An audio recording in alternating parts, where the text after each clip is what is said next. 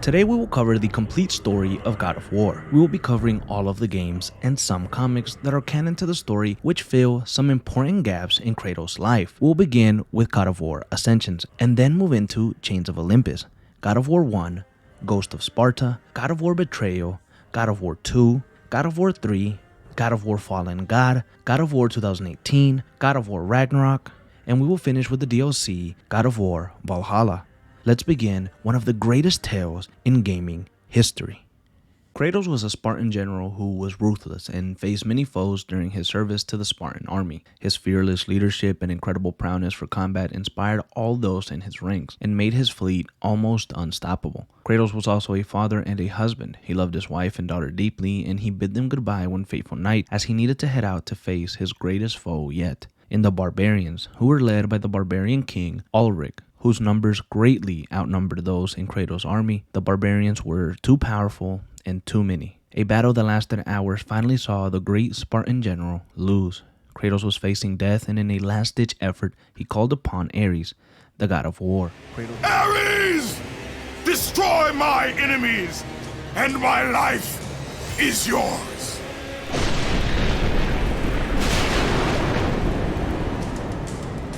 Kratos would pledge his life to Ares if only the god would come down and kill his enemies. Kratos would be given the Blades of Chaos as a gift from Ares. Kratos would use these blades to kill the barbarian king Ulrich, who mere moments ago was about to end his life.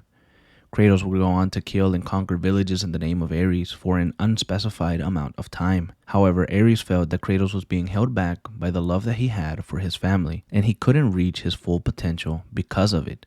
One night, Kratos and his army would rain destruction upon a village. However, Ares had moved Kratos' wife and daughter into that village without the great Spartan general knowing. Kratos would reach the house that his family were in, and doubt creeped in his mind. He almost second-guessed going in and killing for the first time in his life.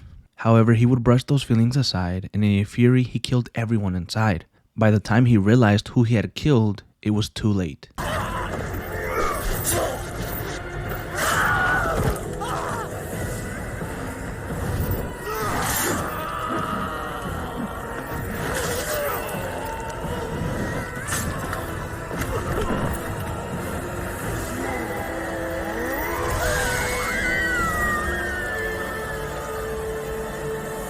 Ares appeared and told Kratos that now nothing could hold him back from being death itself. However, Ares' plan backfired, and the trickery of this act only enraged Kratos against the god of war. Kratos was saddened and filled with deep regret after what he had done to his family. When Kratos left the home, the village oracle cursed him by making him carry his wife and daughter's ashes on his skin, giving him the nickname the Ghost of Sparta.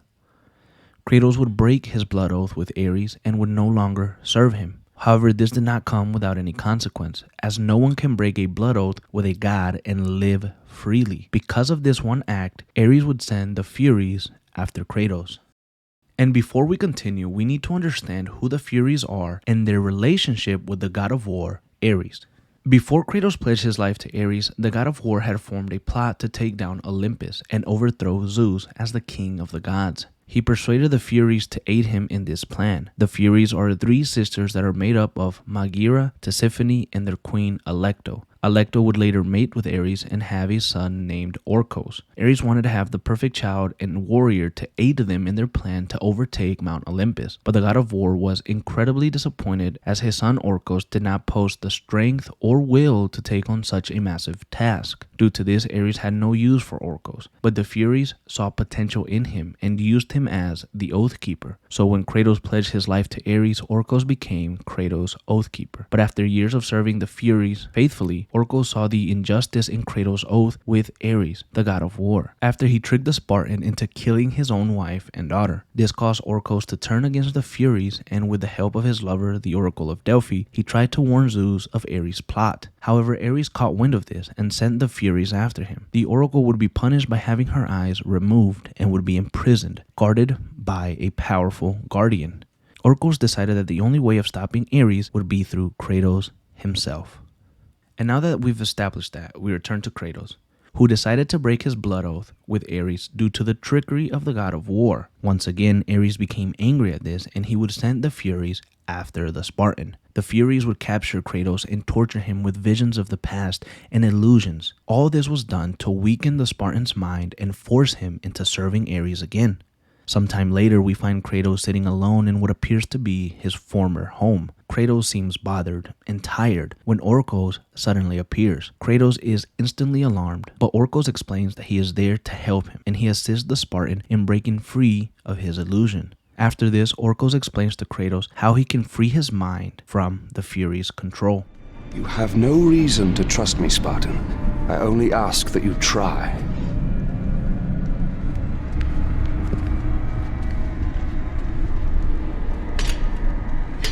Your thoughts are not your own, but I can help you. I believe these belong to you.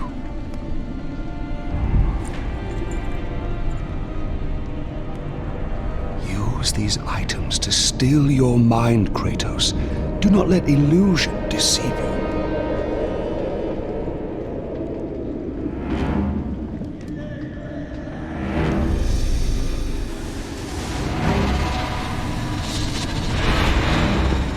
Have the visions ceased? I see only you. Good. You will need this skill for the path ahead. And what path is that? The path of freedom, Kratos. Freedom. Yes, freedom. Freedom from the Furies who relentlessly hunt you in the name of Ares, and ultimately, freedom from your bond to the god of war himself. Break an oath with a god. Of all the minds in question, mine is not the one to worry about.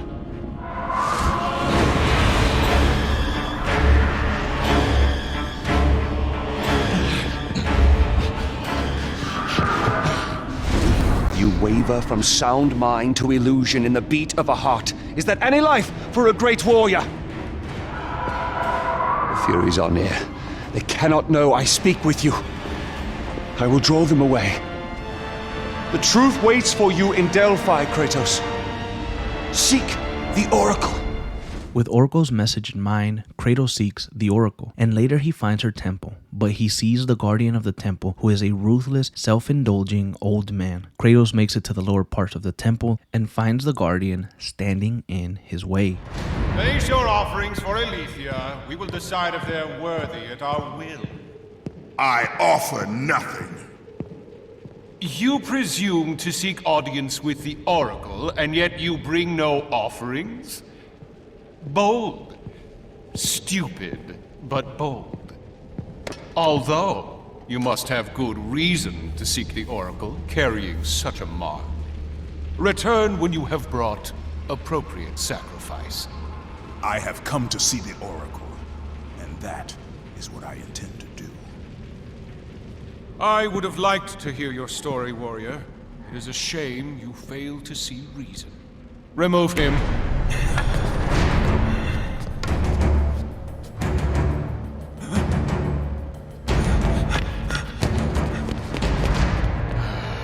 We have to find a better slave trader.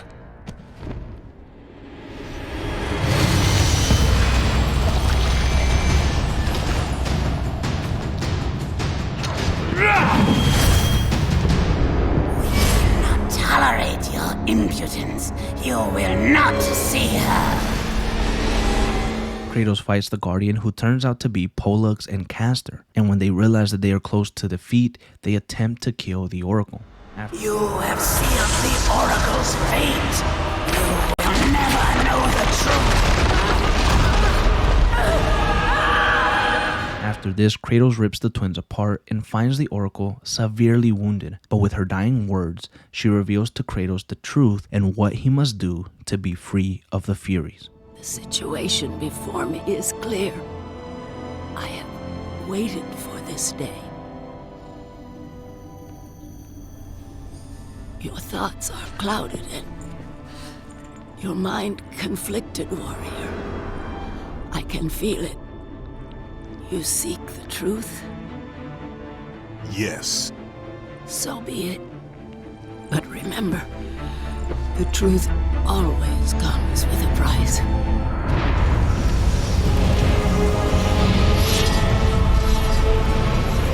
Enemies. Innocent. Kin.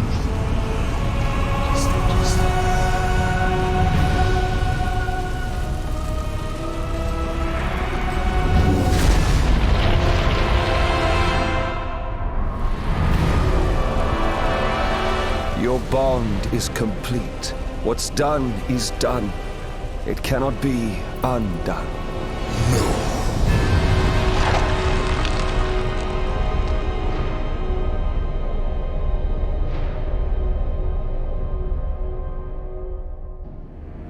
The Furies infect your mind because you run from your oath to Ares.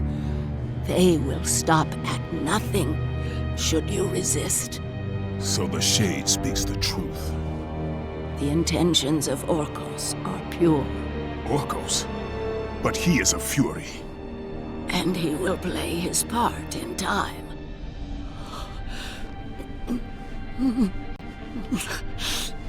My time grows short. To be free of the madness that infects you, you must defeat those who hold your bond with the god of war. How can I defeat the Furies when all I see is illusion? Across the sea, the lantern of Delos keeps the eyes of truth. Delos? Find the eyes, and they will show you the path to freedom.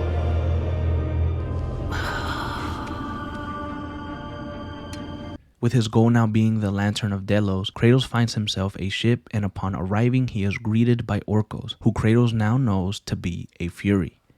But Orcos reveals to Kratos why he decided to betray his mother Alecto and the rest of the Furies. With Kratos unwilling to accept any more of Orcos' help, he leaves, and Kratos journeys to find the lantern the Oracle told him to seek. After reaching the Gauntlet of Apollo, Kratos sees the lantern within reach. However, another illusion is cast upon him, and he is attacked by two of the Furies, Maghera and Tisiphone. Kratos fights both of the sisters, and during the fight, he rips Maghera's arm off and impales Tisiphone. But the lantern is thrown underwater by an unknown beast. After both of the sisters are seemingly defeated, Kratos is stopped by Alecto, the Queen of the Furies. Enough! It is time, Kratos. Return to your rightful place. Perhaps, if you serve your purpose well, you will even end up on Olympus one day. I will never serve Ares again!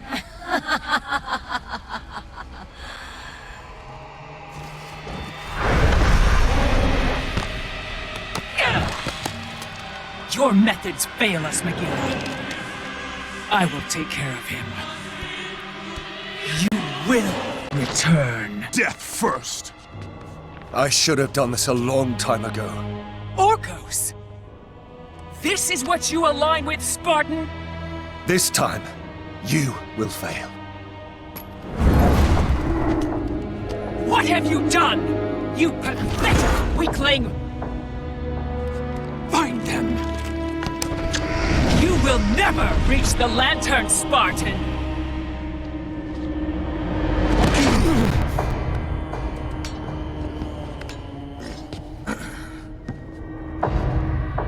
You will never reach the eyes now that my mothers know you are after them. This power helped me escape Hecatoncheires. Then what will happen to you? If you do not succeed, my fate is sealed regardless.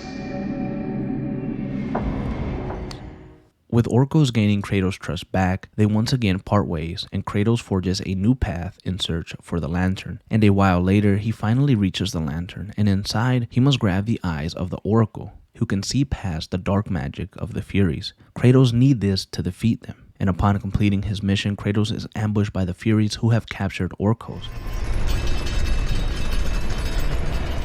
I'm sorry, Sparta. When I learned that my mothers were close, I came to what... We have special plans for you, my son. All this effort and you still fail.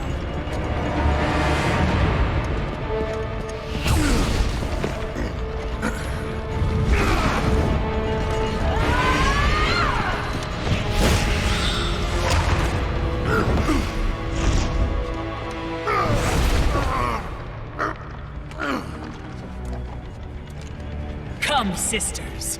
We will break him within the walls of Hecatoncheires.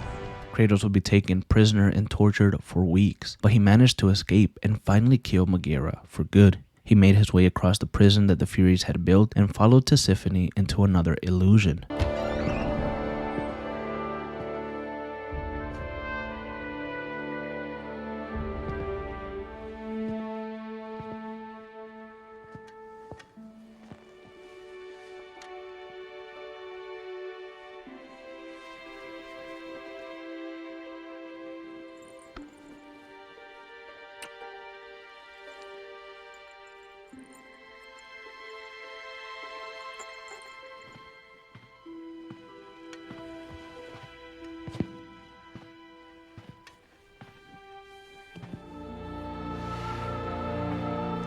I have been away far too long. You can see her in the morning.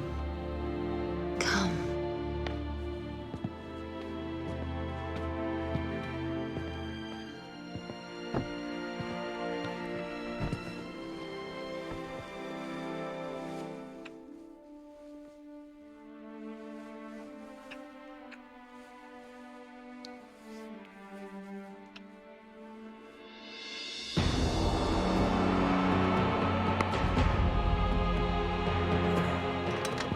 Kratos would not fall for this and left the Furies no choice but to attempt to kill the Spartan. Offer yourself to us completely, and you shall live in blissful illusion. Never. Then let death be your reality! What is the meaning of this? You have made a poor choice, Spartan.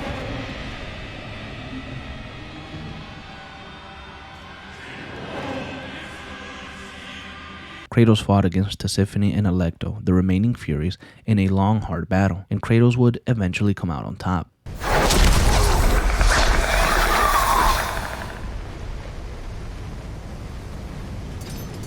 You shame Sparta, Oathbreaker!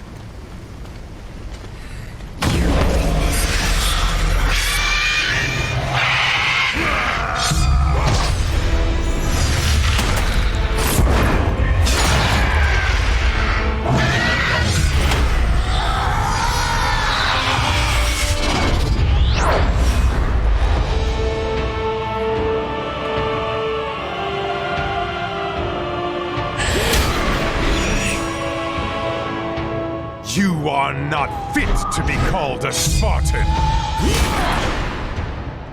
I lost everything because of you!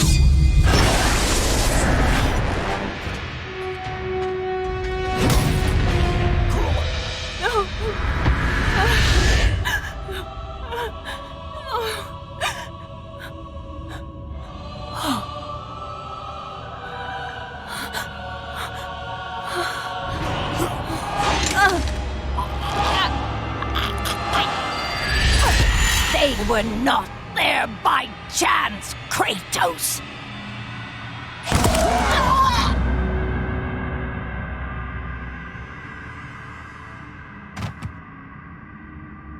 You think you want truth, but truth will only bring you pain!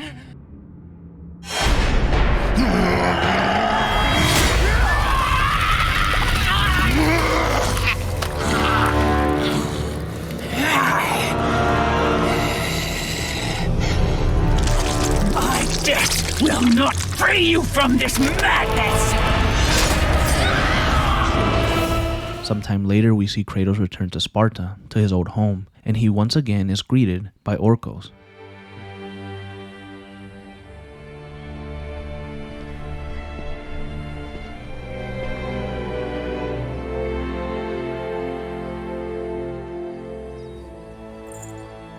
I would not have been strong enough to choose your path, Spartan. Orcos, I would have taken what my mother's offered. I would rather live in truth. I fear you may come to regret those words.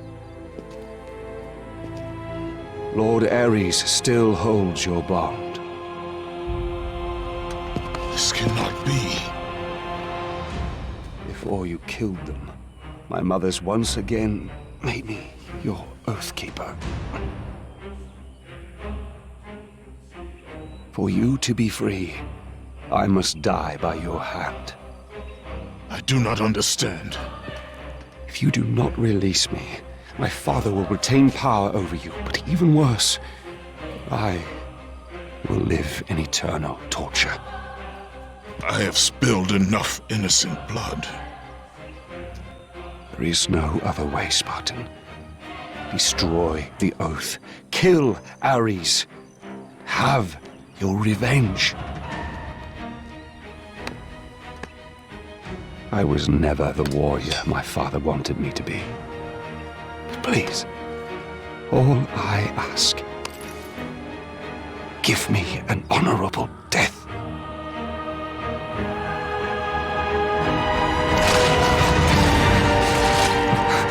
With the death of Orcos, the blood oath to Ares was finally broken, and the painful truth rushed back to Kratos' mind. The truth of the murder he committed, the slaughter of his wife and child, the carnage forged from his relentless ambition, surfaced in perfect clarity, and became the visions that would haunt him all of his days.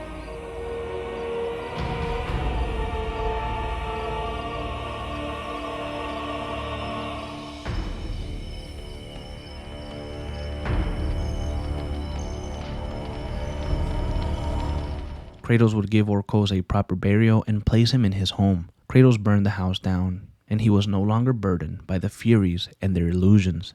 However, he was now haunted by the full truth of his actions and what he had done to his family. Kratos wanted to rid himself of this, and so he began a 10-year servitude to the rest of the gods, obviously not including Ares. The other gods promised him that they would free his mind of all he had done and finally give him a chance at peace.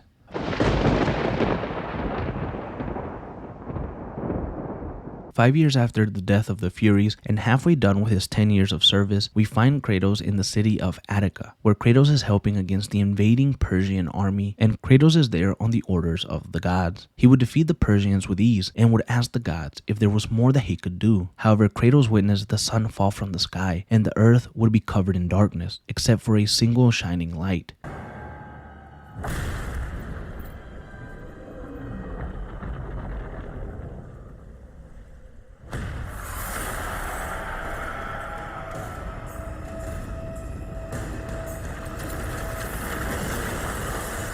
When Kratos arrives at the light, a statue of Athena begins to speak to the Spartan and tells him that Helios has disappeared and that the being known as Morpheus had taken advantage of this and covered the world in a black fog, which affects even the gods. Athena tells Kratos that he must find Helios and return him to the sky.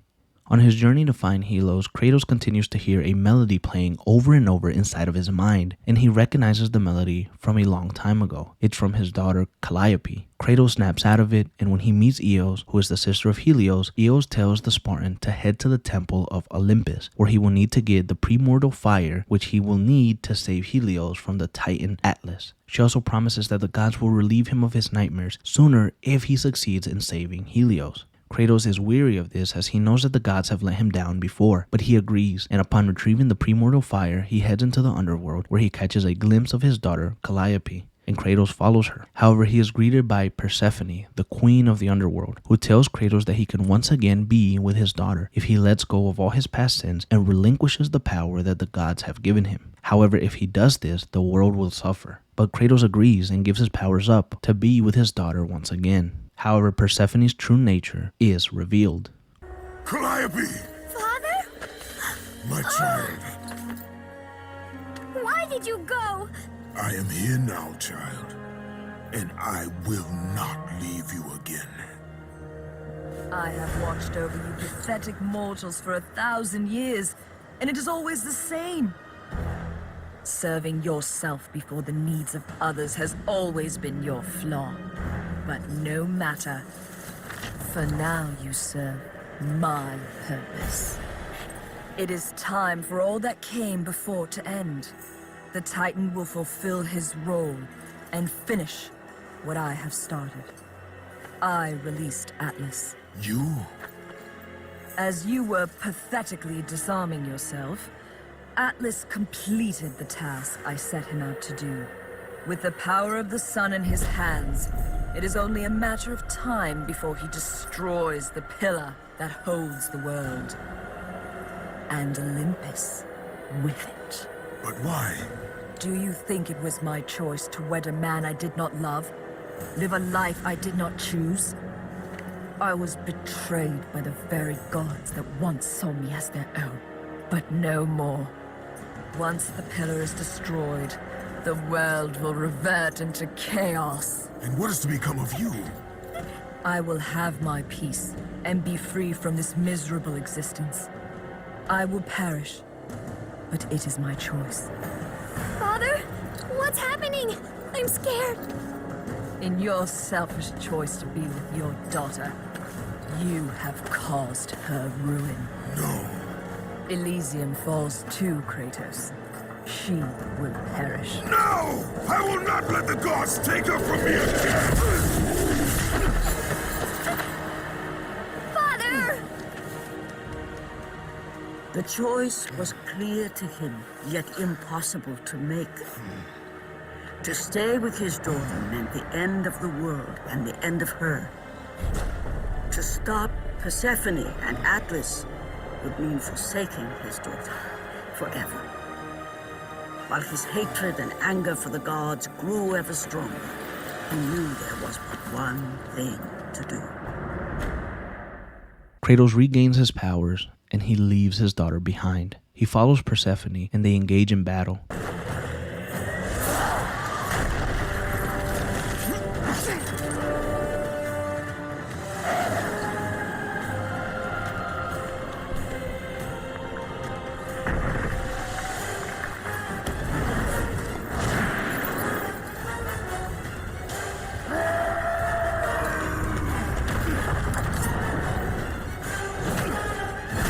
Kratos wins, but Persephone has one final message for the ghost of Sparta.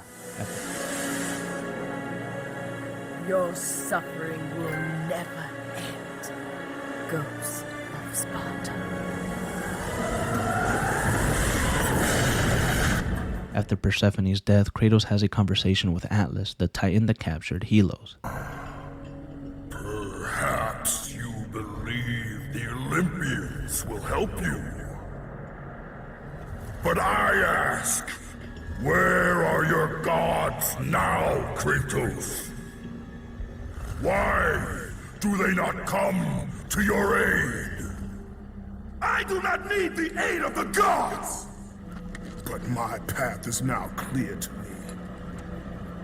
I will serve them, and they will keep their promise to free me from my past! I ask you, Spartan, what good is the promise of an Olympian? It is all I have, Atlas! We will meet again, Spartan. The fates have deemed it. One day, you will regret what you have done here. Even with Atlas revealing to Kratos that an Olympian's promise means absolutely nothing, Kratos believes he needs to fulfill his servitude, as it is the only hope he has left. Kratos fulfills his promise to the gods and returns Helos to the sky. However, he is weakened due to everything that has occurred and he falls from the sky. As Kratos fell from the chariot to the earth,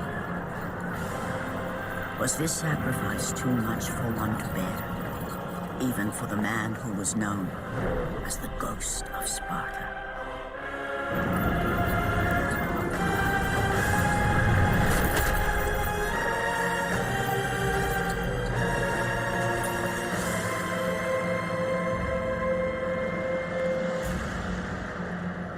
He has again served us well, Athena. He is a remarkable man. He is weak. Shall we help him? He'll live. They must.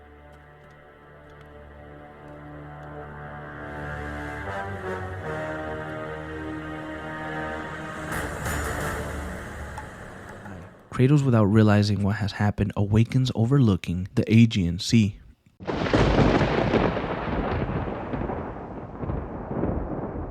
Another 5 years pass, and Kratos is currently assigned to kill a Hydra for the god of sea, Poseidon. And after easily doing so, he sails to his next assignment. But he is tired and angry because he is still haunted by the visions of his past, and the slaying of his family cloud his mind. In a fit of rage, he calls upon Athena and demands to be freed of his visions. He wants to forget everything that he's done. And suddenly, Athena appears to him.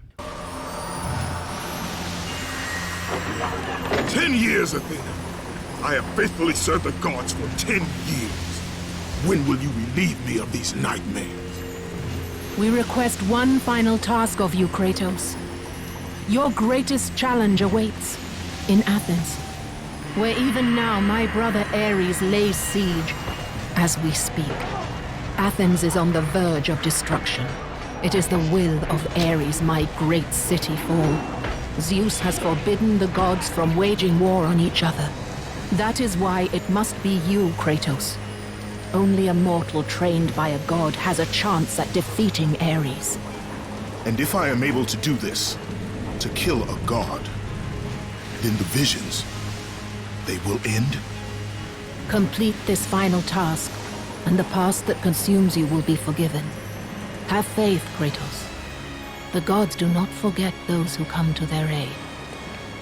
With his final assignment from the gods revealed, Kratos heads to Athens, who is currently enthralled in a war against Ares. The god of war is destroying the city, and when Kratos arrives, he seeks the Oracle of Athens, who informs the ghost of Sparta on what he needs to do to kill a god.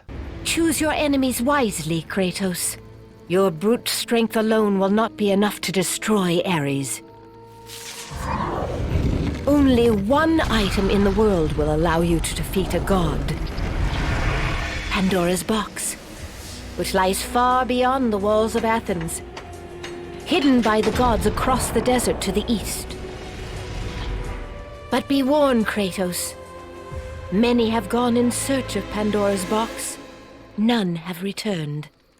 Kratos travels through the desert of lost souls in search of Pandora's box and encounters Athena once again. She tells him that the box is hidden in Pandora's temple, which is located on the back of the Titan Kronos, who is carrying the temple as a punishment from Zeus for his contributions in the great war between the Titans and the gods many years ago. Kratos finds Kronos and makes a climb on the back of the Titan to reach the temple, which takes him about 3 days due to the massive size of the defeated Titan. Kratos must complete many tasks on the back of Kronos to reach the temple where Pandora's box is hidden. However, one task that stayed with him was the sacrifice of a soldier who Kratos needed to burn alive to reach his destination. Please! Oh, please, no. Gods on high, save me from this barbarian! Please! Please! No. No!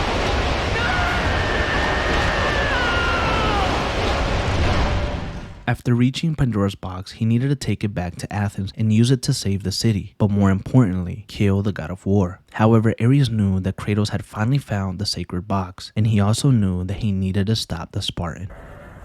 So, little Spartan, you've recovered Zeus's precious box, but you will not live long enough to see it opened. I will see to that. Goodbye, Spartan. You will rot in the depths of Hades for all eternity. Kratos seemed defeated. He had died and he was hurled towards the underworld to die for eternity. However, Kratos was not done. His promise to kill Ares was not completed, and so he fought his way out of the underworld, overcoming every obstacle thrown at him, and he re-emerged back on Earth. He headed towards Athens, and he was finally face to face with the god that was responsible for torturing his mind for 10 years. The god that tricked him into killing his wife and daughter. The god that had sent the Furies after him to break his mind and torture him. Everything Kratos had done had finally led him to Ares. And now, even Pandora's box is mine! Would you have me use it against Olympus itself? Kratos, returned even from the underworld. Is this the best you can do, Father? You send a broken mortal to defeat me, the god of war?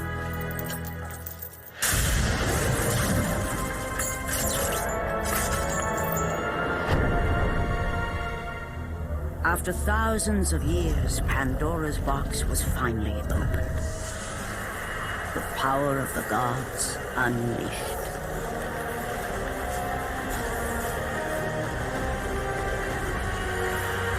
You are still just a mortal. Every bit as weak as the day you begged me to save your life. I am not the same man you found that day. The monster you've created has returned to kill you. You have no idea what a true monster is, Kratos.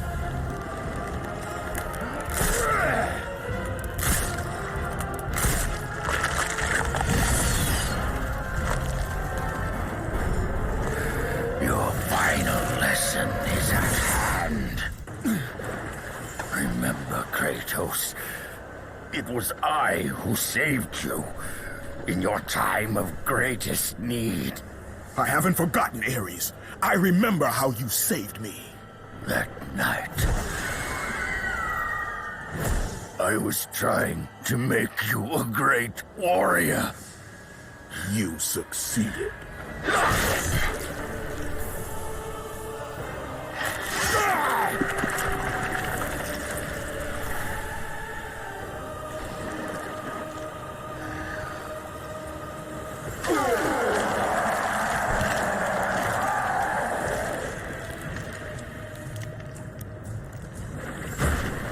After the defeat of Ares, Kratos finally had his revenge. Athens thrived again, and Kratos had one thing on his mind. He sought Athena once again, in hopes that she would finally free him of the memories that haunt him. Athena, rid me of the memories that haunt me still. You have done well, Kratos. Though we mourn the death of our brother, the gods are indebted to you. We promised your sins would be forgiven, and so they are. But we never promised to take away your nightmares. No man, no god could ever forget the terrible deeds you have done. Kratos felt abandoned, betrayed. He felt used by the other gods. They wouldn't grant him peace, and he remembered 5 years ago when he stood at the Aegean Sea after he returned Helios to the sky. And so he returned there. Kratos saw no other way but death.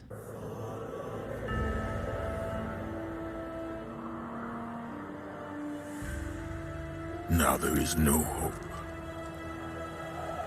And Kratos cast himself from the highest mountain in all of Greece. After 10 years of suffering, 10 years of endless nightmares, it would finally come to an end. Death would be his escape from madness.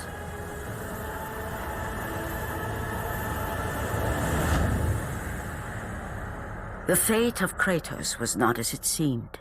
The gods had other plans.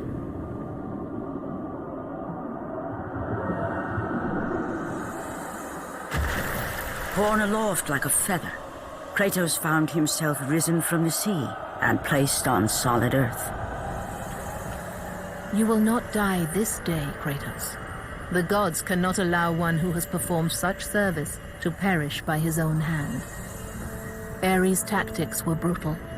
His path of destruction had to be stopped. But now there is an empty throne in Olympus, and a new god of war is needed. With death not being a choice for Kratos, he would now become the new god of war. But his mind was still troubled. Before we continue, guys, it is important to note that Kratos was not fully a god yet. He was on his way to become one later on. He was still between mortal and godhood, and we will now be covering the events of the PSP game Ghost of Sparta, and after that we will jump into God of War Betrayal, which was a side-scrolling platformer that is canon to the overall mythos of God of War, and it was released on Facebook, I think many years ago. Kratos now sits among the gods in the throne that once belonged to Ares. However, Kratos is still plagued by his actions when he served the God of War. But Kratos experiences a new vision.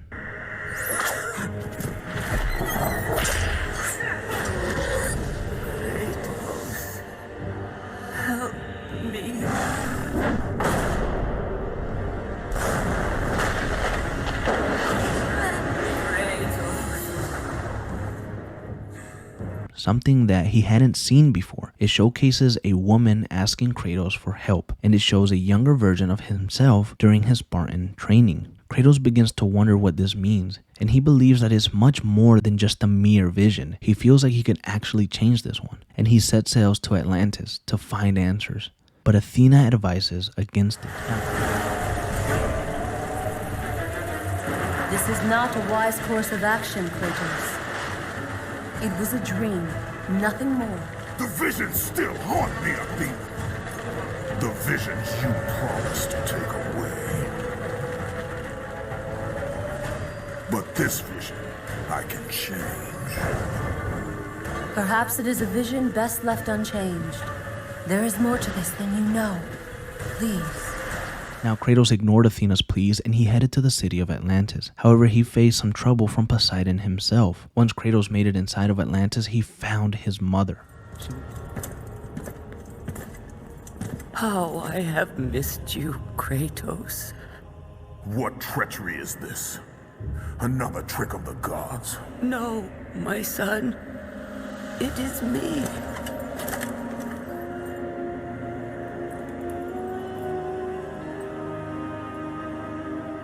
Your father brought me here. I have waited so long. My father? We do not have much time, Kratos. Your brother does not have much time.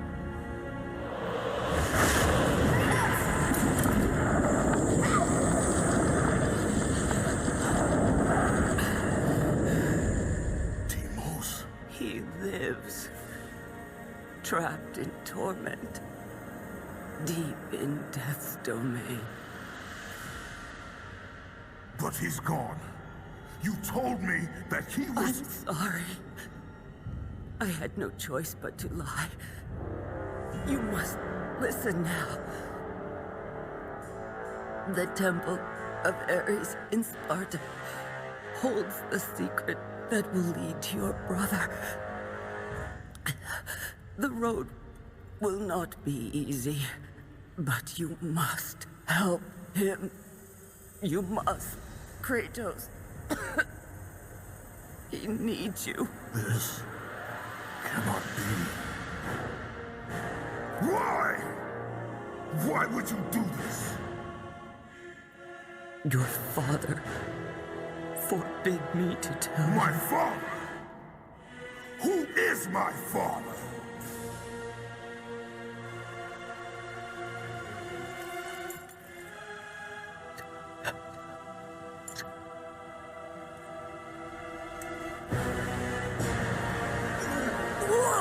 She would transform into a beast, and Kratos had no other choice but to fight her.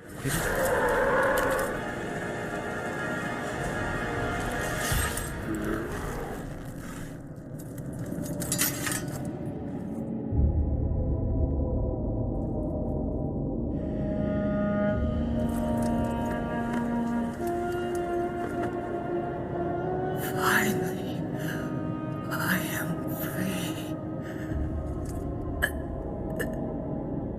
Find your brother, Kratos. Go to Sparta. Find Deimos. He needs you. Mother! What have I done?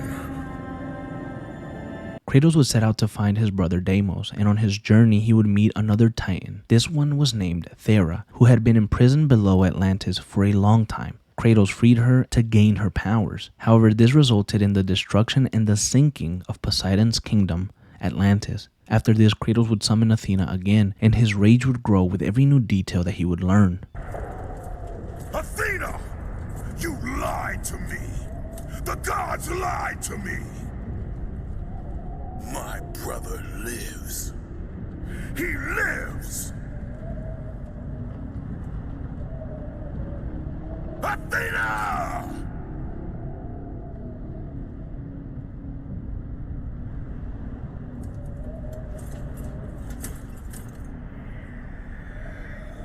Don't let your rage blind you, Kratos. There is much you do not know. Be warned. They will all try to stand. As Kratos made his way to Sparta, he encountered Iris, who is the daughter of Thanatos, the god of death. She picks a fight with the new god of war, and she loses. Ghost of Sparta, the god slayer. Your brother belongs to Thanatos. So blood. You cannot stop me.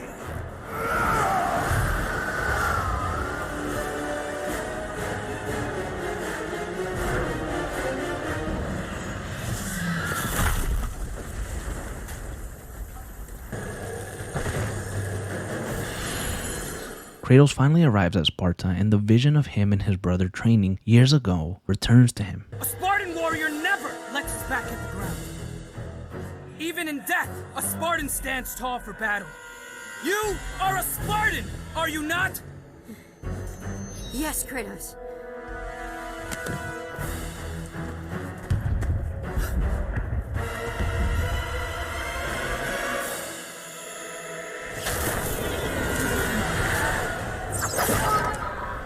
After the Great War with the Titans, the Oracle had foretold the demise of the Olympian gods and the destruction of Olympus. She saw that it would be brought about not by the hands of the Titans, who thirsted for revenge, but by the hands of a mortal, a marked warrior. After his search in Sparta, Kratos returns to Atlantis to locate Death's domain, where he knows he can find his brother, Deimos. As Kratos nears the now sunken city of Atlantis, his ship is destroyed by Poseidon, who is angry at Kratos for destroying his kingdom. Poseidon tells Kratos that he will not forget this action. And after this, Athena appears to Kratos again and warns him about his search. Here, Kratos realizes that it was her and Ares who took her brother Deimos years ago, and she reveals to Kratos why they did it. Your brother was a threat to Olympus, Kratos. What was done had to be done. Forgive me. Forgive me.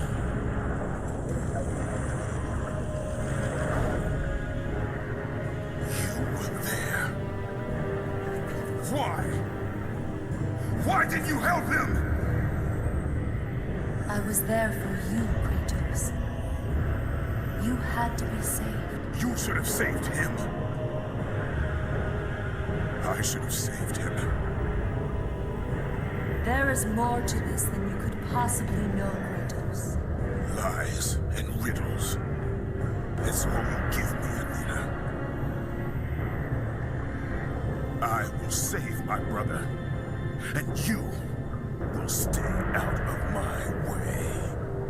After this, Kratos decides that he doesn't care about the gods or Athena. All he wants to do is find his brother. And after making it to Death's domain, he finally finds what he's been searching for. Brother, you are safe now. Safe! You let this happen to me. You were supposed to protect me. Did you think I would forget? Did you think I would forgive? I will never forgive you, brother. Kratos and Deimos fight, as Kratos' younger brother feels that the ghost of Sparta abandoned him. However, Kratos doesn't want to kill his younger brother. Kratos has already spilled so much blood, and as Deimos is trying to kill him, the god of death appears. Thanatos, who takes Deimos and intends to kill him as revenge against Kratos for the death of his daughter, Iris. You killed my daughter, Spartan, and now you will suffer for it.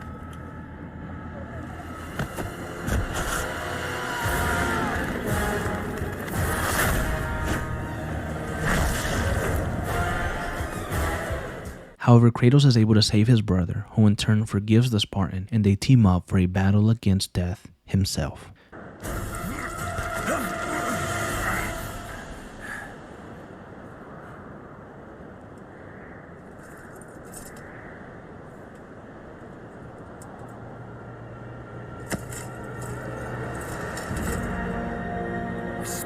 never lets his back hit the ground.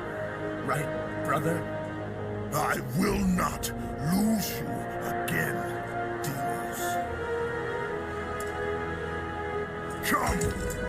The fight is not over.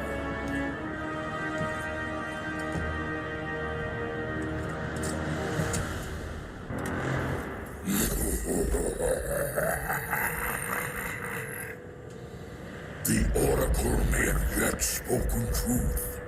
The marked warrior shall bring about the destruction of Olympus. Ares chose poorly that day. He took your brother when it should have been you. None of that matters now. Nothing you do is of your own choosing. The gods do not decide my fate, Thanatos! The gods decide, and the Sisters of Fate make it so. You are nothing but a pawn in a game you don't even know is being played. Pathetic. Now is the time, Kratos. The beginning of the end.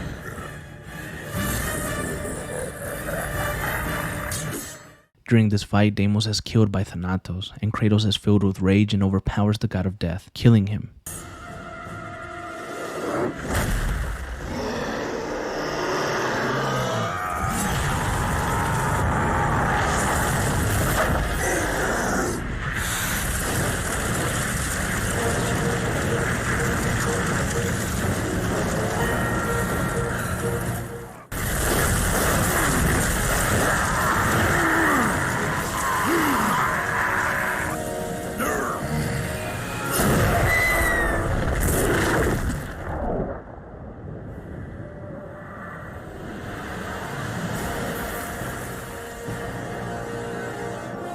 And then carrying his brother into a grave, Kratos had once again lost all he had, his wife, his daughter, his mother, and now once again, his brother.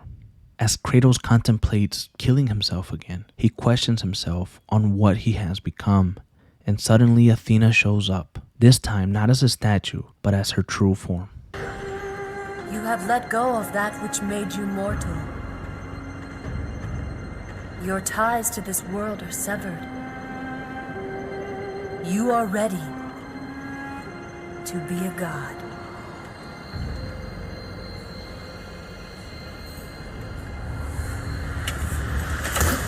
Is this all a game to you, Athena?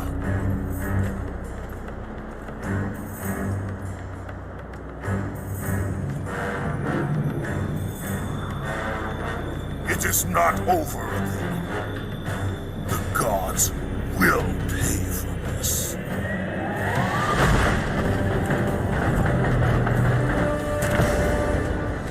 Forgive me, brother.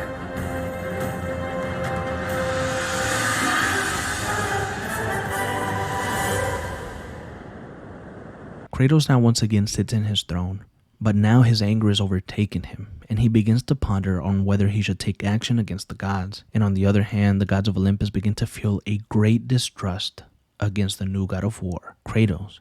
A little while later, we see Kratos leading a Spartan army against Greece. While fighting alongside his warriors, he is attacked by a number of beasts led by the giant Argos, who was sent by Hera to stop Kratos, and Hera is Zeus's wife. However, before Kratos can defeat the beast, Argos is killed by an unknown assassin in an effort to destroy the ghost of Sparta's reputation with the other gods of Olympus. And we already know that Kratos' reputation amongst the gods is already hanging by a thread. Kratos pursues this assassin through Greece in order to discover who he is. However, he is slowed down by many attacks of Hades' minions. Soon the son of Hermes, Syrinx, is sent to deliver a message to Kratos from the king of the gods, Zeus, who we know is beginning to feel a great distrust towards Kratos due to all the destruction that he has left behind. Zeus wants Kratos to stop the attack on Greece, but the god of war refuses, and a fight with Syrinx begins. While Kratos is busy fighting, the assassin manages to flee, And the story of God of War Betrayal ends with the death of Syrinx by the hands of Kratos. Here Kratos realizes that Zeus would eventually take action for this act of defiance, something that Kratos quietly welcomed. Now we have told the story of Ghost of Sparta and Betrayal. These stories take place after God of War 1, but before God of War 2. It should now be smooth sailing from here. We will cover God of War 2 and then God of War 3, and then we will continue the story. The hardest to dissect so far has actually been God of War Betrayal. But the main point here is that all of the bloodshed and distrust of the gods have led Kratos to his next action. One that would define not only his life, but the one of the gods of Olympus. We find Kratos sitting in his throne. He has been shunned by the other gods on Olympus due to his relentless rage and all that has happened since he killed Ares. However, Kratos has found refuge or some sort of family in his Spartan army, who on Earth used the strength of Kratos to kill and take over in the name of Sparta. And one night, Kratos decides to head down and help his army finish the fight. However, Athena comes to him in an effort to stop Kratos from destroying city after city, which, as we know, he has been doing. Enough, Kratos! With every city you destroy, the wrath of Olympus grows. Soon I will no longer be able to protect you. I need no protection. Do not forget that it was I who made you a god, Ghost of Sparta. Do not turn your back on me. I owe you nothing. Then you leave me no choice. With Kratos now in Rhodes, he begins to destroy the city, but he is soon robbed of some of his godly power, which Kratos believes is Athena's doing. The power stolen from Kratos is given to the Colossus of Rhodes, the statue that sat in front of the city of Rhodes, and it begins to attack the god of war. However, with some of his power still intact, Kratos begins to fight the Colossus, and a few moments later, Zeus calls to Kratos and gives him the Blades of Olympus, the weapon responsible for ending the great war between the Titans and the Olympians many years ago. Zeus tells Kratos to infuse the blade with the rest of his godly power. This will help him take out the Colossus and reach his full potential. However, Kratos is weary of this, and he asks why Zeus is helping, and Zeus simply says that all he does is to help Olympus. Kratos infuses his powers into the blades and defeats the Colossus, but Kratos is severely injured by the falling hand of the defeated statue. Due to him not having his godly powers, he is extremely hurt, and he is headed to the Blade of Olympus to retrieve his powers.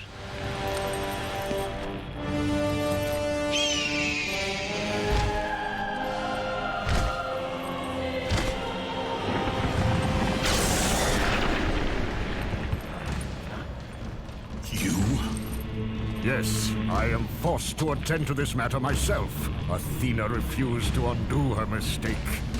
Imagine caring for a creature such as yourself. Am I to stand idly by while Olympus is threatened? Your hands are already stained by the blood of a god. I will not let Ares' fate be my own. The gods are petty and pathetic, and your rule is weak. I grow tired of this insolence. I am the king of Olympus. And it is my way that is the way of the gods. You must vow to forever serve me. I serve no one.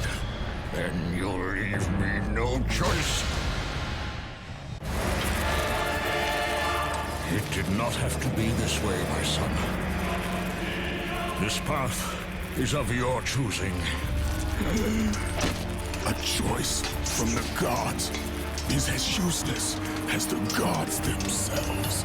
Even now, as you draw your last breath, you continue to defy me? Everything you have ever known, Kratos, will now suffer because of your sacrilege. You will never be the ruler of Olympus. The cycle ends here.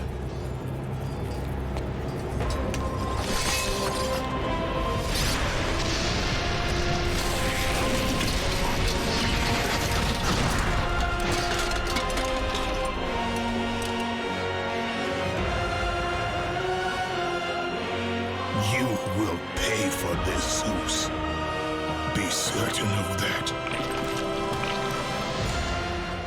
After witnessing the death of his entire Spartan army, Kratos' life begins to fade away, and the hands of Hades begin to drag him down to the underworld. And as they begin to torment him, a voice calls to Kratos. Fight, Spartan.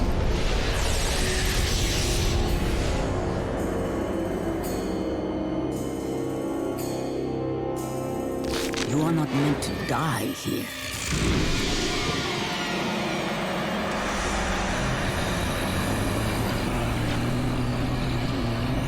This is not the end.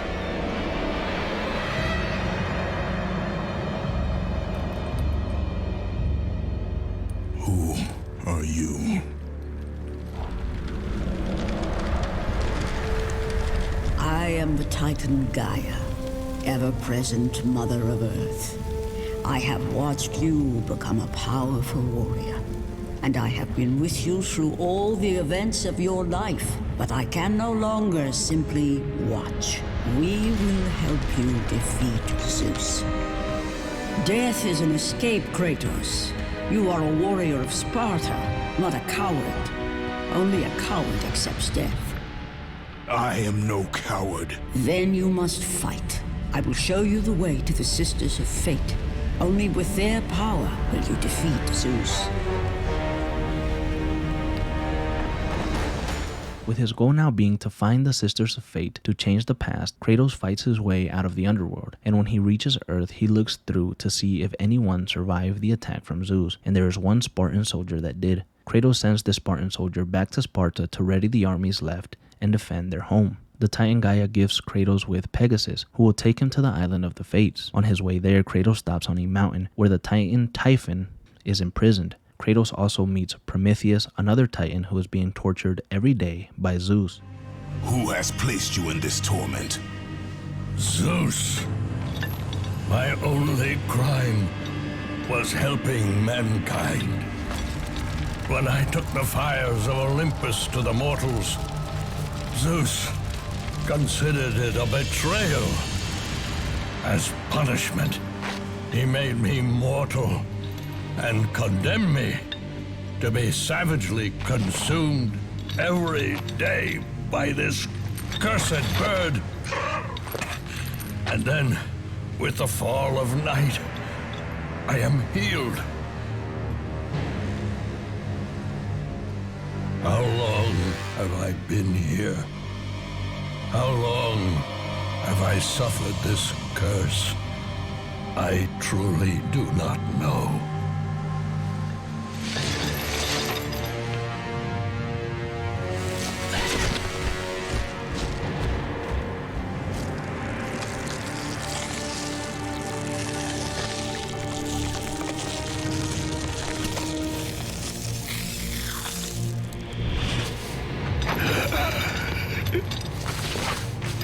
Please, Ghost of Sparta, release me from my torment! Kratos eventually grants Prometheus' wish of freedom by killing him in the fires of Olympus. Now what we're seeing here is the aftermath of the Great War and why the Titans have such deep hatred for the gods of Olympus, and especially Zeus, as he is the one that has been punishing them for centuries. Now Kratos leaves the prison of Typhon and continues his journey to the island of the Fates. However, he is stopped by protectors of the island that eventually kill Pegasus. Kratos kills the guardians of the Fates and falls towards the island. He soon asks why Gaia is helping him, and she reveals the truth of Zeus' origins. Why do you aid me, Gaia? Zeus must be stopped, Kratos. The story of revenge has been told before. You know of the mighty Titan Kronos. So fearful was Kronos of the Oracle's prediction that his own children would rise against him, that he decided to imprison them all in his belly. Rhea stood by and watched as her children were devoured one by one. But when the time came for the last of her children to be eaten, she was unable to bear another such loss, and devised a trick to save the baby Zeus.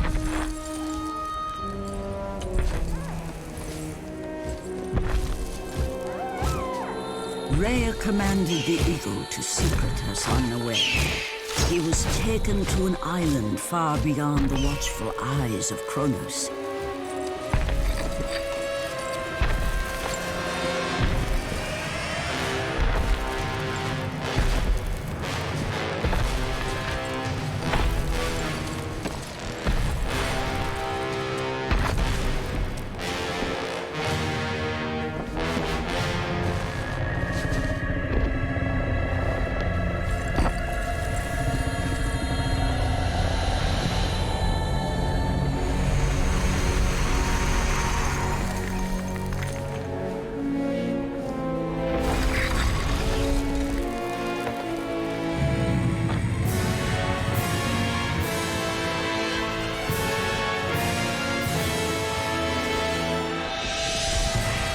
It was I who cared for him.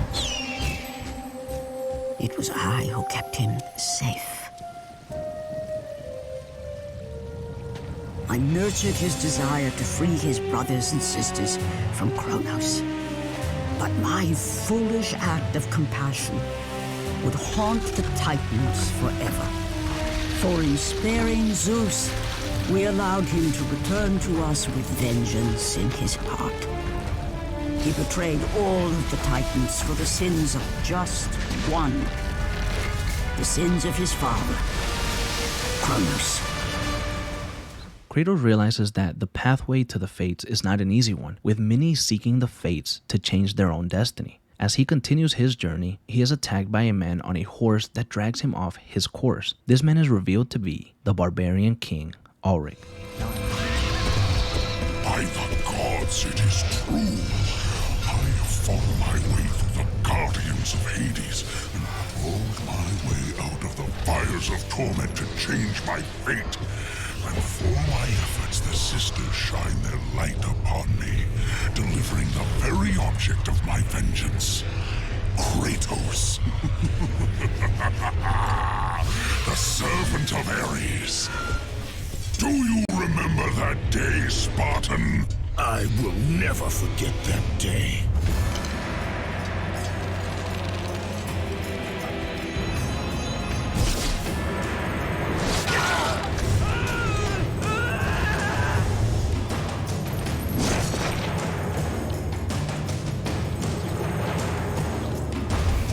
This time, Ghost of Sparta, I will have your head.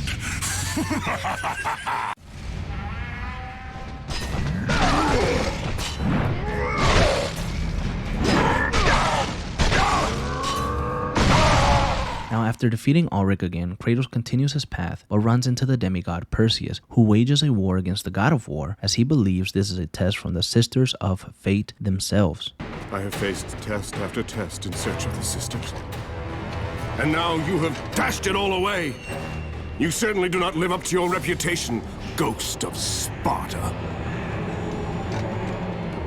But perhaps this is a test. Are you watching me now, sisters? Give me a sign!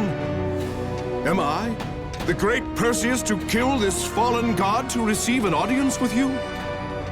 Will that allow me to bring my love back from the grasp of Hades himself? If not, at least I can bathe in the glory of being the one who brought down the mighty Kratos, the slayer of gods. Although I hardly think a Harpy's fool such as yourself deserves such praise. Kratos savagely kills the demigod and continues forward. As Kratos is about to reach the Temple of the Fates, he encounters Icarus. You will never make it across. You think you can, but you cannot. Do you hear me? It's my wings that will make it across. It is my test! Do you not know who I am? Have you not heard of Icarus? It is my fate to make it across, none other! This is my test! The sisters will grant me an audience, not you.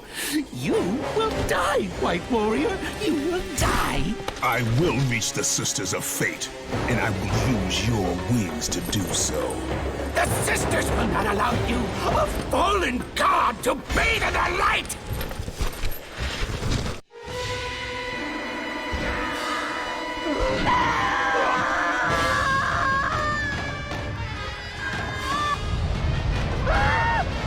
With Icarus dead and his wings now belonging to Kratos, the Ghost of Sparta finds himself face to face once again with the Titan Atlas. Kratos tells Atlas that he plans on killing Zeus, and Atlas tells Kratos about the creation of the Blade of Olympus.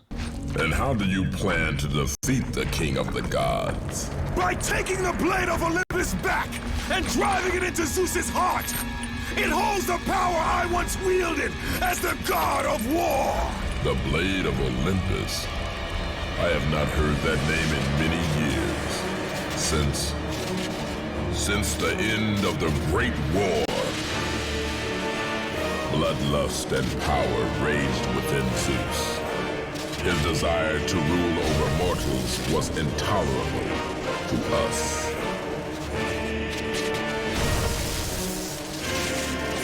The war between the Titans and the Olympians forged the landscape of the mortal world. It was a war that we knew the Titans must win.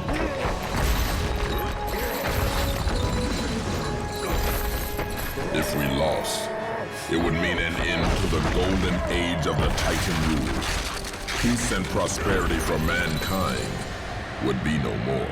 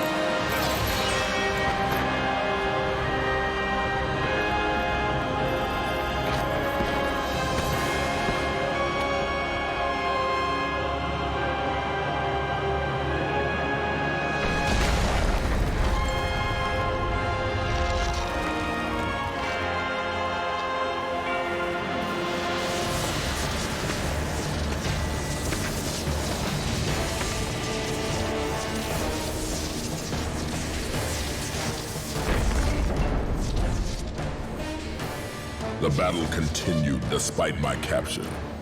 Then Zeus created a powerful weapon to end the Great War. A weapon forged from the heavens and the earth. The Blade of Olympus. I banish you to the darkest pits of Tartarus!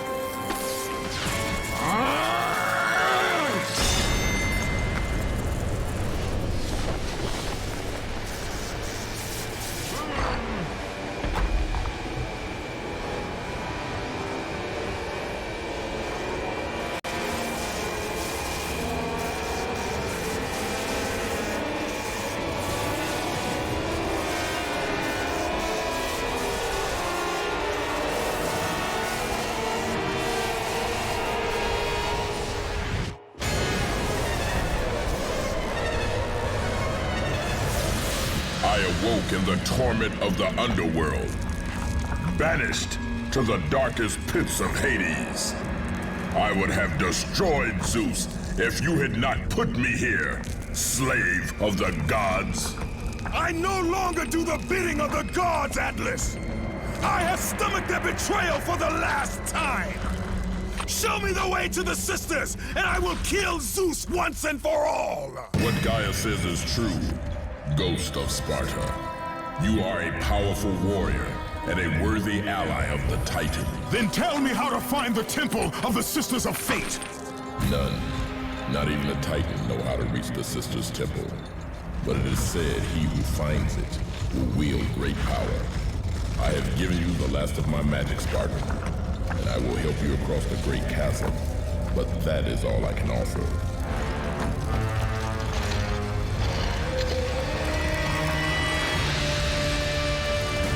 Kratos heads back to the surface with the help of the Titan and seeks an audience with the Fates. However, just before Kratos is about to cross, he is stopped by a warrior he cannot see due to the darkness that surrounds them. They fight and Kratos severely injures this warrior, and he comes to find out that it was his Spartan soldier that he had sent back to Sparta to ready the armies. The Spartan reveals to Kratos why he is there. My lord? I told you to return to Sparta! Why do you leave Sparta unprotected? Sparta is no more.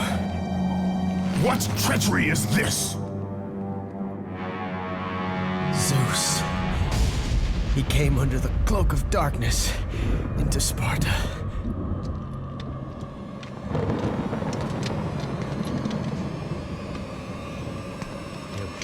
Keep watch.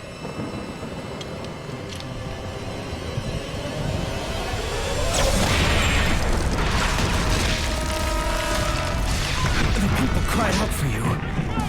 They begged for their god to save them.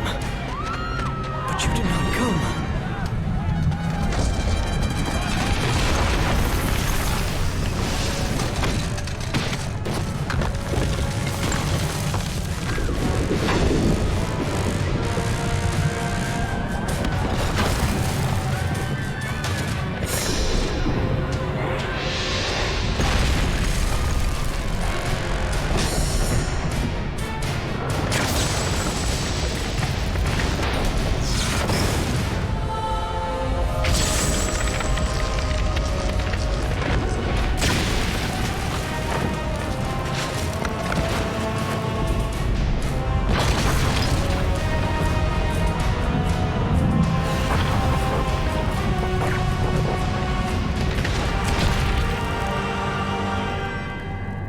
Left with no choice. I had to seek out the sisters to change the fate of our beloved Sparta. For I am all that is left.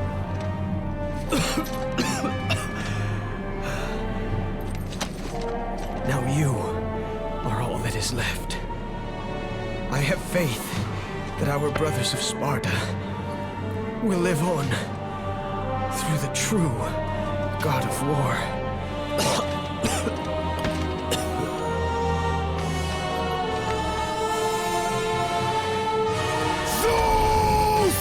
Is this how you face me, coward? I am through doing the bidding of the gods. Come down here and face me now, Zeus! Kratos is severely damaged by this revelation. The hate for Zeus is greater than ever. In his rage, Kratos cannot hear the Kraken that comes behind him. But Kratos is so angry that this Kraken is no match for the god of war. Kratos kills it easily and finally crosses the bridge to see the Sisters of Fate. Kratos is greeted by Lachesis, the middle sister, who controls how long someone lives and how their life plays out. We sisters determine the fate of all. It was I who deemed that the Titans lose the Great War, and I who have allowed you to come this far. It is not your destiny to kill Zeus. You no longer control my destiny. I see Gaia has filled you with her lies. I have warned you. Let me pass. You have always amused us, Kratos. But know this, mortal. There is no power greater than the Sisters of Fate. If you challenge us, you will die.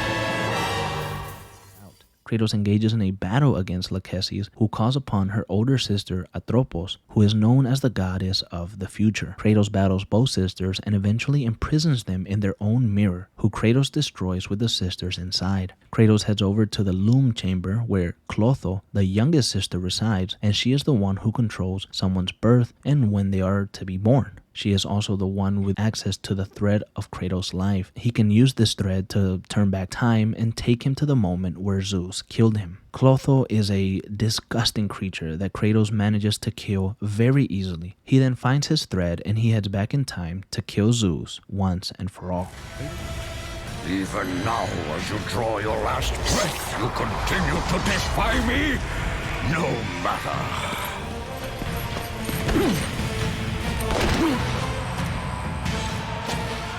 What? How can this be?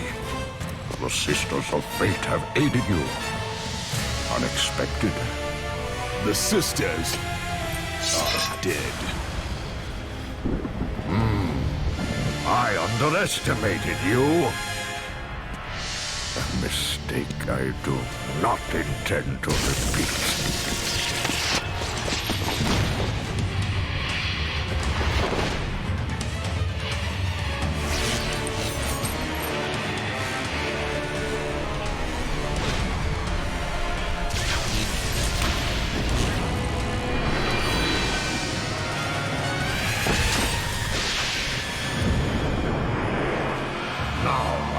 Show the true power of a god.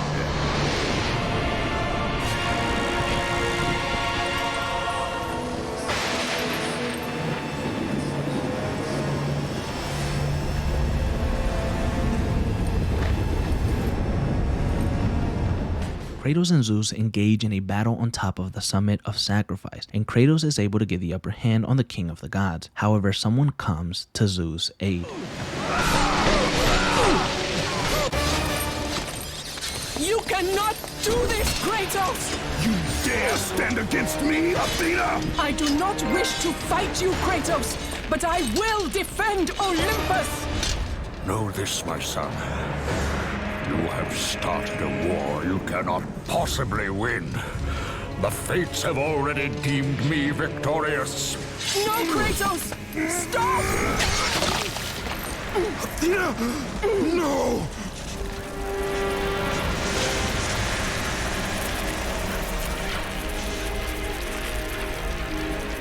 Why do you sacrifice yourself? To save Olympus. I do not seek to destroy Olympus, only Zeus. Zeus is Olympus. He brought this to himself. Because of fear, Kratos. A fear felt by his father, Kronos. A fear that wrought the Great War. A fear that drove Zeus to kill you. His own son. His son? Just as Zeus was compelled to destroy his father, Kronos. You are compelled to do the same. No son should destroy his own father.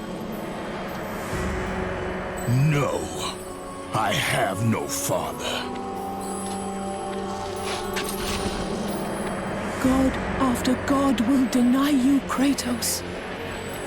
They will protect Zeus. Zeus must live so that Olympus will prevail. If all on Olympus will deny me my vengeance, then all on Olympus will die. I have lived in the shadow of the gods for long enough.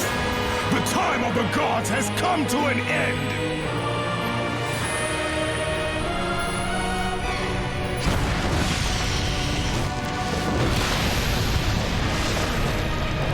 After watching Athena's life leave her body, Kratos begins to think of the only people that want revenge against Zeus as much as him.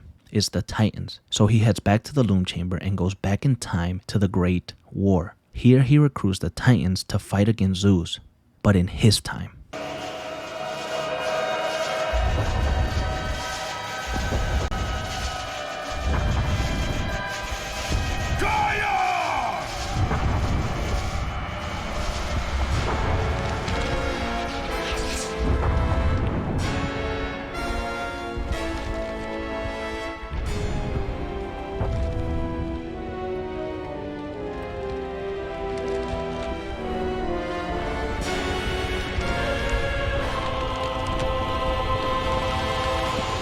We have been expecting you, Ghost of Sparta. The gods are far too powerful for us to defeat now. All on Olympus tremble at my name. Zeus is weak. Ares and Athena are dead, and I wield the blade. We can win the Great War, but not in this time. Together, we will destroy the petty gods, and we will see Olympus crumble before us. Come with me, Gaia. Return to my time. Victory awaits. We have faced far worse than this one fallen mortal. But we are the gods. We whom the mortals worship. We who rule over this land. We who will not be swept aside by this petulant fool. Brothers, put aside the petty grievances that have splintered us for so long. We will unite, we will stand together, and I will wipe out this plague. Olympus will prevail.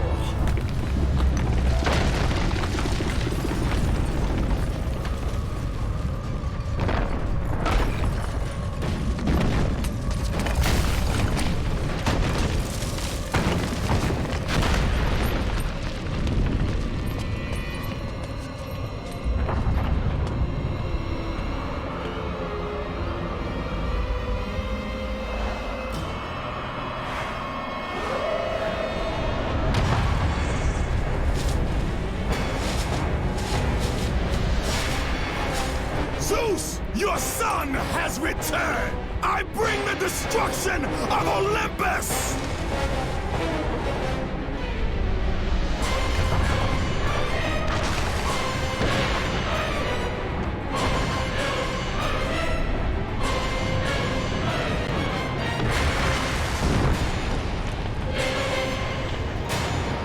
We begin the end with Kratos atop of Gaia, who is climbing Mount Olympus alongside the other Titans. Zeus sends the other gods and his brothers to fight the Titans. This includes Helios, Hades, Poseidon, Hermes, and himself. Now every single one of those gods apart from Helios has a bone to pick with the ghost of Sparta. And as the war begins, Kratos is stopped by Poseidon, who is looking for revenge against the Spartan for the destruction of Atlantis and the murder of his niece Athena. Kratos and Gaia fight Poseidon together, and Kratos eventually comes out on top, killing the god of the sea in savagely fashion.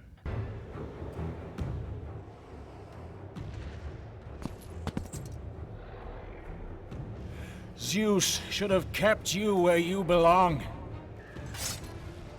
No matter how many gods fall, there will always be another to stand against you. They will fall as well. The death of Olympus means the death of us all. Then prepare for your death, Poseidon.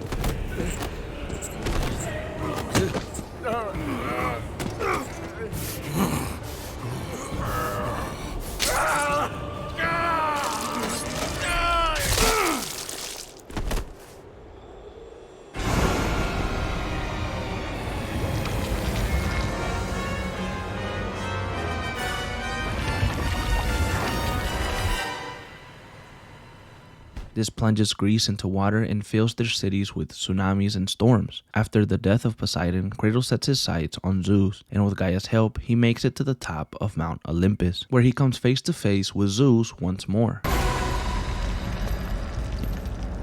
What will you do, Father?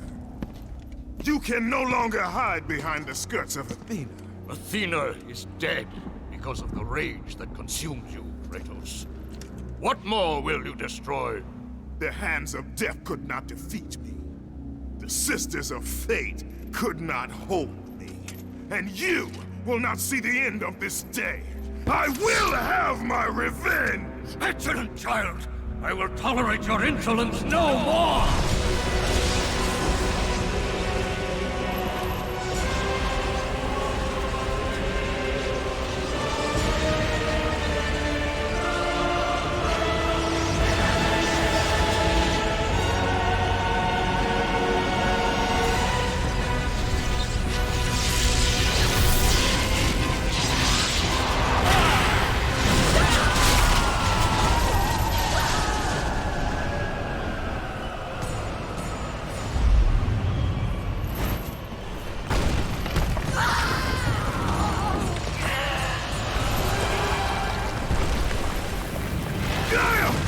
I can hold on no longer! If I help you, we will both fall.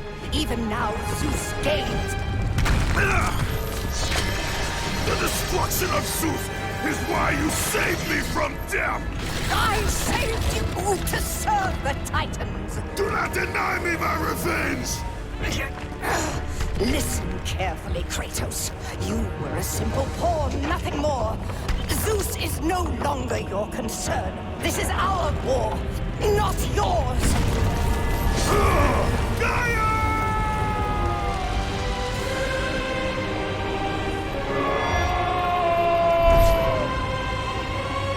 With the Titan's betrayal, Kratos falls deep into the underworld and lands inside Hades' domain. He is severely weakened by the river Styx, who eat and destroy anything that falls inside of it. As Kratos carries himself out of the river, he knows he must once again find a way to Mount Olympus, this time on his own and with no allies by his side. However, Athena appears to him again. Apparently, she's now reached a higher existence and seems to want to aid the Spartan in his quest for vengeance. Athena tells Kratos that he must find the flame and extinguish it, as that is the only way to truly defeat Zeus. Kratos makes his way through the underworld and encounters Hephaestus, who tells Kratos more about the flame and its powers. Leave me be! I tell you, I have paid the price. Calm yourself, Smith God. Ghost of Sparta. It is you. Well. I thought Zeus would have killed you by now. I thought you would have escaped this cavern by now. Zeus may have imprisoned me here, but you are the reason I live in torment. I did you no wrong, Hephaestus. I pursue only one Olympian. Well, as long as it's only one Olympian. I seek the flame of Olympus. Do you know of it? For what purpose, Spartan? For the purpose I have chosen. Now tell me, do you know of the flame? All true children of Olympus know of it. They've all come to respect its power, but don't be fooled by its enticing glow. Neither god nor man can touch its lethal flame. I only need to find it. If you can find your way out of the underworld, I'm sure you can find your way to the flame of Olympus. You have been truly helpful, Hephaestus. As Kratos is looking to retrieve the blade of Olympus, he encounters a young girl who appears as a flame, and she begins to talk to the Spartan. Kratos? How do you know of me? You're the ghost of Sparta. Everyone knows who you are. Everyone is afraid of you. There are reasons for that. I'm not afraid of you. It is good you're not afraid, child. Fear is a heavy burden. I'm not a child, Kratos. It does not matter what you are. My concerns lay elsewhere. Kratos, please. I need you to free me. The quest for freedom is also a heavy burden. I cannot help you. Kratos later continues on his journey to leave the underworld and finds a casket where Persephone lays, the queen of the underworld, that Kratos killed years ago. Hades, still enraged by this, begins a fight with Kratos, and the god of war ends up killing Hades and taking his soul.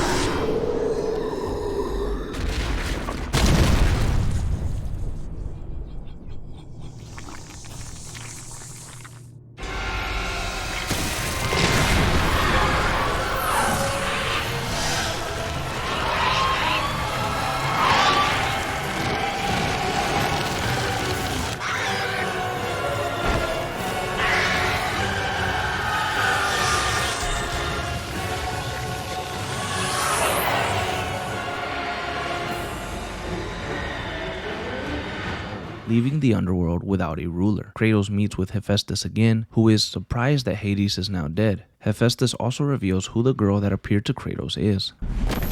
The god of the underworld is dead. Dead? Hades deserved to suffer, though I thought his death impossible. Olympians overestimate themselves. Interesting. I will keep that in mind, Spartan.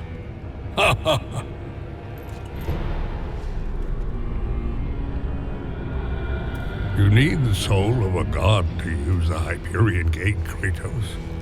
And that one has not been used for centuries. I'm sure it's broken, otherwise I would have seen my beautiful... You know, Kratos, I wasn't always like this, a monster. I was once the most prized craftsman in all of Olympus. Zeus rewarded me with my marriage to the beautiful Aphrodite. My mother Hera bragged of my talent. But the day you killed Ares was the day my world was torn from me. That day, Zeus became the fiend you now know. Worst of all, he took my beloved daughter, Pandora. My reason for living. I spend my time here trying to recreate her. I fail again and again. She still lives, Spartan. I can feel it. You, Kratos. You can bring her back to me. Your child is not my concern. But surely you can understand. You were once a father, too. When Kratos leaves the underworld, he finds a Titan fighting against Helios, the god of the sun. Kratos intervenes and causes Helios to be severely injured, and Kratos engages in conversation with the injured god. Kratos, I have not forgotten the debt I owe you. Save me now, as you once saved me from Atlas. And I promise to repay you in full. If you wish to repay me, tell me where I can find the flame of Olympus. The flame? You will never defeat Zeus, Spartan. You will forfeit your life in trying. Of all the lives you should worry about, Helios, mine is not one of them.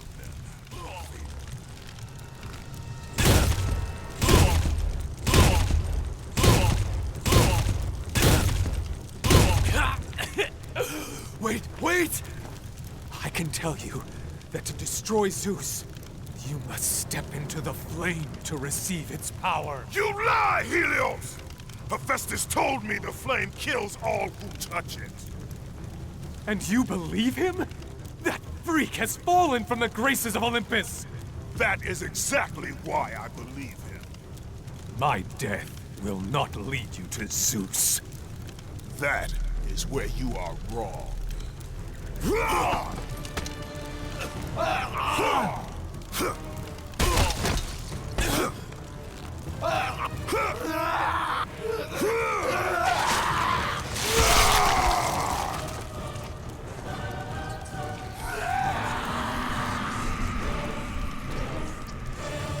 After killing the god of the sun, rain falls upon Greece, and its skies are covered in dark clouds. Kratos later finds Pandora's box, which is engulfed in the flames, and it cannot be retrieved. However, Kratos thought that Pandora's box was no more after the defeat of Ares, but Athena appears and explains why it's there.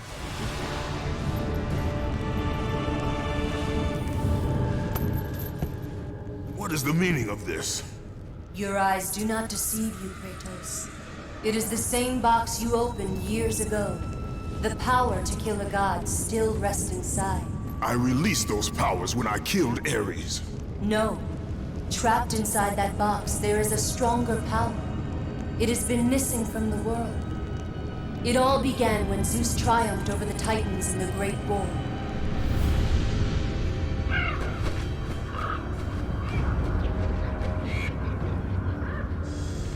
Zeus understood that the evils born from that battle, if left free, would destroy the world of man and gods.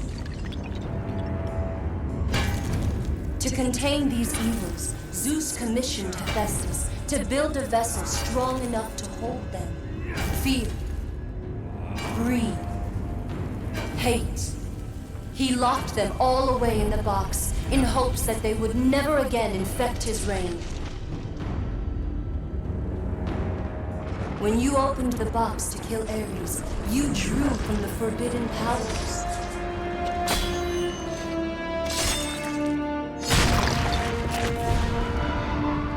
After witnessing your victory, fear gripped Zeus.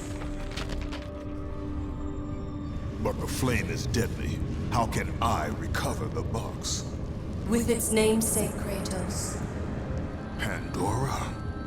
She is the key to destroying the flame. The key to our revenge. This will be difficult, Spartan. A simple child will not trouble me, Athena. I hope you are right, Ghost of Sparta. With Kratos now knowing that he must use Pandora to extinguish the flames, he has a slight moment of hesitation, but he continues on and encounters Hermes, the messenger of the gods, who also has not forgotten that the Ghost of Sparta killed his son, Ceres. Hermes taunts Kratos, and when the Ghost of Sparta finally catches up to him, Hermes dies in a gruesome way.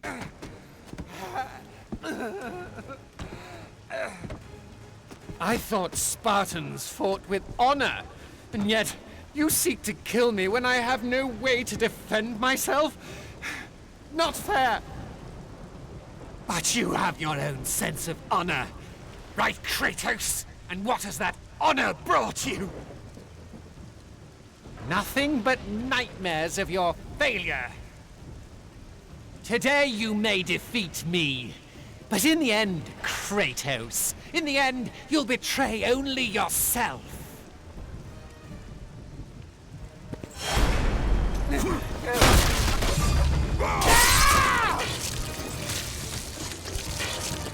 me alone! Go away!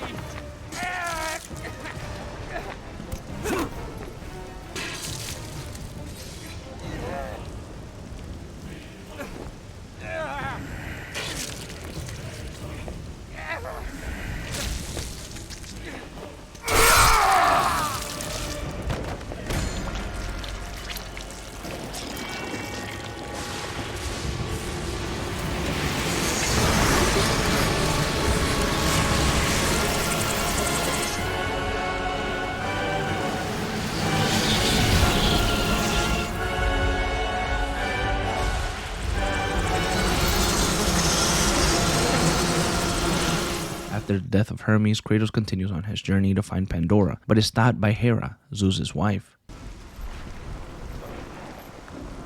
Bravo!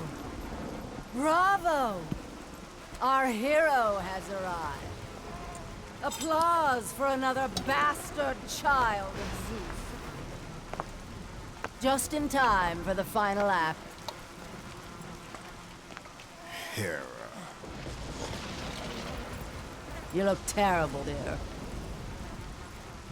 Still wanting to kill my husband, I suppose? You know I seek revenge on Zeus. Can't say that I blame you. Since you killed my son Ares, fear of you consumes him. His fears will not matter. He is dead. I'll drink to that. Hera, I seek the child, Pandora. Pandora? That wretched little thing my son Hephaestus created? Well, we can't have you do that, my dear. Destroy him.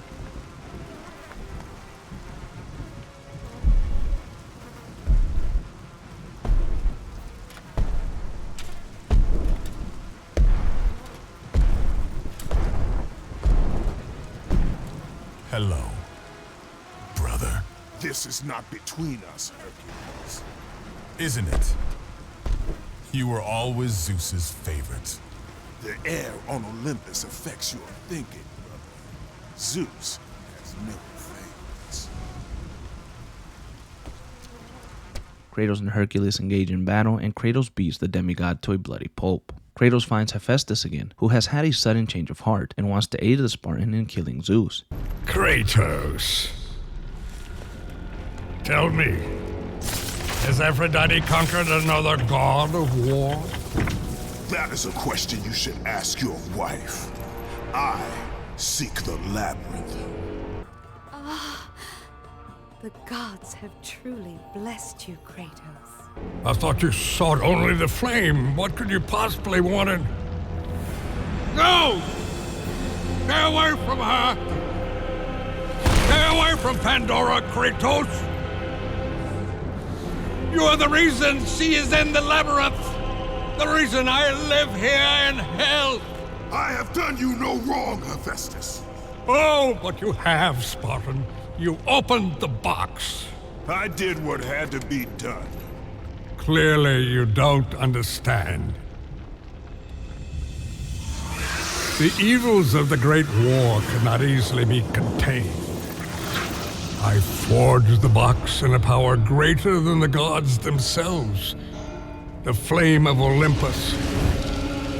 As the raw metal took shape, I realized the flame was the safest place to protect it. The lock was set. All that was needed was a key, a way to retrieve the box. Created from the very heart of the flame, the key took on a life of its own. Pandora. A child, neither living nor dead. I grew to love her, Spartan, and she grew to love me as her father. When Zeus came to take the box, I hid Pandora away. I told him that storing the box on the back of Kronos would be the safest place. After all, who could best the Titan? I lied. I did it to save my child. Surely you can understand that. It was your triumph using the box that revealed my deceit. Zeus tortured me until I confessed the truth of my beloved Pandora. He took her away, leaving me alone in my torment.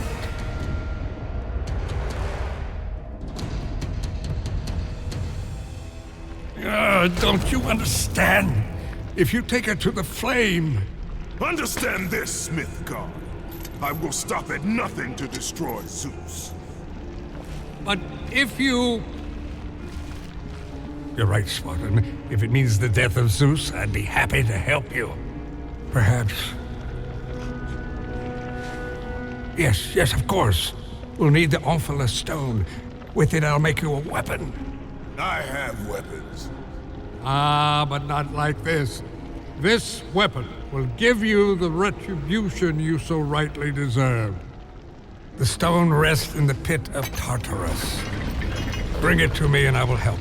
Kratos heads inside of Tartarus and encounters Kronos. The Titan is angry at Kratos as Zeus banished him to the pits of Tartarus on the day that Kratos took Pandora's box many years ago. Kratos kills Kronos and takes the Olympus stone that Hephaestus needed to make Kratos his new weapon. However, Hephaestus betrays Kratos and attempts to kill him.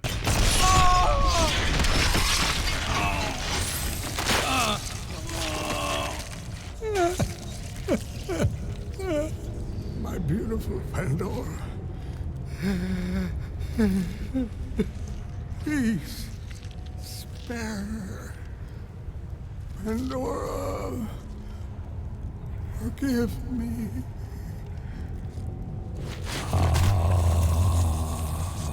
After killing Hephaestus, Kratos runs into Hera once again.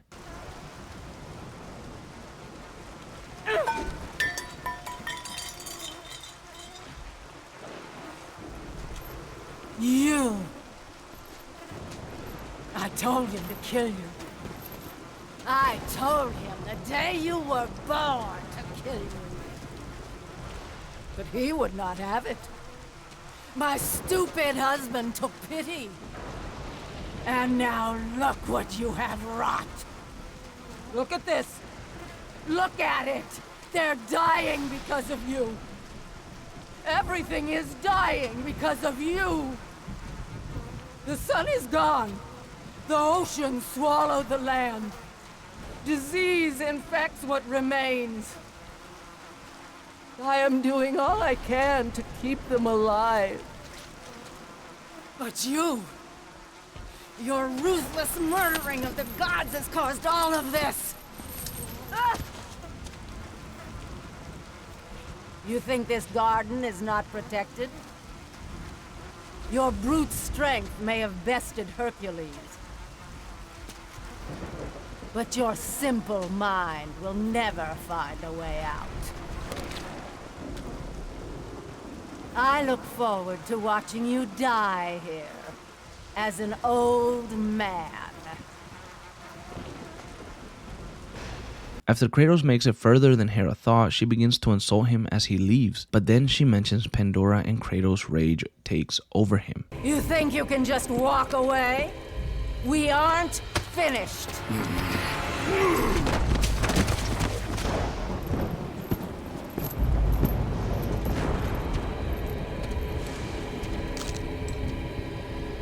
have you done?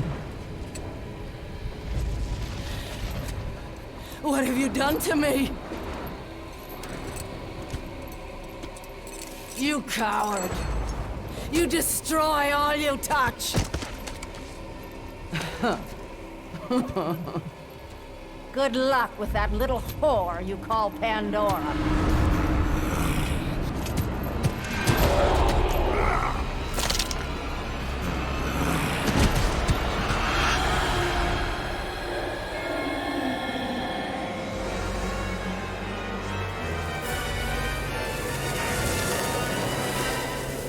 When Kratos finally reaches the labyrinth, he meets the architect behind it, Daedalus, who is the father of Icarus. He is chained up and mistakes Kratos for his son. Kratos, my son! My beautiful Icarus! Ah, good. You have the Ice Storm. The Scorpion must be defeated. The Ice Storm. That is the secret of the labyrinth. To escape it, we must assemble it. Oh, good. You've already started. I've seen the cubes moving into place. Now, once inside, you must use the gift of Boreas. It is the catalyst that drives the labyrinth. You're not... But you... What have you done with my child? My boy! Where is my boy? Your son is dead, Daedalus. My boy, my child, no! I took the gift of Hades, the liquid fire, and the ice storm to create the power of the labyrinth. Create the power! The power to create, the power to destroy. The king of the gods has forsaken me. He said that if I built the labyrinth, I would see the return of my son. He said that if I took the liquid fire... Oh, my boy. Oh, my child. Kratos finally reaches Pandora, who Zeus has now been after as well. Pandora! What has he done?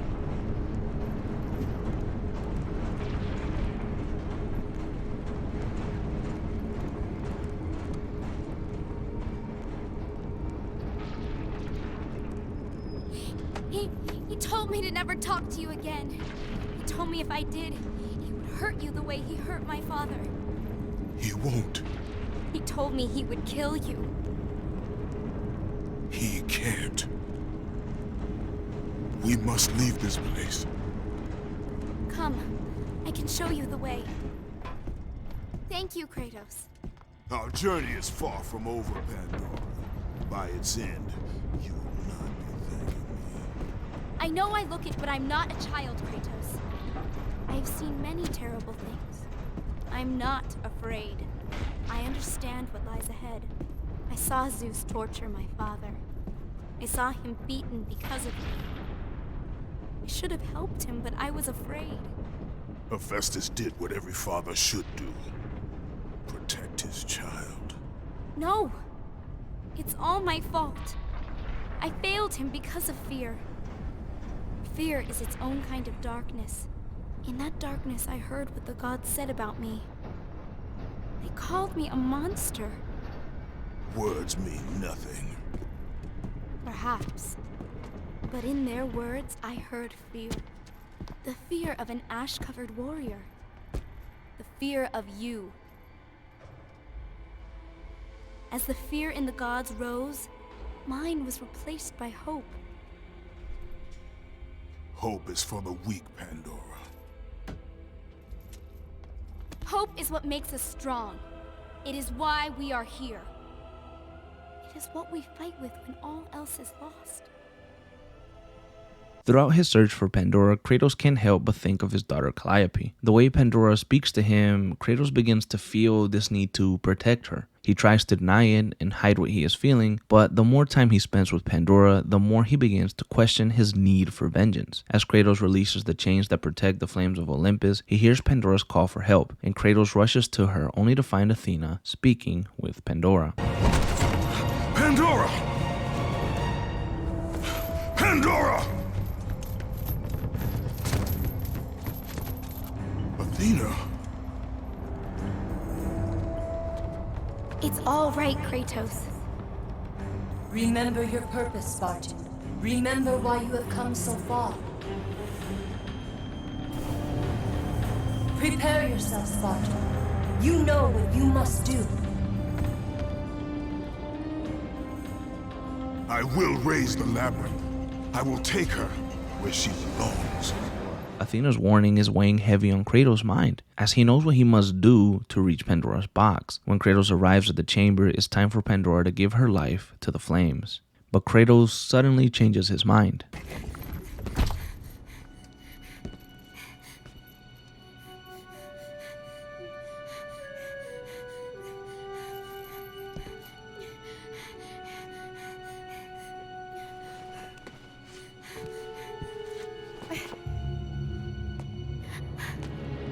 There it is! I can see it, Kratos. In the darkness, the fires of hope will set us free. Pandora, no! You know why I'm here.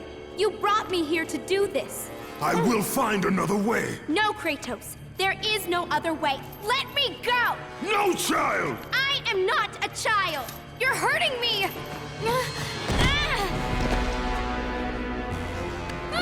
Kratos, help! Put her down, Zeus! Your obsession with this thing has become somewhat of a nuisance, my son. Release the girl, Zeus! Don't confuse this object, this construction of Hephaestus with your own flesh and blood. But perhaps you already have, Spartan. Your quest for Pandora, your pathetic attempt for atonement from the family you slaughtered, has caused nothing but havoc on Olympus. Look around at what you have done.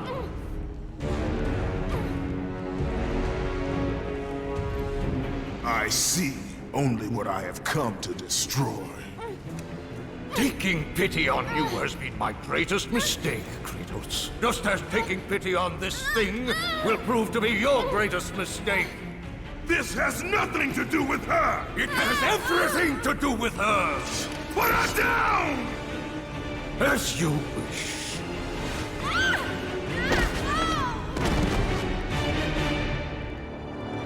An enraged Kratos attacks Zeus and they begin to fight once more.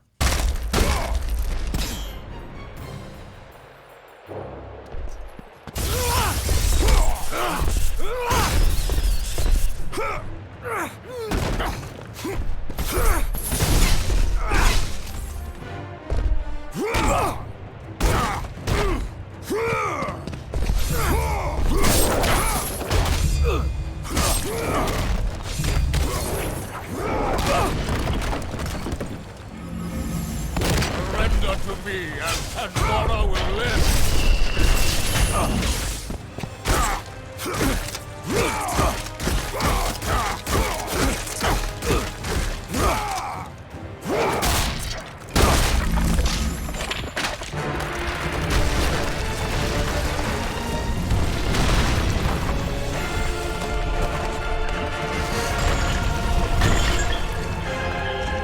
During the fight, Pandora sees an opening and lunges towards the flames, but Kratos rushes to stop her.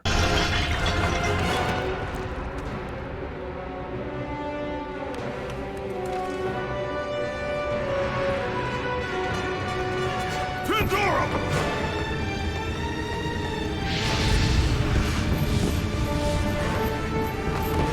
Pandora, no!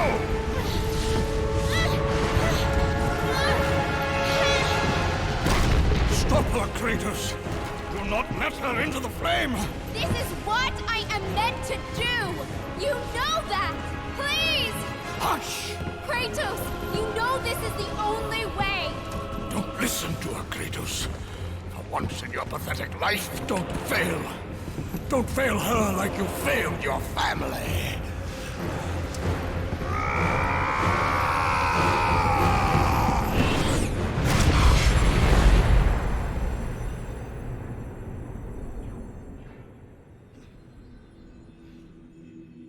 Pandora!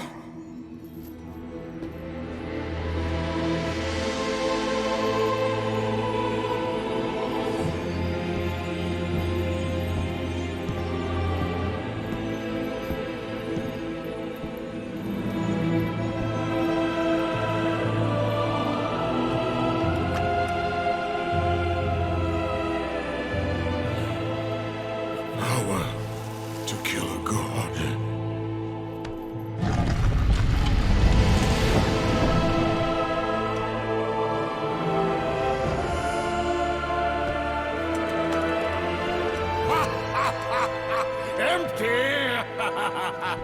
After all you have sought, after all you have sacrificed, it ends in another stunning failure. With Pandora dead and Pandora's box empty, Kratos is filled with rage, and his only goal now is to kill Zeus once and for all. They meet once again at the top of Mount Olympus. Such chaos. I will have much to do after I kill you. Face me, father. It is time to end this. Yes, my son. It is time.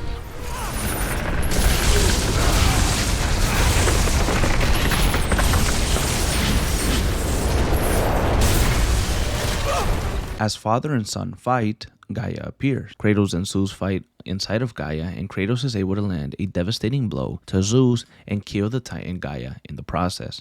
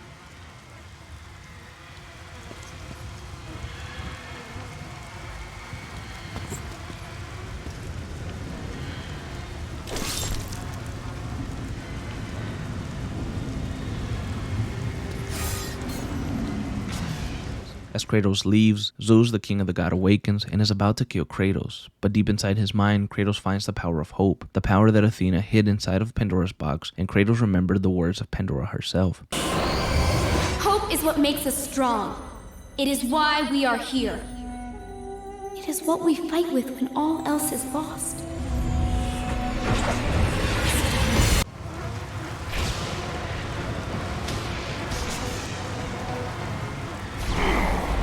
He found the strength to overpower the king of the gods one last time and finally kill him.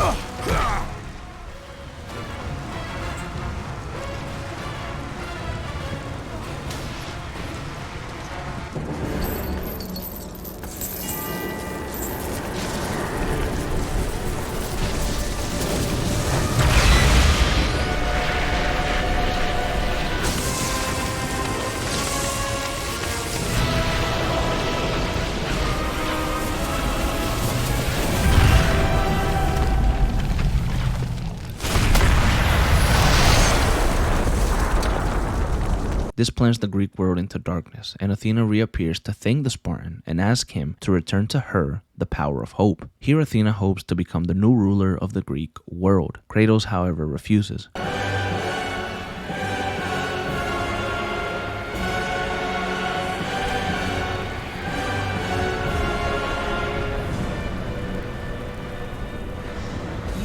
Done well, Kratos. Freed from the bondage of Olympus and cleansed in chaos, mankind is now ready to hear my message.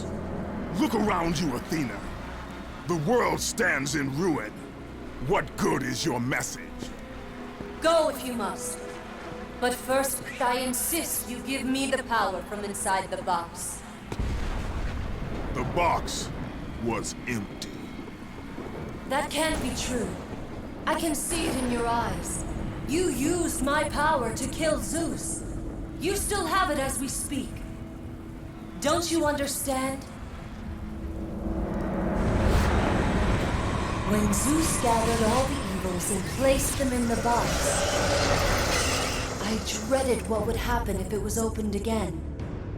And so, I summoned the most powerful weapon in the world, and I placed it in the box.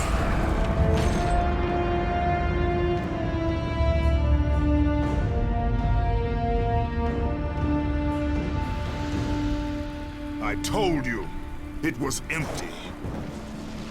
Pandora was sacrificed in vain. She died because of my need for vengeance. You must be mistaken. You used my power to kill Zeus. I saw you do it. Unless... Of course. When you opened the box, you released the evils to the gods. Infected them. Changed them. Zeus himself fell prey to the dark evils. This is why he became so enraged and obsessed with your death. He was consumed by the evil, fear. I thought the power I placed in the box was never released.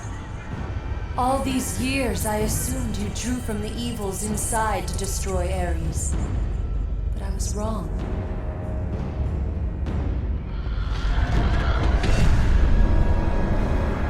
The power you took from the box is mine. From it, you gained the strength that Zeus could never destroy.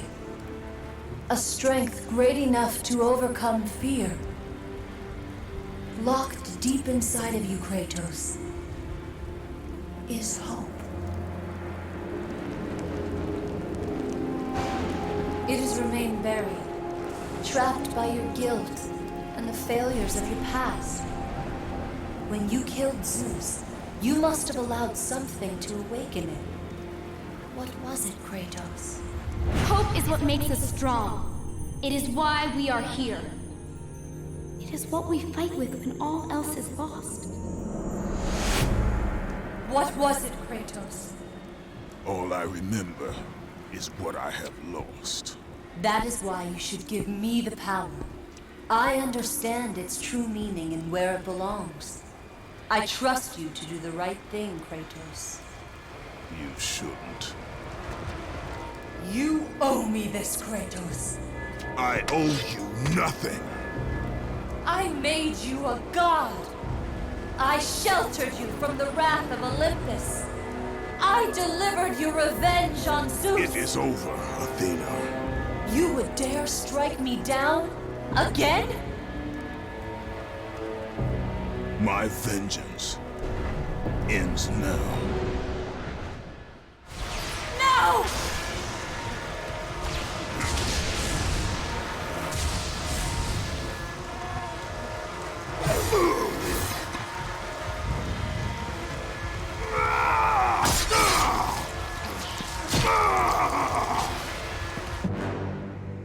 You fool!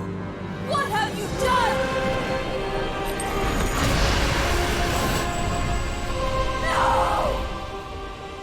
Kratos takes his own life, and gives the power of hope back to humanity. This hope could help the Greek world rebuild and make a world without the need for gods. That was meant for me! They will not know what to do with it!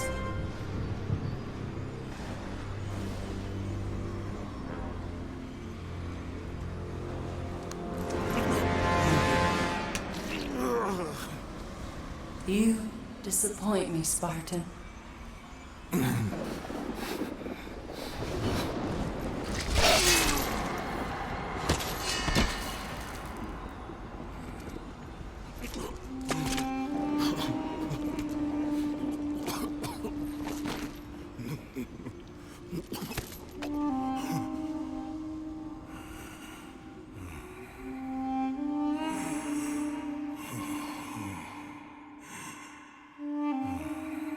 As Kratos' goal is complete, he crawls into the ocean and falls inside of it. Kratos is hoping that the eternal quietness of death takes him.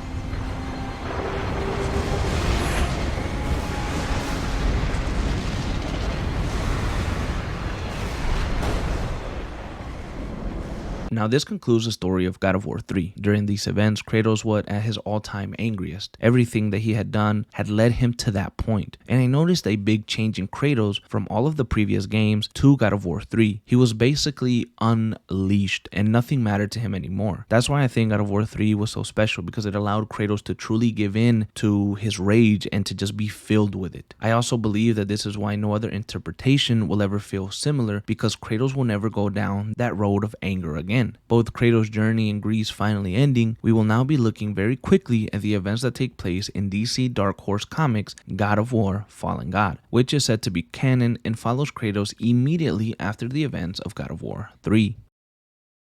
Kratos wakes up on a hill, and his wound is once again healed. He realizes that death is not welcoming him. Not yet. Kratos, in anger, says that if he is to be cursed and not allowed death, then he will rid himself of the blades of chaos that have consumed him for far too long. Kratos throws the blades and falls asleep. But when he awakens, the blades are next to him. He finds a ship and begins to sail the oceans. He once again throws the blades, this time into the raging sea, and eventually loses track of time. But he notices that the storms have stopped and that the sea has become quiet. When Kratos arrives on land, he notices that it is sandy and warm. He finds a quiet place to rest, but when he awakens, the blades are at his side again. Kratos feels like he's losing his mind, and he throws the blades once more and stumbles upon a village. But when the villagers see him, they get this fear in their eyes, and Kratos begins to wonder if they know who he is. An old man tells Kratos that they've heard the tales of the ghost of Sparta, and that's why they tremble in fear, just at his mere sight. Kratos is shocked to hear that they know of his past, but the old man tells Kratos that he has landed in their village due to destiny, and that he has a purpose there, which he does not yet know of. Kratos brushes this off as he is done with gods and destiny. Months go by and Kratos continues to wander the sandy lands. Sleep deprived and weak, he closes his eyes, but when he opens them, he finds the blades at his side again. Kratos ignores the blades and continues wandering until he passes out from pure exhaustion. He awakens once more in what appears to be a dream. Here Athena appears to him and tells him to return home to fulfill his destiny. Kratos tells Athena that he is through with her and that he believes it is her that continues to bring the blades back to him. When Kratos awakens, he finds the old man once again, who tells him that he will soon be needed. As time goes on, Kratos stumbles upon the same village he did months ago. The villagers, however, aren't scared of Kratos anymore, and they begin to plead with the ghost of Sparta, in hopes of convincing him to help with a beast that is tormenting their village. Kratos refuses at first, but eventually gives in. Kratos fights this beast, however, Kratos is knocked unconscious, and here Athena appears again, this time with the god Thoth, who is an Egyptian deity, who has been the old man that Kratos has been speaking to. It appears that destiny brought Kratos to the Egyptian lands to rid them of this monster. Athena once again gives the blades to Kratos and he uses them to slay the beast,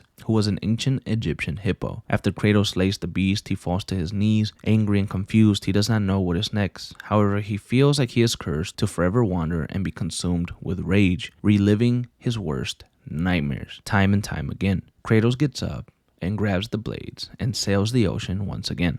Now, it is very important to note that these events happened right after the destruction of Greece and after he tried to commit suicide once again. Kratos had finally completed his mission and got rid of all the gods, but yet he was still cursed and he was still tormented. That's why Kratos was acting so crazy, so different, because imagine you chasing this goal for over 12 years and when you finally get to it, there's nothing there. You still have those bad thoughts. This comic also helps establish that there are different pantheons in the world that Kratos lives in. For example, the Olympian gods were only the gods of Greece, not the whole earth, and the Egyptian gods are only the gods of Egypt, and so on. Multiple pantheons exist within the world set in God of War. Now from here we are going to dive into Kratos' life many years after the events in Egypt and the chaos that he caused in Greece. You are going to notice that Kratos is now much older and he has been living a life of loneliness. He just wanders, sleeps, and tests himself to try and not be as angry. And although Kratos has been trying to be somewhat better and leave some of the rage behind, there is still a lot that he struggles with. But we are going to see what happens when he meets a young woman.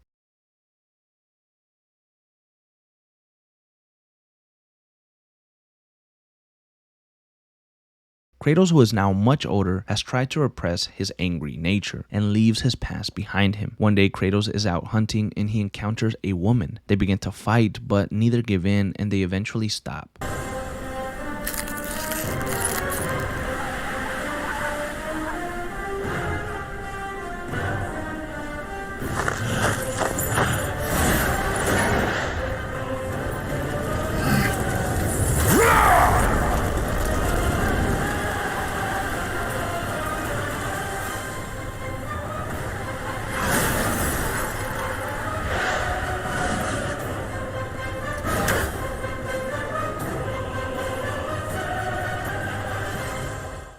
She reveals her name as Faye, and Kratos and her begin to talk. Soon enough, they actually fall in love. 10 years later, they are married and move into the wild woods. Here, they build a home together, and Kratos buries the Blades of Chaos under their home in the basement, as he still cannot get rid of them so many years later. But Kratos also reveals to his wife all that happened to him, and how he pled his life to the Olympian gods only to be betrayed and tricked. He told her about his first wife and his daughter Calliope. Kratos also told her that he killed his father Zeus, the king of the gods, in his lands as a way of retribution for all that they had done to him. Faye accepts this part of her husband and challenges him to be better.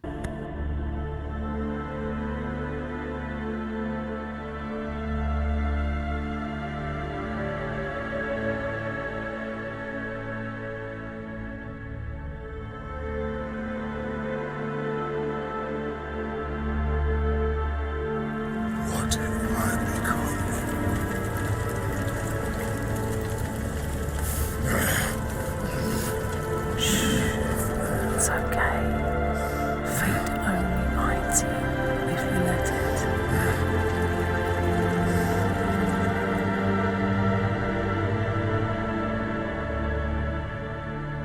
And about 22 years later, Faye gives birth to a child. However, they don't tell him about Kratos' past or that his father is a god from a faraway place. They name their son Atreus, although Faye wanted to name him Loki. But Kratos is closed off to Atreus, maybe for fear of being a bad father or maybe for the guilt that he still carries after killing his first child, Calliope. As Atreus grows, Kratos is always distant and the boy is raised mainly by Faye, who teaches him how to hunt and how to use a bow. She also teaches him Nordic language and encourages him to study. She would teach their son Atreus about all the different gods that ruled the Nordic lands, known as Aesir gods. While doing these things, Kratos would be out hunting a lot and testing himself against animals in the wild. His goal was to learn how to control his rage and not let it consume him, not engage in battle. A few years later, when Atreus is around 11 years of age, Kratos and Faye have begun planning for Faye's death. Now, we don't know why Faye is dying, but we can assume it's an illness or even old age. Although she doesn't look old, she is older than maybe we realize. Due to this, she tells Kratos that he and Atreus must scatter her ashes atop of the highest mountain, as that is her final wish. In one of Kratos and Faye's final days together, Kratos tells his wife that he has some fears about losing her, but Faye reassures Kratos that everything will be okay and leaves him with a beautiful and powerful message.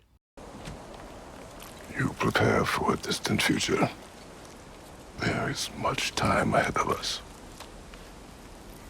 I wish to better a future that will exist without me, whenever that day comes. For you, and for our son.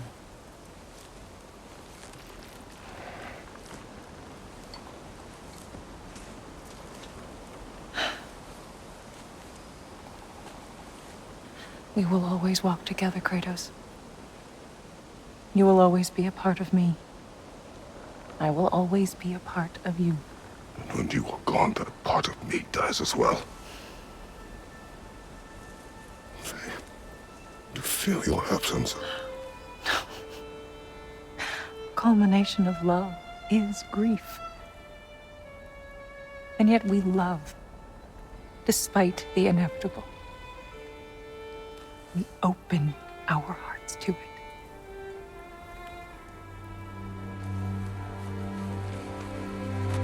When the pyre is spent, and you have gathered my ashes, spread them from the highest peak in all the realms. You will do this for me.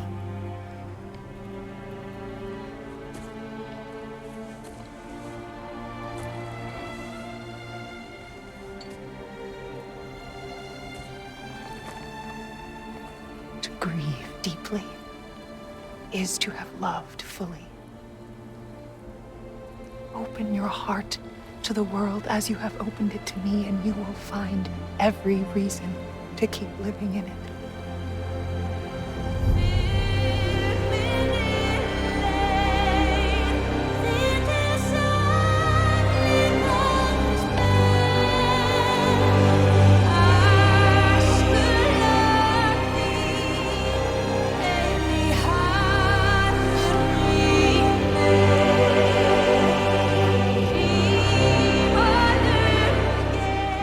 To hop in here quickly, as we will now be diving into God of War 2018, and from here we will jump into the events of Ragnarok and into the Valhalla DLC.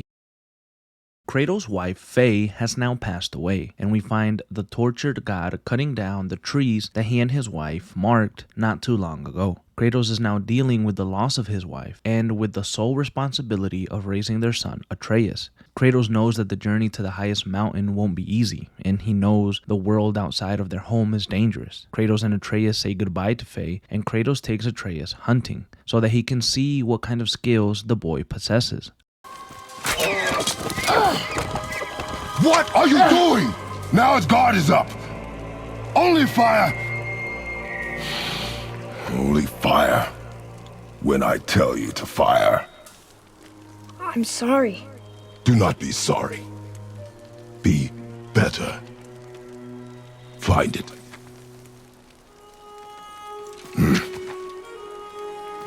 Find it. During the hunting session, they encounter a troll, and Atreus loses control, so much so that he almost becomes sick.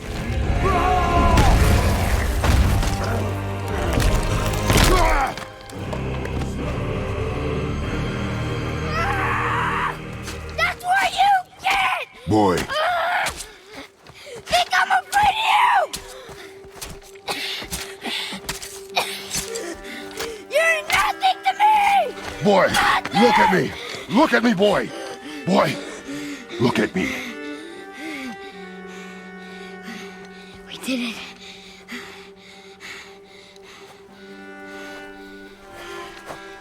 You are not ready. What?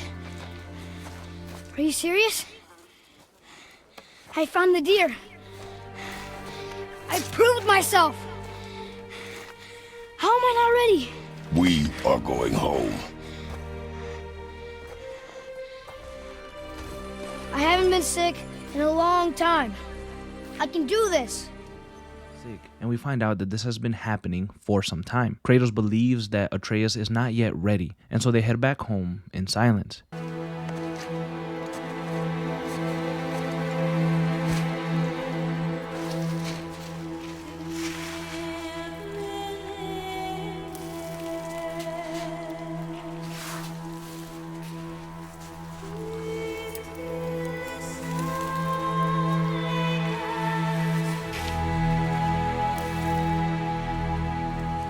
Kratos tries to explain to Atreus why it's important to not let rage take control of you. However, they are interrupted by a loud noise, and someone begins to pound on their door. Come on out!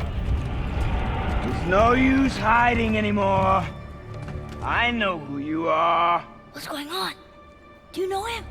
More importantly, I know what you are. Boy, beneath the floor, now. But you told me never to go down there. Who is that? I do not know. What's he talking about? I do not know. Get in. Just tell me what I want to know. No need for this to get bloody.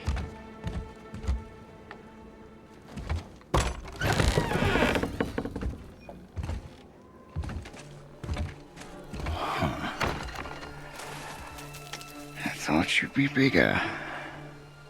But you're definitely the one. Long way from home, aren't you? What do you want? Oh, you already know the answer to that. Whatever it is you seek, I do not have it. You should move on. And here I thought your kind was supposed to be so enlightened, so much better than us, so much smarter. And yet you hide out here in the woods, like a coward.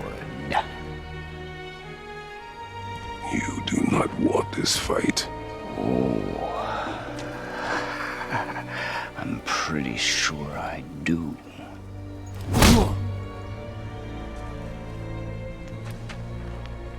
Leave my home.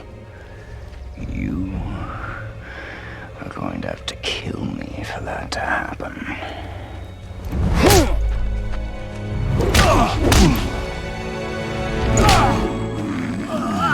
I warned you. Finally.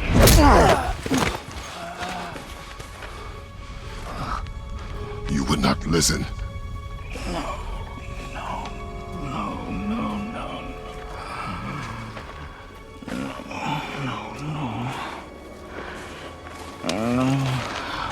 Fine. My turn.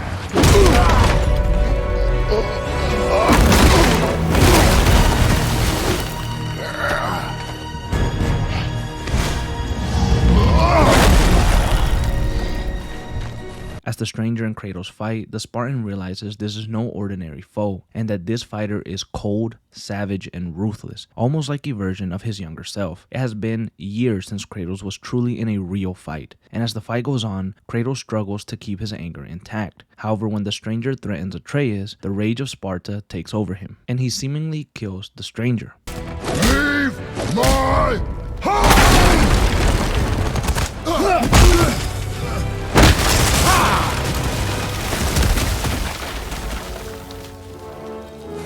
Struck a nerve, did I?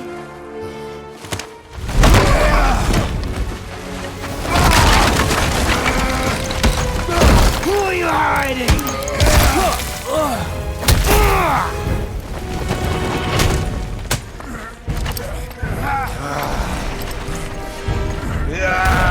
When Odin sent me here, I just needed answers, but you had to act all proud.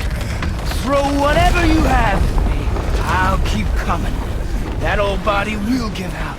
But before I end this, I want you to know one thing. I can't feel any of this.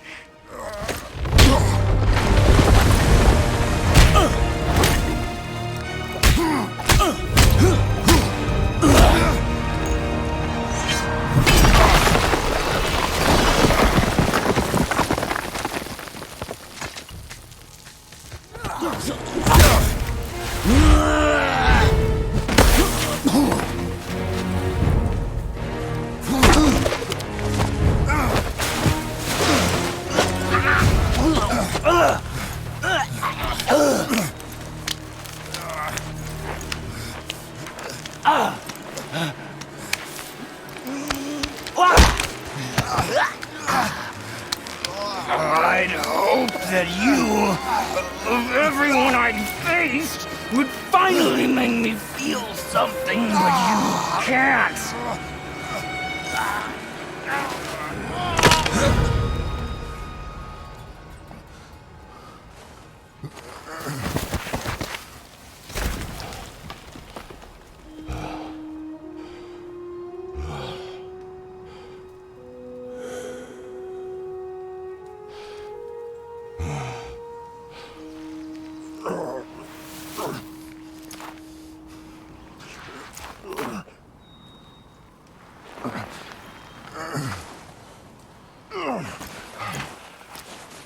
Kratos heads back inside and tells Atreus that they must leave immediately, and that they will in fact be heading to spread Faye's ashes. Kratos explains to Atreus the dangers that they may face on their journey. We do what we must to survive. Animals I get. They're food. Draugr, they're supposed to be dead. But people, they're trying to survive too. Close your heart to it.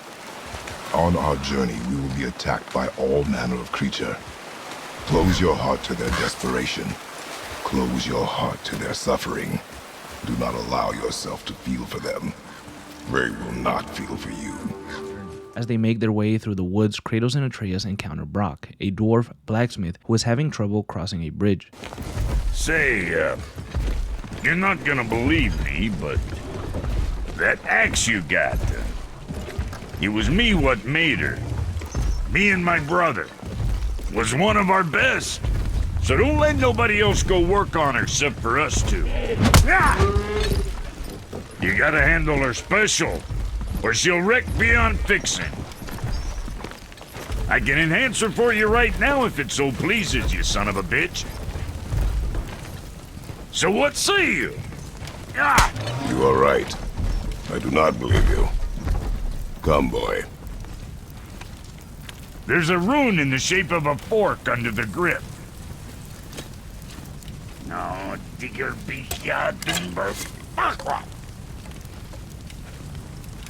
That was our brand, my brother and me, before we split. I got half of it right here, see? Look, you want I should upgrade her or not? Very well. I expect an improvement. After the dwarf makes some improvements to Kratos' axe, they continue on their journey. Kratos and Atreus spot a boar and Atreus shoots at it, causing it to run. Atreus chases it, but gets lost in a fog. Kratos desperately rushes to find him, and we see the boar being tended to by a woman that is next to Atreus. Kratos approaches and is weary of this. The boy was following my command. Then help fix this. Hold here, please. Hold, I said. He's losing blood. The last of his kind in all the realm, and you shoot him. You needed food? Target practice. Target practice. I'm so sorry. Keep that pressure on. The blame is mine. I should have kept a closer eye. Will he die? I will not let him. You, the arrow cut a tideway inside him. Find both ends and hold them tightly. Start with the left side. Grab it and hold. Now the right side. Hold it good. Now pull them together. Line them up. Sona.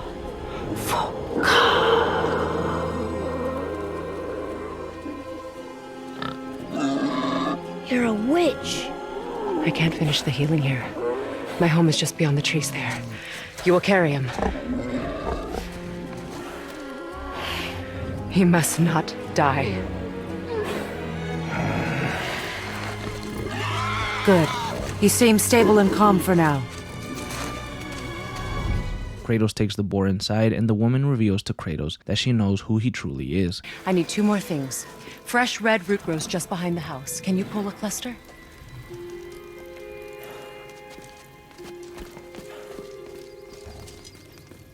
What else?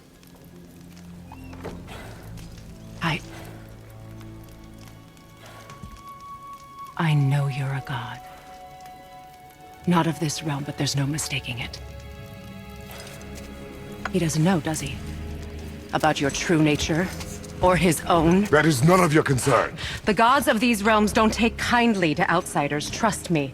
I know. When they find you, And they will. They'll make things difficult. The boy will want answers. That will be my problem. Whatever you're hiding, you cannot protect him forever. But you're right.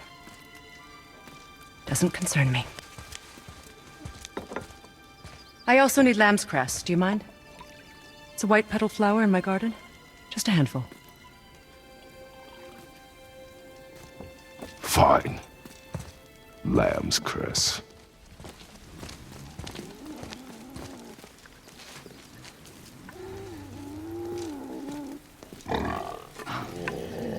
Oh, exactly what I need.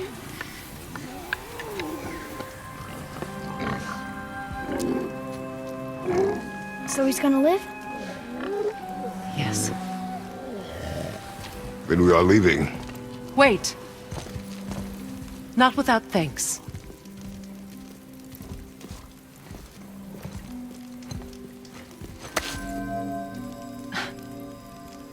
You want solitude? This mark will hide you from those who might make your journey difficult.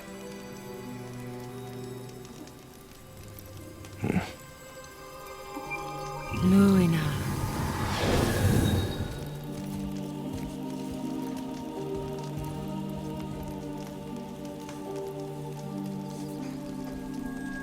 Luina. Himalaya. There's a shortcut below the house that leads safely out of these woods. Follow this path down, then head towards daylight. Will we see you again? As much or as little as you like. Now get out of here. Come, boy. The woman provides Kratos and Atreus with a cloaking spell that will keep them mostly free from the all-seeing and all-knowing Odin. And the pair take the witch's boat and head to the Lake of Nine, where they encounter the last remaining giant in Midgard.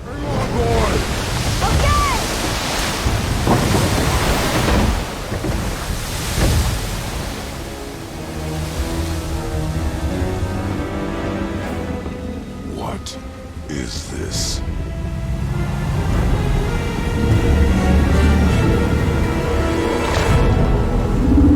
It's the world serpent.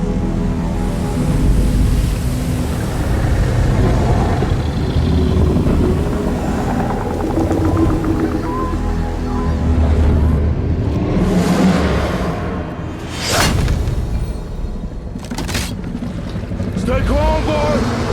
I am! This is great!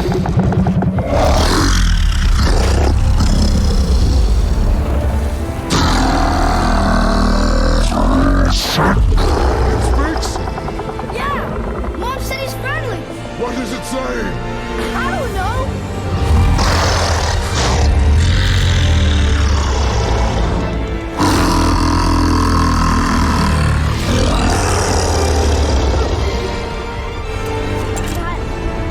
That was amazing! Wait! There's a shipwreck way over there. See that? And there's a statue of Thor. Except I can see a lot more of him now. The water dropped, and the serpent rose. Oh, that must be why the beach wasn't there before, see? And there's the mountain. Look it, that building leads from the foot of the mountain to that golden temple. It was all just under the surface. Except for the statue. Good thing, huh? There's even a dock. There, next to the flag. Sometime later, they cross paths with Sindri, who is another dwarf blacksmith, and one that is an extreme germaphobe. Excuse me, but, how did you come by that, axe? That is my concern alone. And, while I won't dispute that, I know that blade. It was one of ours, but, we didn't make it for you. Step aside. I can't. See, the woman we made it for, I am quite fond of her, and I would be somewhat displeased if it turns out that you did something to her. It was my mother's. She left its father before she died. Faye's dead? I'm very, very sorry to hear that. She was a fierce warrior. And a good woman.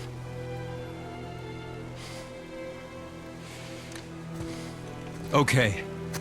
I will make improvements to the axe. But nobody asked you to. Well, it's true, but knowing your mother, she would have insisted I repair that act of vandalism perpetrated against her axe by my brother. I knew it. You are Brock's brother. The other half of the brand's here. The blue one is your brother. Yes. Though my talents are vastly superior. No boast. I swear to Freya.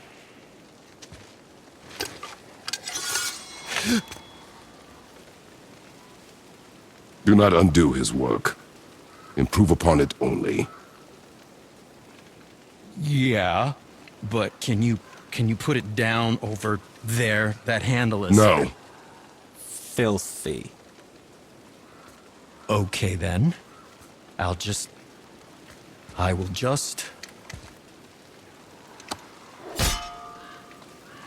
Oh. Oh.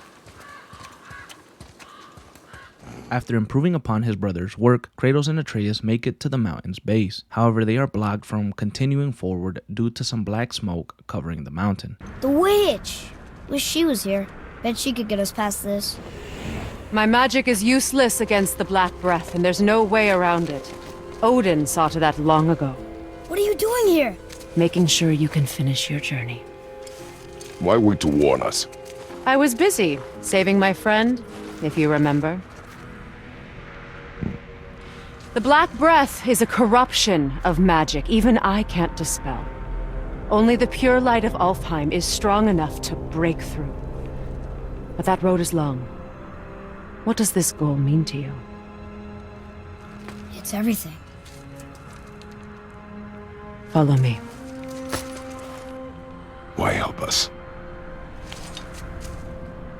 Maybe I see more of myself in you than I'm willing to admit. Maybe by helping you, I'll make up for a lifetime of mistakes. Or maybe I just like you. Even though we shot your friend? Even though you shot my friend, yes. The Witch of the Woods continues to be of help to Kratos and Atreus, and she takes them to the realm travel room and explains to them how to use it to travel to different realms. However, when they enter Alfheim, the witch begins to disappear. The witch mentioned earlier that certain measures were taken to not allow her to travel between realms. She is seemingly stuck in Midgard, and Kratos and Atreus continue on their path without her. However, upon arriving in Alfheim, Kratos and Atreus walk right into the middle of a war zone. Alfheim is in a war of light versus dark, as there are two kinds of elves. Light elves and dark elves, and they are in a constant battle for the light of Alfheim. Kratos warns Atreus not to meddle in the elves' affairs, as they don't know why the war began. Atreus finds this difficult as he feels like the light elves need help, and the dark elves continue to attack them on sight. As they traverse Alfheim and its dangers, they finally make it to the light of Alfheim, and Kratos remembers what the witch told him, that he must step inside, and he tells Atreus to wait for him as he needs to retrieve the light. But once Kratos is inside, he begins to hear voices, and is suddenly drawn to what appears to be Faye. And as he approaches her, he is pulled out. No! No! What have you done? Why did you do that? I saved you! You were trapped in there! I waited, but you wouldn't come out! So I pulled you out! Boy, I was gone only...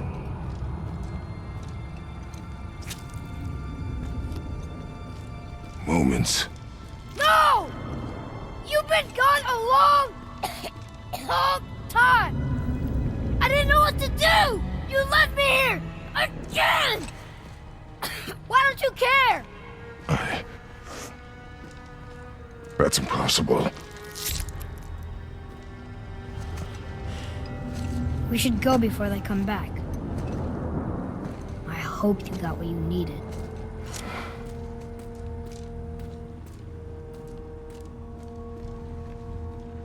Yes. With the realization that only moments to him may have been days or even weeks to Atreus, they make their way out of Alfheim. But before they can leave, they are stopped by the king of the Dark Elves, and Kratos kills him. However, with his dying words, the king reveals that they made a grave mistake. This alludes to the fact that although the Light Elves seem like they needed help, they in fact may have been the true evil of Alfheim. Kratos and Atreus return to Midgard. And with the light of Alfheim in their possession, they make their way up the mountain, and as they are ascending, they are attacked by a dragon. We're almost at the summit. Nothing's gonna stop us. Calm yourself, boy, and stay behind me. Yes, sir!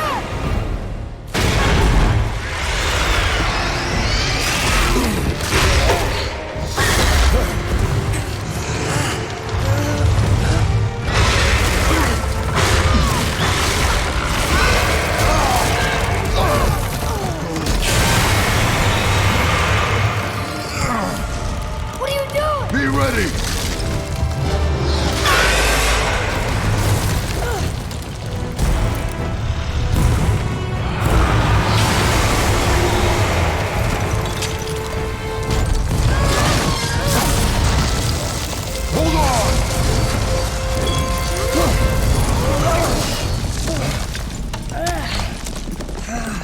And after Kratos seemingly injures it, the dragon flees and they must continue their journey through the mountain. When they make it out of the mountain, they encounter the dragon again, as it is about to eat Sindri, the dwarf we met earlier and the brother of Brock. Atreus asks his father to help the dwarf, and Kratos is hesitant at first, but he agrees, and Kratos with the help of Atreus slay the dragon and save Sindri's life.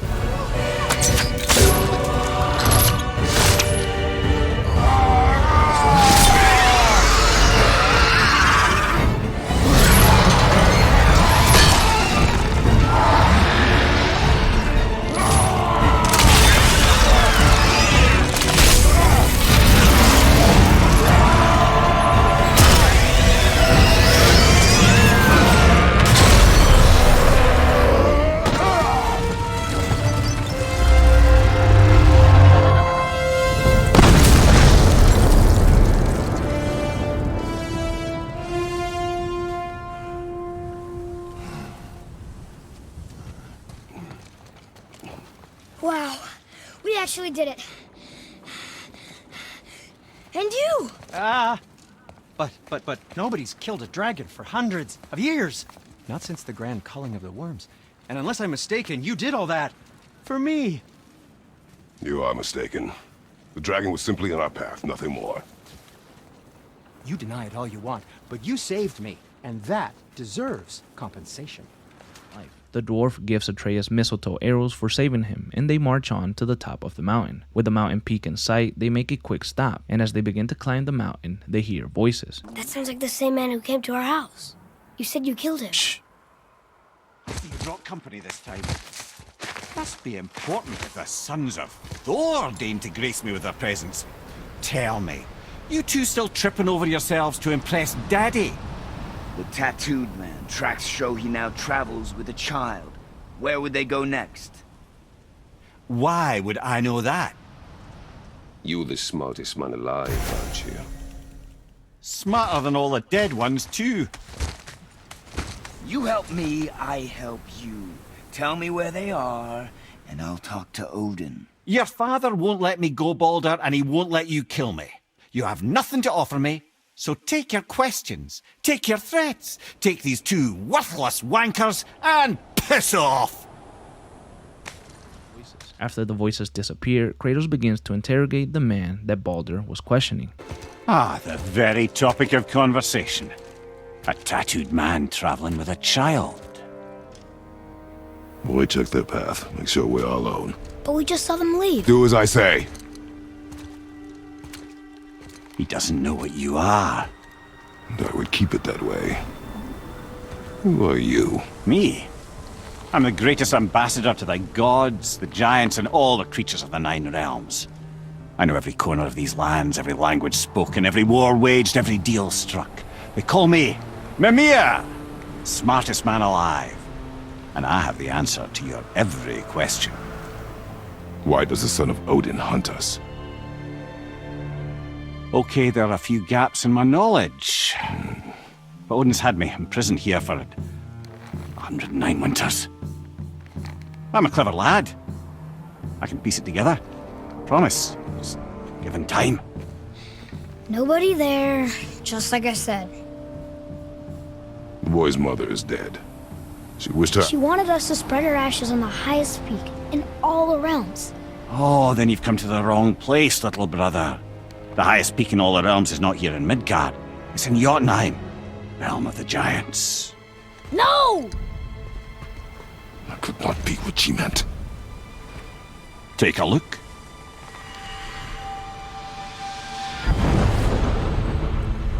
This is the last known bridge to Jotunheim in all the realms. See that mountain? Looks like a giant's finger scraping the sky. That's the highest peak in all the realms. No here. Can't we just take that bridge? We have a Bifrost. When the giants destroyed all other bridges to their realm, they locked this one up with a secret rune. If it still exists, only a giant would know it. And all of them left Midgard a long time ago. True. But today, the winds of fate have kicked up a strange vortex of coincidence. Fact is, there's only one person alive who can get you where you need to go. And luckily for you, my schedule's wide open.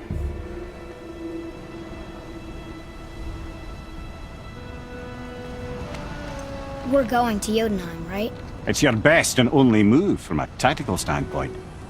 It's the one place the man who cannot be killed won't follow you. What do we do? Yes! First, you need to cut off my head. Wait, what? Odin made sure that no weapon, not even Thor's hammer, could free my body from these bonds. But fortunately, you don't need my body. The trick is, we need to find someone who can reanimate my head using the old magic. Old magic? There's a witch of the woods. She knows the old ways. And she'll help, she might do, worth a try. But if she fails, he will be dead. He tortures me, you know. Every day, brother. Odin himself sees to it personally, and believe me, there is no end to his creativity. Every single day. This isn't living. Very well. Oh, I can't watch this. Brother, in case he can't resurrect me, there's something you need to know. The boy, the longer you wait to tell him his true nature, the more damage you do. He will resent you, and you may lose him forever. There is much about me I would not have him know. So you value your privacy more than your son, eh? I'm going to cut off your head now. Fair enough. After taking Mimir's head, they meet with Brock. Brock! Brock! Brock! What?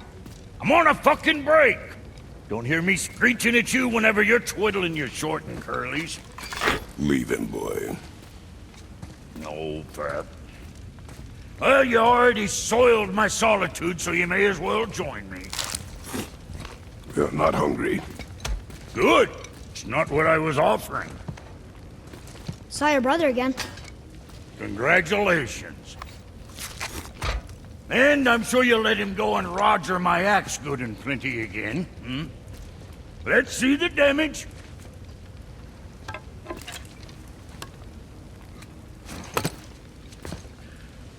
Little canker throat wouldn't know proper weight and balance if it were dangling off his chut.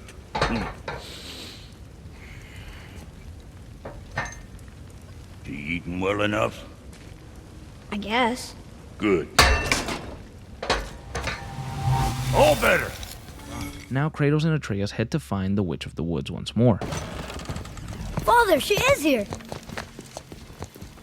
It is so good to see you again. I knew you weren't dead. Hello.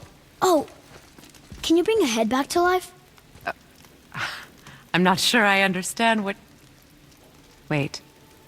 Where did you get those? The arrows. Give them to me, now. They were a gift. Do as she says, boy.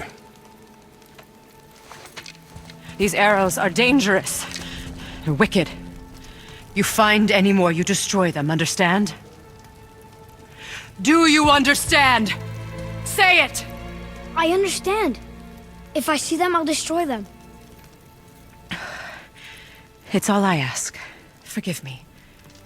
Please, take my arrows in their place. I have no need for them anymore.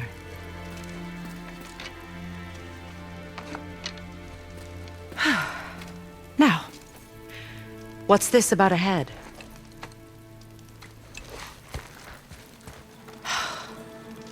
Do you have any idea who this is? Did you kill him? At his request. He claimed you could revive him. Me? Are you sure you heard him right? Please? Take him to the table. Hamlet. It's been a long time since I've practiced the old magic. Hold him there. Let's have a look. Well, thankfully his head hasn't decayed much and his brain is still intact. Nice clean cut. Cutting off his head of all people. I sure hope you know what you're doing. Now, hold his head under the water and don't let go. I mean it.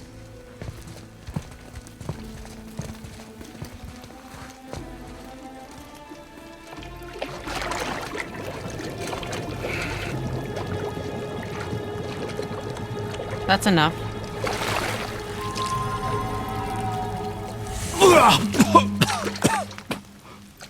It worked!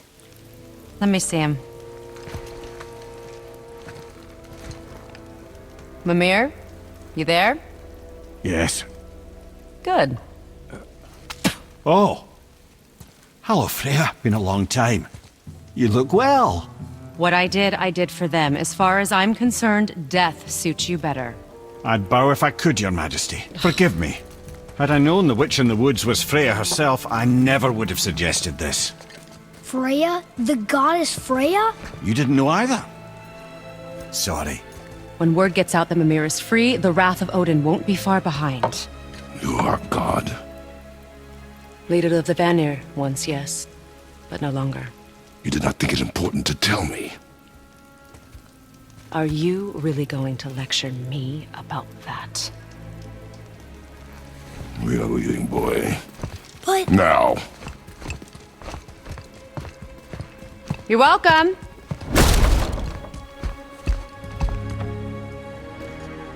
Why did you do that? We cannot trust her. Because she's a god? Or have I taught you nothing, boy? But she's helped us a lot. She lied. Kratos leaves Freya's home angry. Atreus doesn't understand why, but Kratos knows that gods cannot be trusted. However, with Mimir alive again, they head to find the giant Jormungandr, as Mimir can speak his ancient language. The giant tells Mimir what they need to enter Jotunheim, the land of the giants. We need two things to get us into the land of the giants. First, we need to learn the travel rune that opens realm travel to Jotunheim. Second, we need to carve that rune into the special gateway. That one on the peak where we first met you? Correct. Except the giants, in their infinite wisdom, saw to it that no ordinary chisel would do the job. Only the tip of a magical chisel opens that gate. Luckily, I know where it is, and it's not far. Here, catch. Well, that was a waste of a perfectly good How hour. were you not seen? There is nowhere here to hide. Oh, that. It's a little trick my people can pull. A special way of not being seen. You can be invisible? More like I can step into the realm between realms. And your mind doesn't understand what it's seeing, so it sees nothing at all. That's how we avoid ever having to actually use the weapons we craft. It doesn't seem to work on dragons, though. Your brother wanted to know if you're getting enough to eat. I guess I could tell him you are. Brock was asking about me? Was there meat on his breath?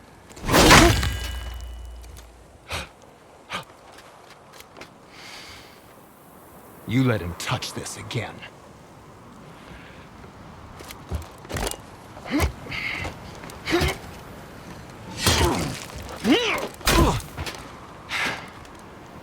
Come on, then.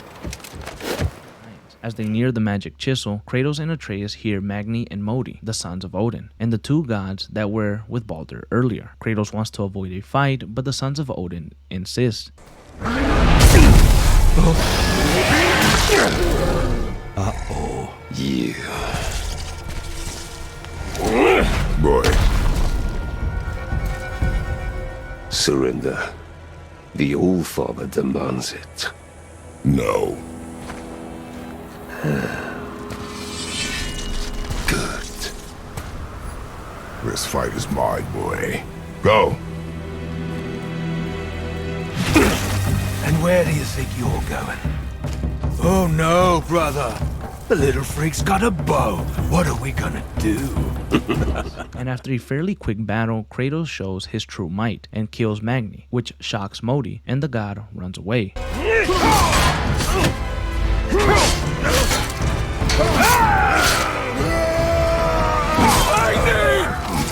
No! How did you... You have no idea. You son of a bitch! Get this done! I'll rip your head off! However, Atreus is beginning to cough up blood, and he begins to feel sick again. All the rage that this journey has cost him so far is taking an effect on him, and Kratos notices it. They retrieve the chisel and they head to Tyr's vault to open it. However, once they are inside, they are ambushed by Modi.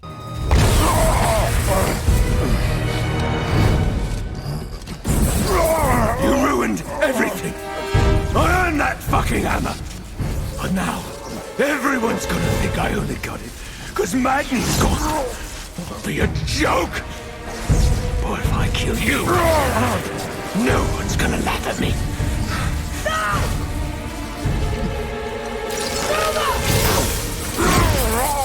Oh, are you dumb?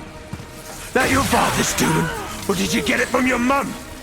She's stupid and ugly. Shut up!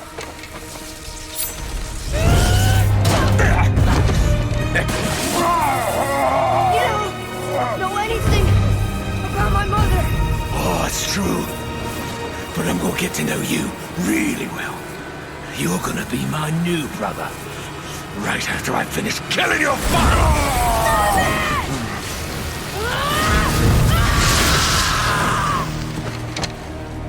Whoops.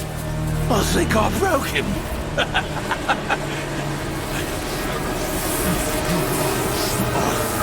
No. Stay back.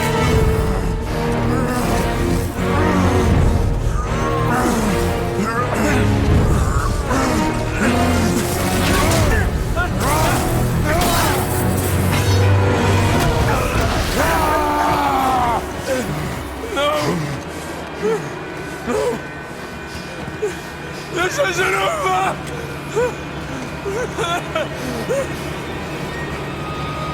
Brother, the boy. Atreus. You have to get into Freya quickly. There's no other way. With Atreus unconscious, Kratos has no choice but to seek the help of Freya once again. His fears and his doubts must take a back seat to the safety of his son. Kratos once more will need to trust a god. The boy has followed you! Freya! He's ill. Inside. This is no ordinary illness. The boy's true nature, your true nature, fights within him.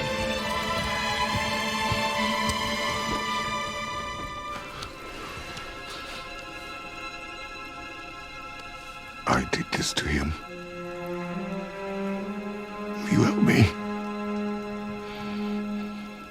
Of course. There is a rare ingredient found only in Helheim. The keeper that protects the Bridge of the Damned. I need its heart. Hell. The realm of the dead. Do you know it? Not this one. It is a land of unyielding cold. Fires cannot burn there, and no magic in all the 9 realms can create a blaze. As for the dead, your frost axe will be useless. You'll need to find something else. Then I must return home. Dig up a past I swore would stay buried. Who you were before doesn't matter. This boy is not your past, he is your son. And he needs his father. This rune opens the bridge to Helheim. When you are there, do not under any circumstances cross the Bridge of the Damned. There is no road back. Understand?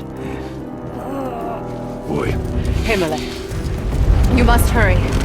Through my garden there's a path leading to my boat. Take it.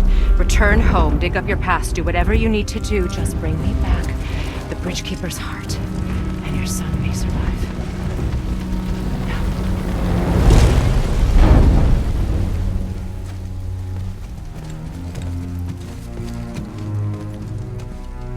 Freya.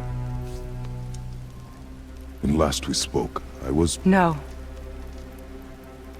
You were right to distrust the word of a god. No need to explain. Not to me, not for that. I will keep him safe. That's a mother's promise.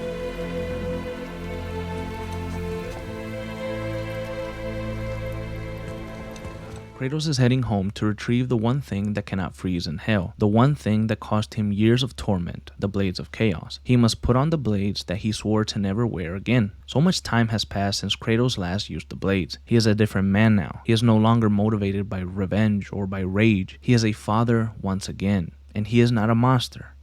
Not anymore. But does he truly believe that himself? Memories come flooding back to him as the journey to his home is silent. What will you do, Father?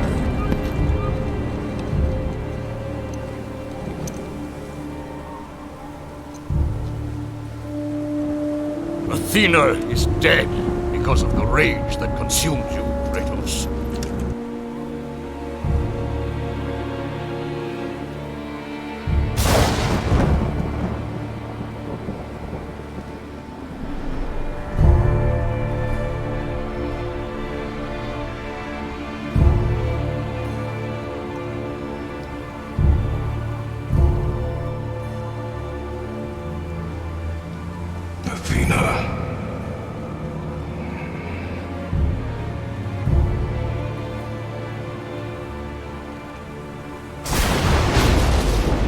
Get out of my head.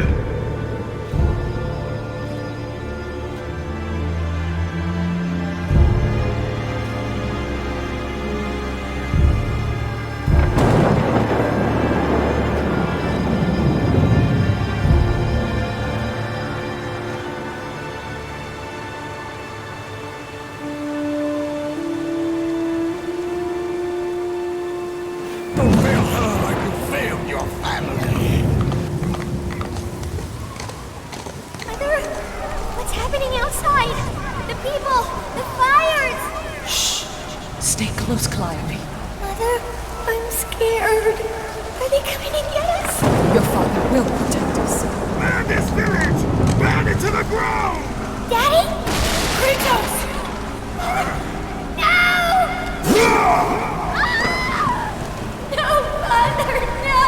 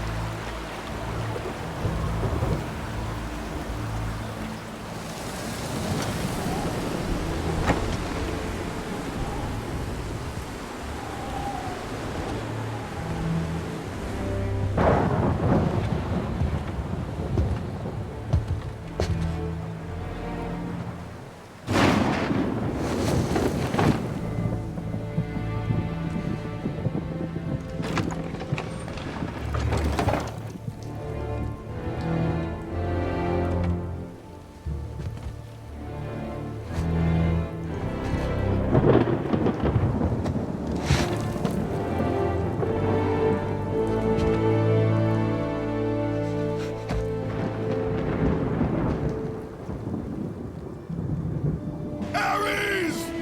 Destroy my enemies, and my life is yours.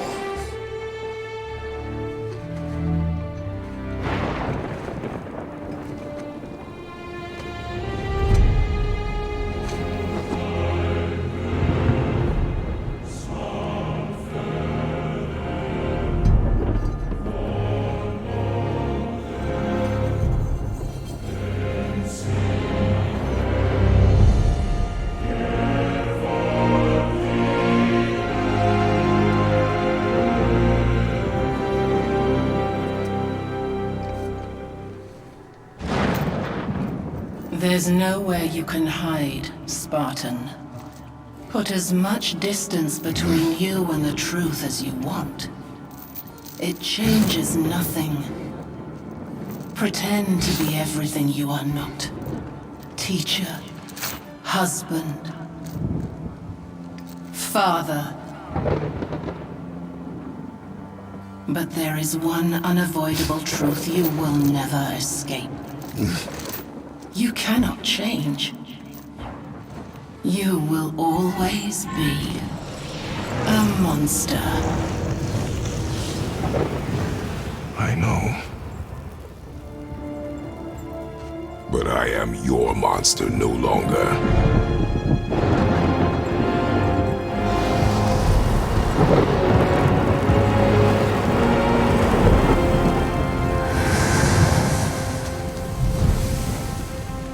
Alright, brother, let's see what those blades can do.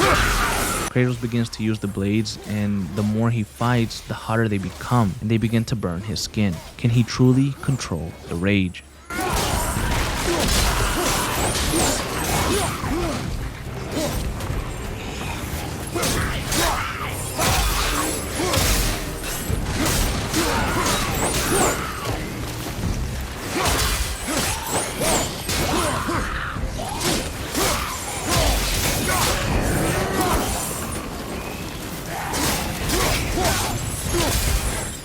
Before Kratos leaves to Hell, Brock stops the Spartan and offers him his help. However, Kratos knows this is a journey that only he alone must face. He enters Hell and finds Hell's guardian. Kratos engages him in battle and rips the guardian's heart out. However, a familiar voice calls to Kratos, one he thought he'd never hear again.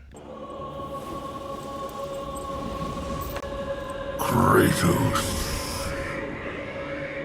Zeus. Zeus? My father. Your father was Zeus?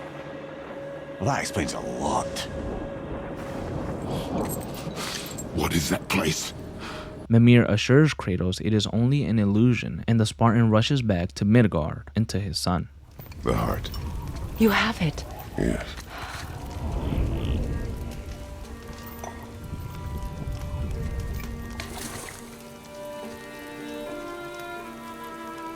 Back of your hand.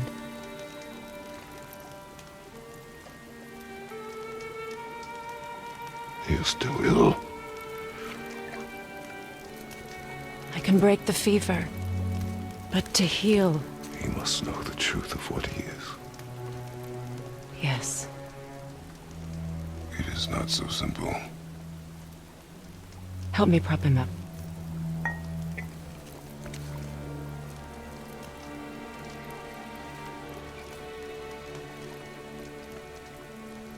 Did I tell you that I have a son, too?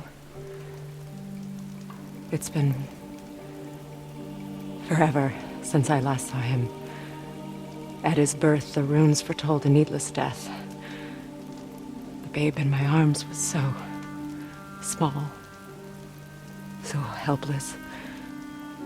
I knew right then I would do anything to protect him, no matter the sacrifice.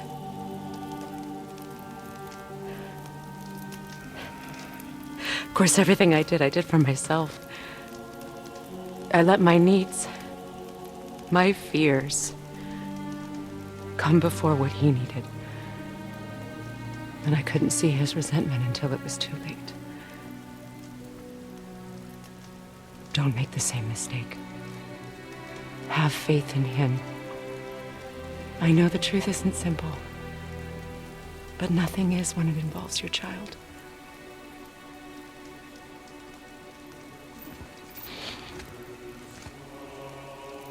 It is a curse.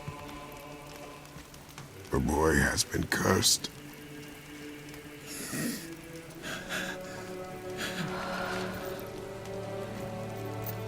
Don't leave without me. I will not.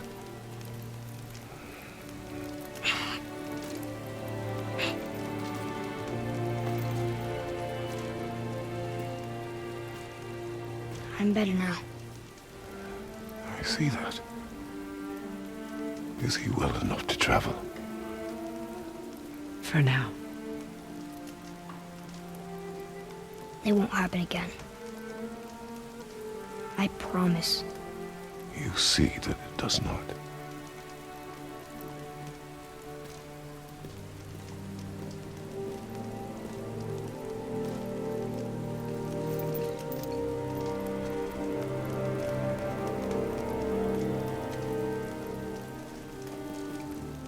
Kratos realizes that he may be hurting Atreus more by keeping his secret, so he decides to tell him what he truly is. You said I was cursed.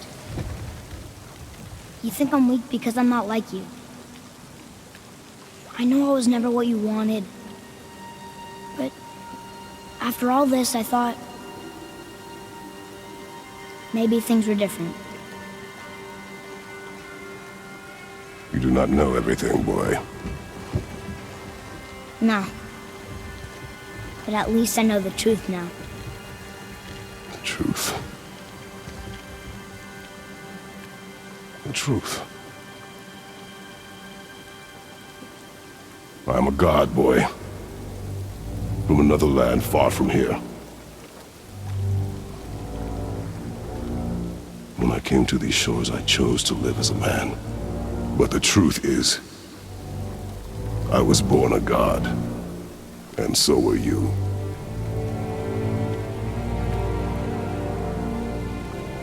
Boy, have you nothing to say?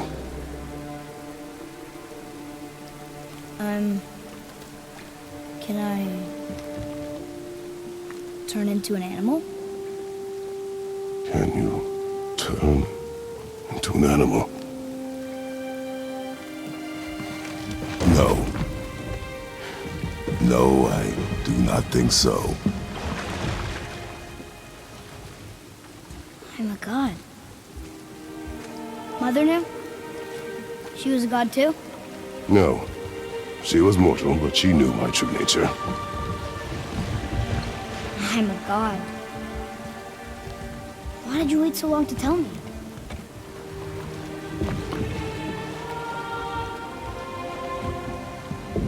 I had hoped to spare you.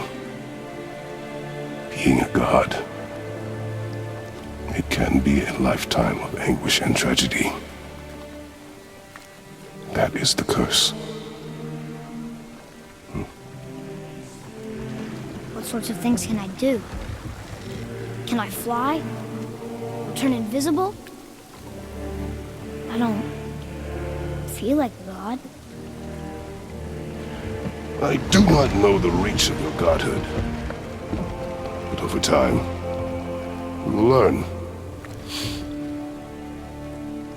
Kratos feels like it was the right decision, and Atreus seemed to handle it okay. They head to Tyr's temple and they are able to enter his vault. Here Kratos finds some artifacts from his homeland, Sparta. After this, they begin to look for the Black Rune, which Tyr hid somewhere in his vault, and this Black Rune will give them access to Jotunheim. However, Kratos notices that Atreus has began to act different since he found out that he is a god, and before retrieving the Black Rune, Kratos shares a few words with his son. On the day you were born, I made 2 knives, mixing metals from my home and from this land. One for myself, and when you were ready, one for you.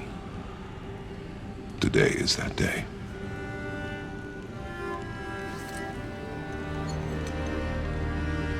So I'm a man now, like you? No. We are not men. We are more than that. The responsibility is far greater. And you must be better than me. Understand? Say it. I will be better. The power of this weapon, any weapon, comes from here.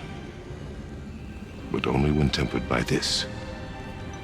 By the discipline, the self-control of the one who wields it. That is where the true strength of a warrior lies.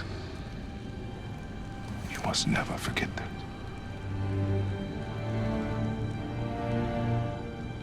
Good then.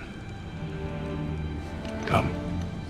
And after receiving the Black Rune, Kratos tells Atreus a little bit more about his homeland. We're so close to the end. Sit.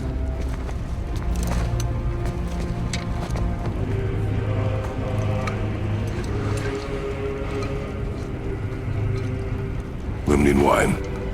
The island of Lemnos, near the place of my birth.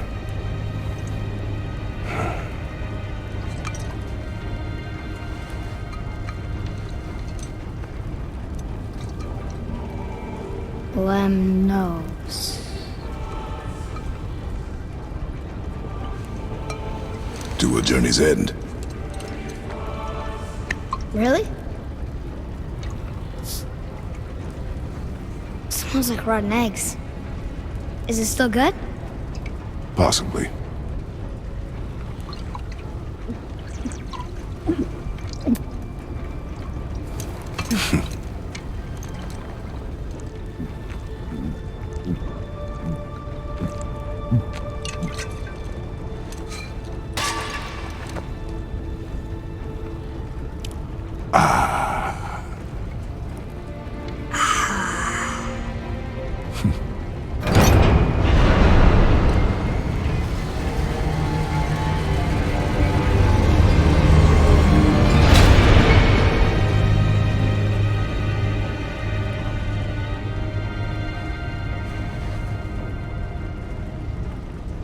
Father, why did you leave your home and come here?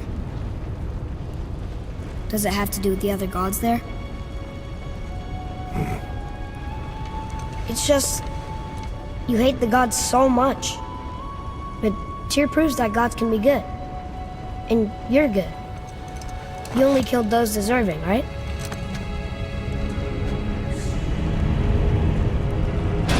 Yes. Ah, but who's worthy enough to judge? Quiet head, we are. We know better. Uh-huh. Sounding more like your da by the moment. And on their way back to the mountaintop, they encounter Sindri again. Ah! Oh, don't go anywhere. Be with you in 2 shakes. Father, can I tell him? No. Tell me what? Did you put this wheel in your mouth? Oh God, I'll vomit. I'm not kidding. I'll throw up on it. It is nothing. A family matter. Oh. Oh, I can tell you a thing or two about family matters. Let me guess. Your brother isn't as talented as you, and his work is junk. Those things are accurate. Your point? It's all you ever talk about, over and over. Do something about it or shut up already. I see. Yeah! We're sick of hearing about little people's little problems!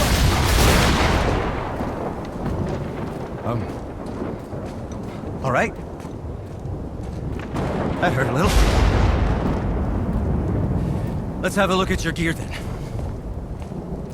As they leave the dwarf stable, Kratos begins to discipline Atreus on his current actions and why he shouldn't treat others badly. But Atreus brushes it off, and later they run into Modi again, who has been severely beaten by his father, Thor. Me, for what you did to Magni. My own father called me a coward. Looks like he did more than that. Move it, or we'll pick up where he left off. I'll kill you.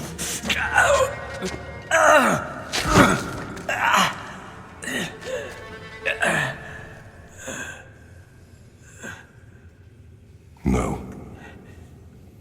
He is beaten. Not worth killing.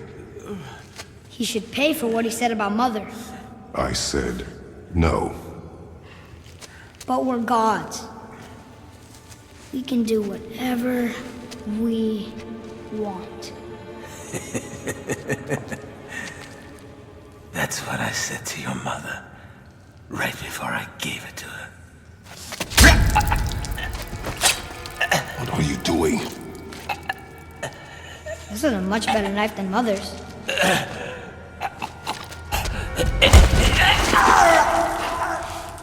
You killed against my wishes. You lost control. Haven't you been teaching me to kill? I've been teaching you to survive. We are gods, boy. And that makes us a target. From now until the end of days, you are marked. So I teach you to kill, yes, but in defense of yourself. Never as an indulgence. Nobody cared about him anyways. What's the difference? There are consequences to killing a god! Why? How do you know? How do you know? Watch your tone, boy. With Atreus seemingly out of control, Kratos hurries him to finish off the journey before things get more out of hand. They finally make it back to the mountaintop and open the tower to Jotunheim. Beautiful, isn't it? Why, I remember once... Brother, look out! Miss me?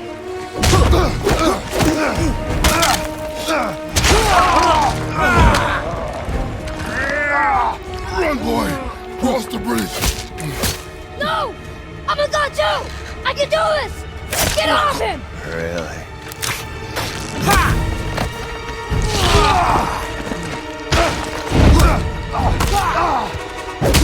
Baldur, let him go! Take me instead, I'll do whatever you... Shut up! All this time I thought I needed you! But you're just meat. Turns out the boy's the brains.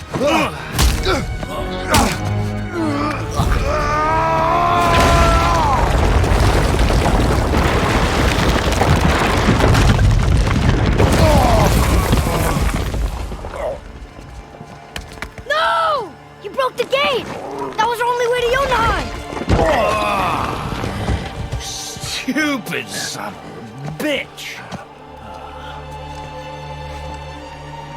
Get out of here, boy. Yes, by all means, Junior, run away. Let Daddy do all the heavy lifting for you. Let go! Calm down, boy. You are not ready for this. I am ready!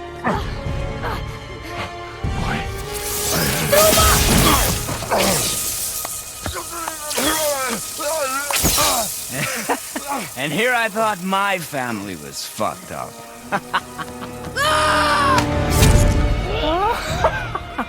Oh, your father is right, boy. You are far from ready. Now would you be so kind as to hold this for me? Thank you. Atreus!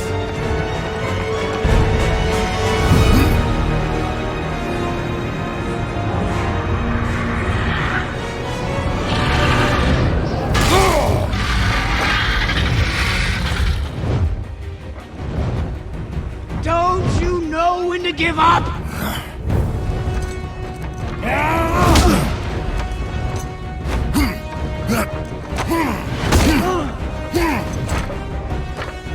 Stay away from my son!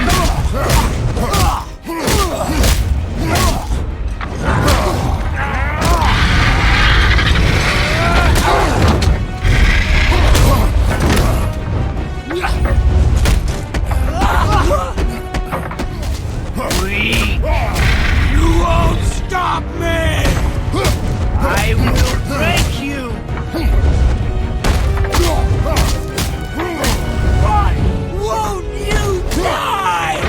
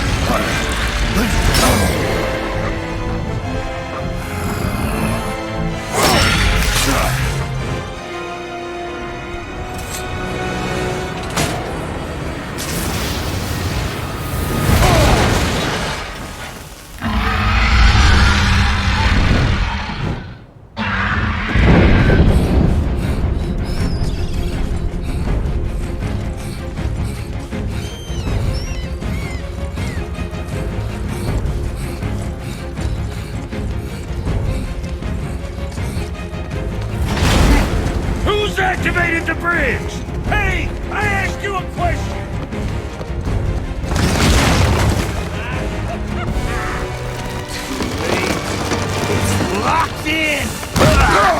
And when the bridge opens, the full weight of Asgard will come crashing down on you. It's over. Is it?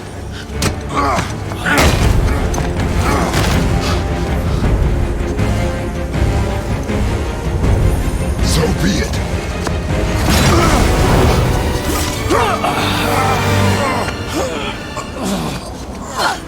Baldur! No! Listen to me! Let me out! Let go of it now or I will kill him. You know I will.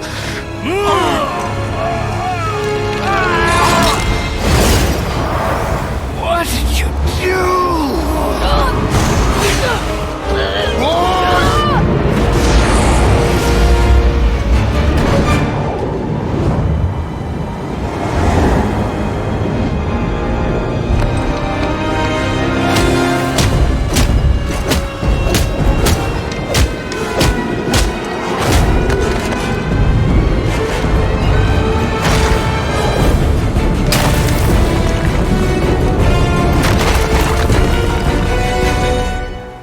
With them now being stuck in Helheim, Kratos and Atreus begin to look for ways to escape and make it back to Tyr's temple. And on their way there, they see Baldur.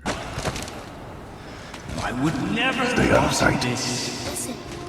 You had no right. I have every right. I am your mother. You had no right, witch. I can't taste. I can't smell. I can't even feel the temperature of this room. Feasting, drinking, women.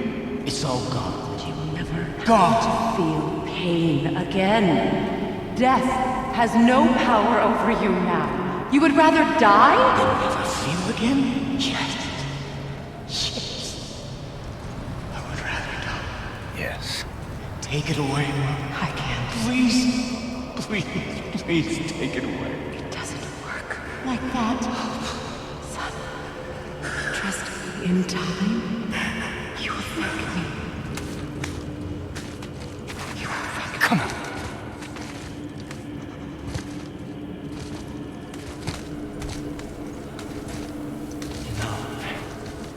Yes. I won't.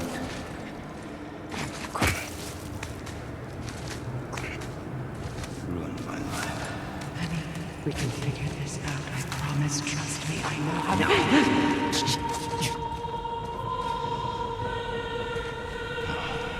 Can't fix it. Come on. Do it! Do it! Come on!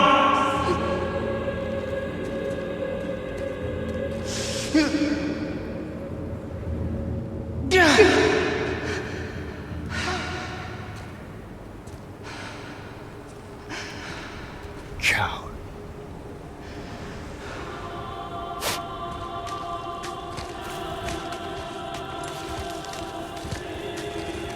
I never want to see you again. Never.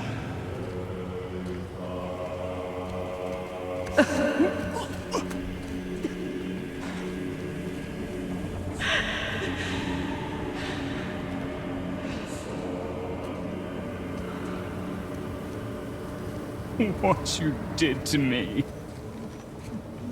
What you did to me! Ah! Ah!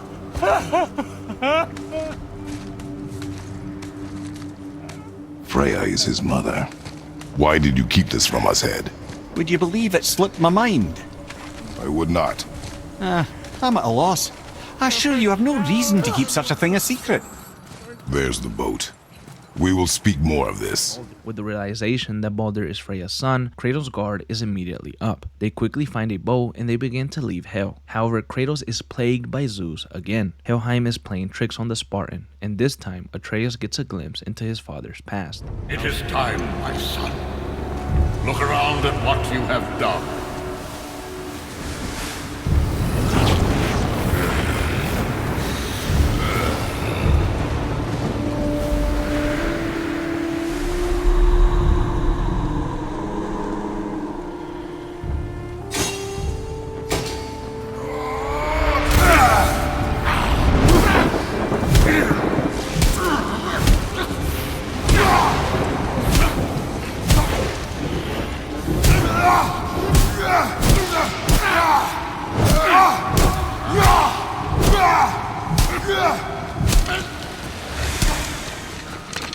Come on, we gotta go! You saw. There's no time, look!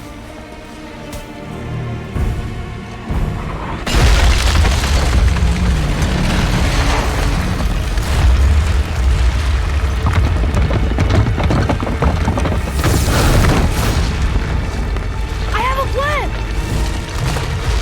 Jump!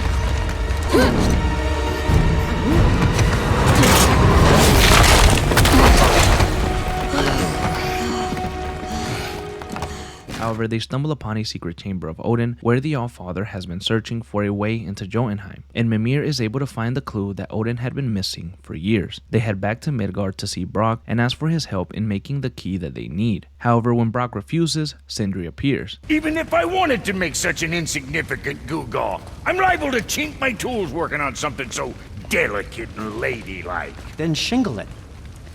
Pattern weld the item with scap slag. Keep the layers thin. Alternate the overlay. Okay, smart guy. And where do you propose to find a lump of quality scap slag? Last time I saw one, I could still get rigid down south. Shut your mouth, is that... Where did you... I had to get my hands dirty.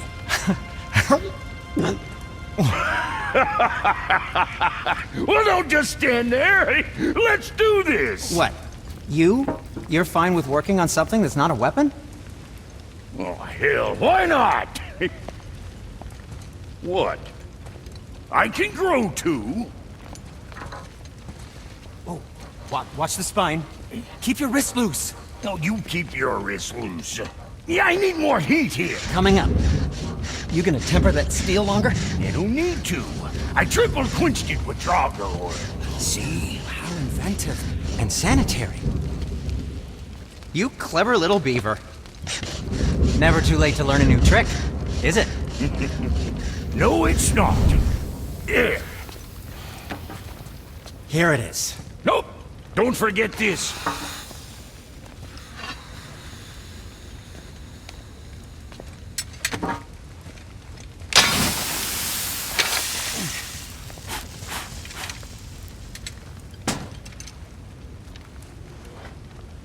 Oh, quit your grinning. It's downright unsettling. It's just nice to see you together. But now the rune on your brand looks different. Yeah, price of reforging something what broke. I knew it. You two love each other. Oh, cut it out, Princess. You're gonna get me all weak. I like the new one better. Don't you? We have work to do.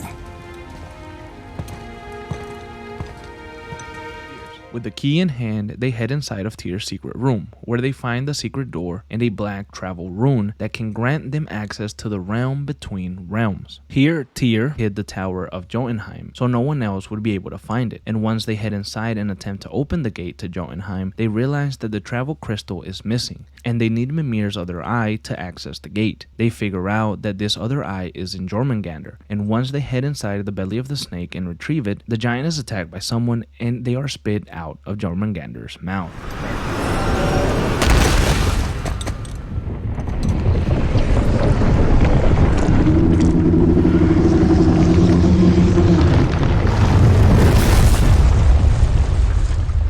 Boy? Boy! I'm good. I think I'm getting kind of used to this. What happened to him? Something we did? No. Something else. A dead giant. Why would the serpent leave us here? Look!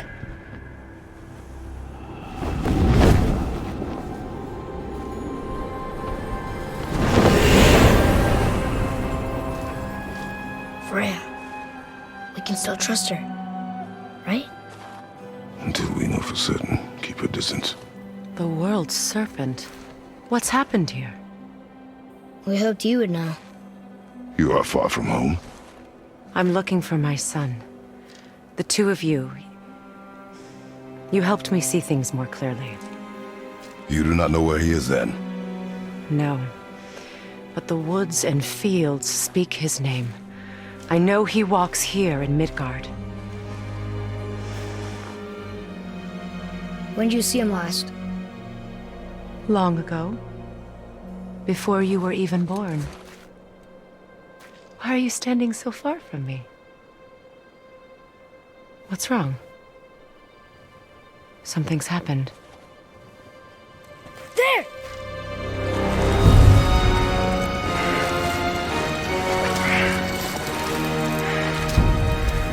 I had a feeling that hurting the big snake would bring the two of you out in the open. Do you have any idea at all, what you have cost me?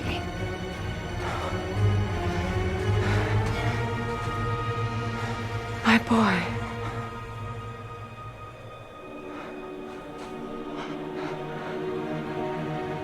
Mother. I'm here. Don't run away. Oh, I'm not going anywhere, Mother. I know that you're still angry. I know that how you feel hasn't changed, but I want you to... How I feel? How I feel?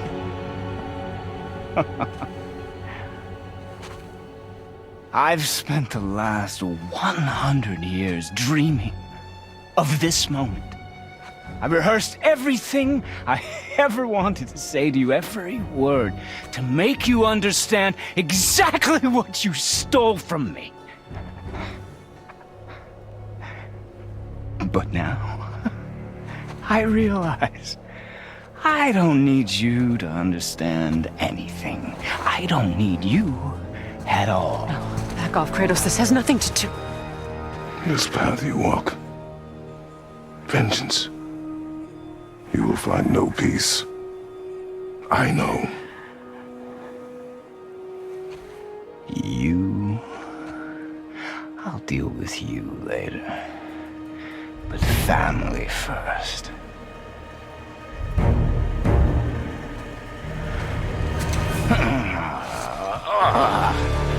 Baldur and Kratos engage in a battle once more. I said stop! Freya intervenes in the fight, however.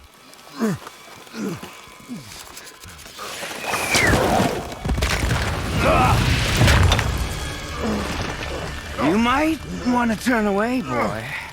This won't be pretty. I won't let you hurt him. No, boy. Fine. Stop! No!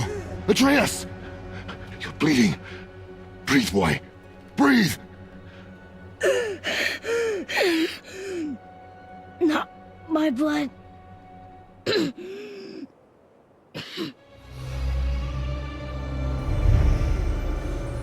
What is that?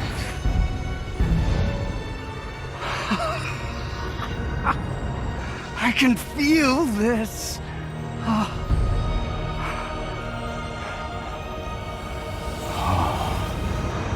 can feel everything.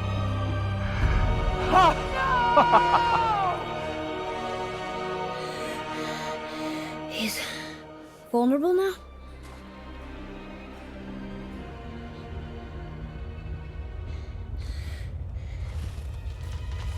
And with Baldur no longer immune to death, Freya tries to stop the fight.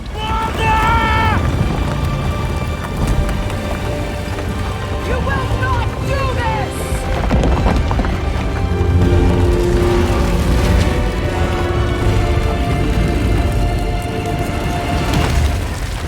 What's going on?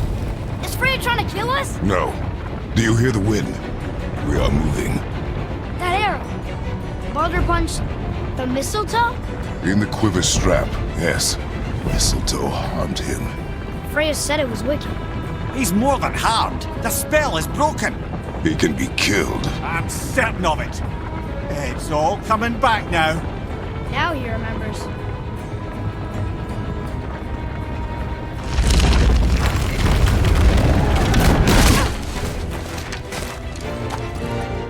She's controlling that thing? Stay out of it! I I can reason with him! No, woman! You cannot! He means to kill you! You can't stop me! No one can! Where is he? I don't care if he kills me. I will protect him. I will not let him die. How touching. This will all be over soon. There! I feel freezing!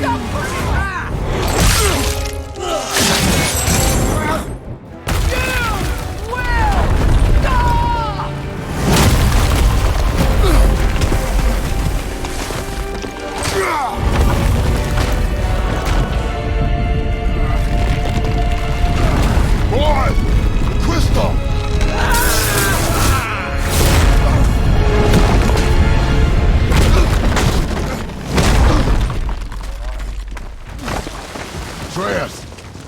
Atreus!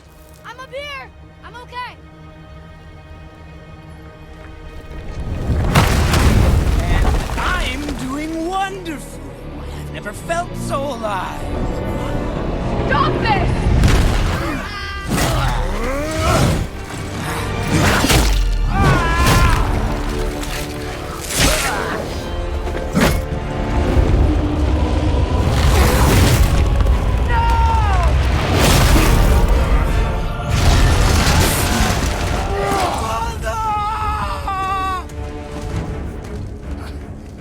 I'll kill you!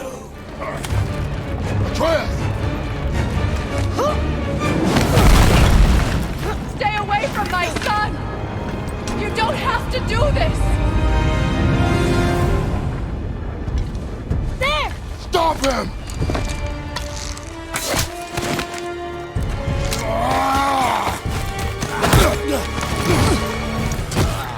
Please! There has been enough pain! Shut up!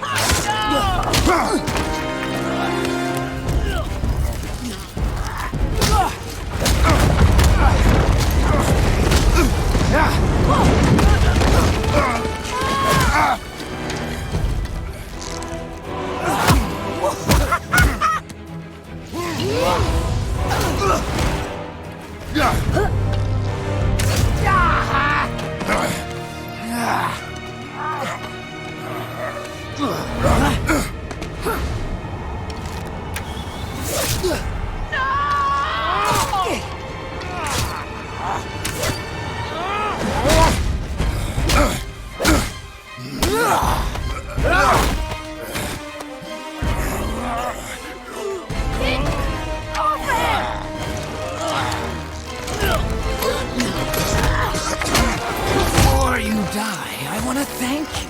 Both of you. You've done what even the All-Father himself could not. I've never felt more alive. Ironic, isn't it?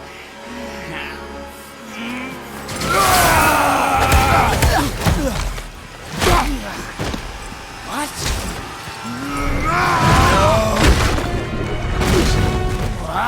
Why won't you die?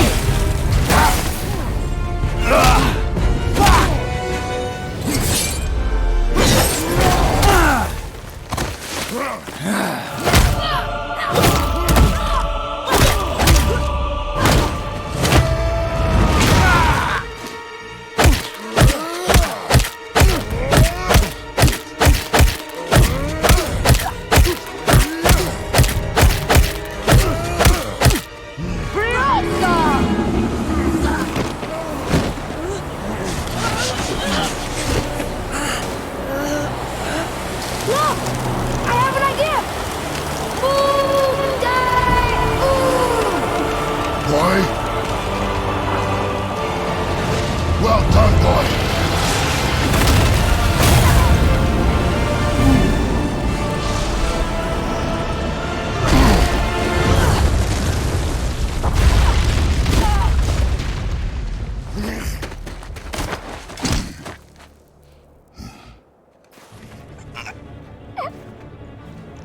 Come on! Do it! Do it! Stop. Please. He's beaten, Father. With Baldur seemingly defeated, Kratos battles within himself to not commit the same mistakes again. You will not come for us again. You will not touch her. I don't need your protection.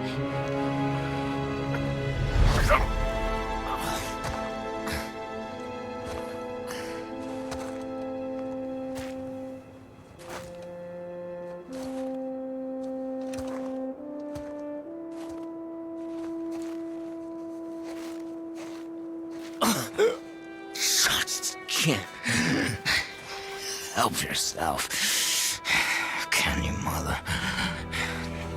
No matter what I do or say, you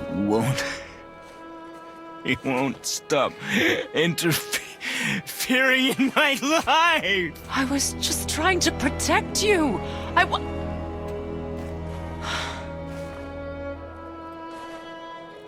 I've made mistakes. I know. But you're free now.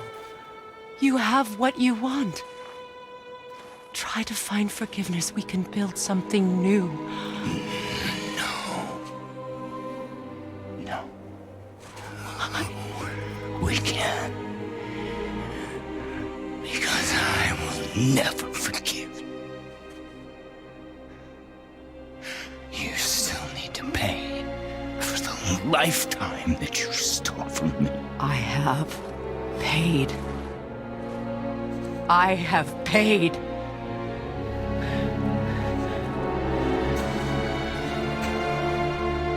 But if that alone will make you whole, if seeing me dead will make things right, I won't stop you.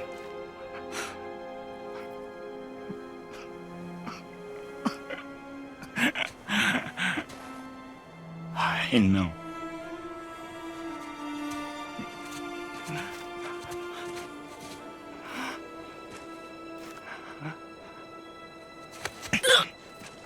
What?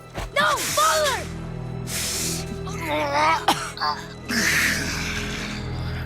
I love you.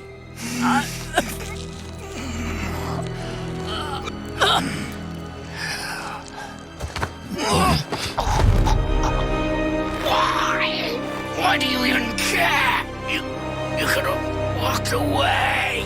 The cycle ends here. Must be better than this.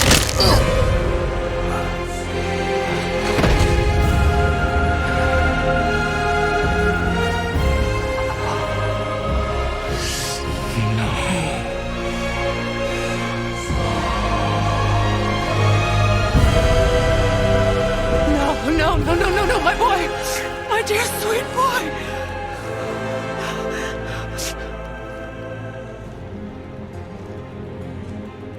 Freya. He chose this. I will rain down every agony, every violation imaginable upon you. I will parade your cold body from every corner of every realm and feed your soul to the vilest filth in hell. That is my promise. He saved your life. He robbed me of everything.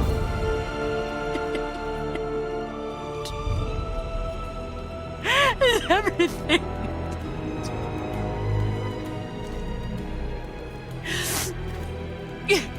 You were just an animal.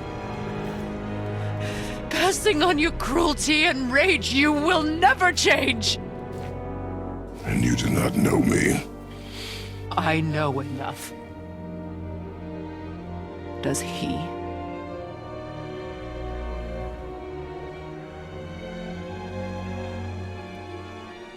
Boy. Listen close. I'm from a land called Sparta. I made a deal with the god that cost me my soul. I killed many who were deserving. and many who were not.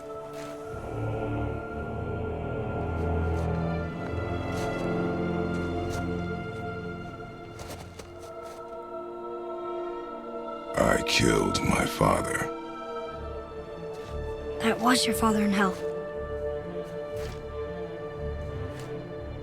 Is this what it is to be a god? Is this how it always ends? Sons killing their mothers? Their fathers? No. We will be the gods we choose to be. Not those who have been. Who I was is not who you be. We must be better.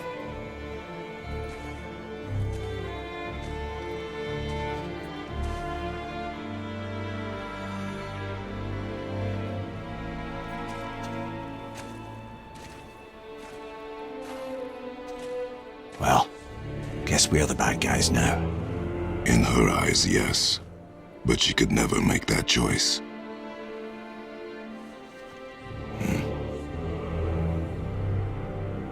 We should finish this journey while I still have strength. Kratos and Atreus make the final push to Jotunheim and finally arrive at the land of the giants. Kratos finally feels some sort of peace in his mind and is no longer burdened with keeping some of the secrets that still held him back. And as they continue through Jotunheim, they find a mural. I should feel them, but I don't. This place is dead. What happened to them? Why'd Mom send us here? One question is answered and two more take its place.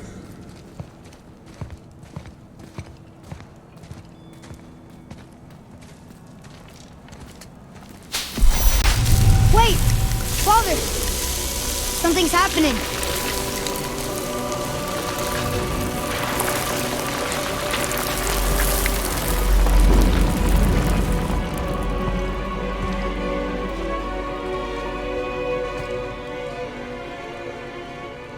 It's your axe. It's Mother. Look. She's arguing with a bunch of giants. She knew giants?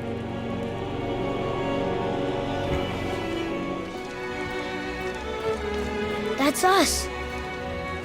The first time we met the world serpent. But how? And our fight with Baldur. But that just happened. Wait. They knew everything that was going to happen. The dragon in the mountain, the stone mason, all these drawings. This is our story. No. This is your story. But what does it all mean? That I was not the only parent with secrets.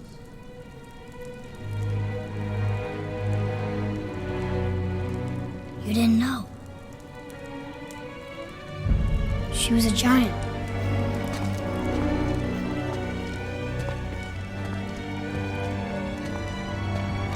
I'm a giant.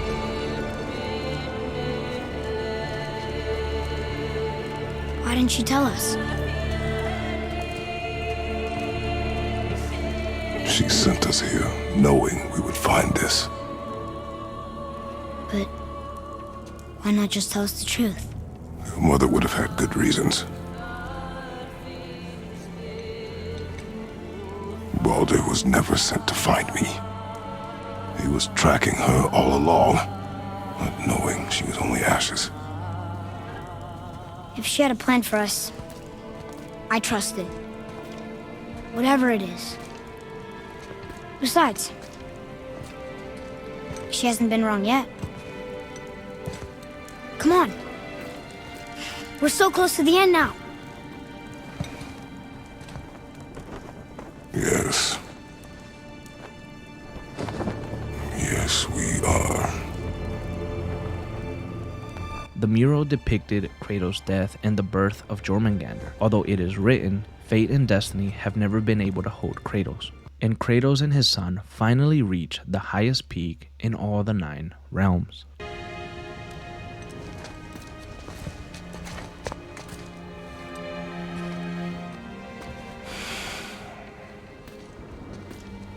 Father?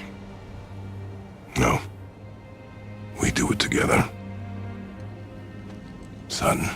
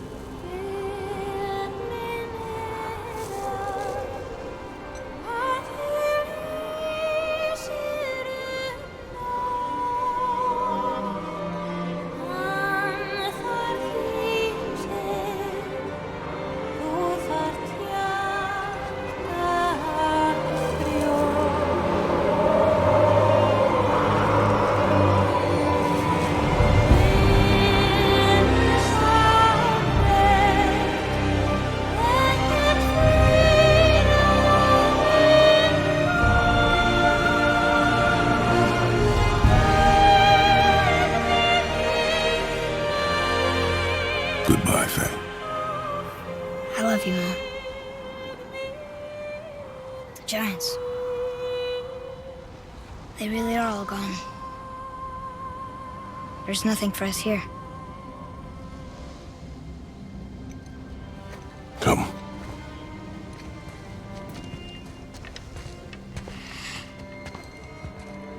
So, I get that Mother was a giant, which makes me part giant and part god. And part mortal. Right. I guess there's just one thing I don't understand. My name on the wall. The giants called me... Loki? Loki. That's the name your mother wanted for you when you were born. She must have called you that to her people. But why? A question for another day. Let us go home. As they head back down the mountain, Kratos explains to Atreus where his name came from, and when they reach the travel room, Mimir tells Kratos that the prophecy of Fimbulwinter had arrived hundreds of years before it was supposed to, and that Fimbulwinter signaled the coming of Ragnarok, the end of times. Mimir believes that Kratos caused something to change. However, with their goal completed, Kratos and Atreus head back to the Wildwoods, and they can finally get some rest. However, Atreus has a dream depicting Thor arriving at their door at the end of Fimbulwinter. Who's that? The ball!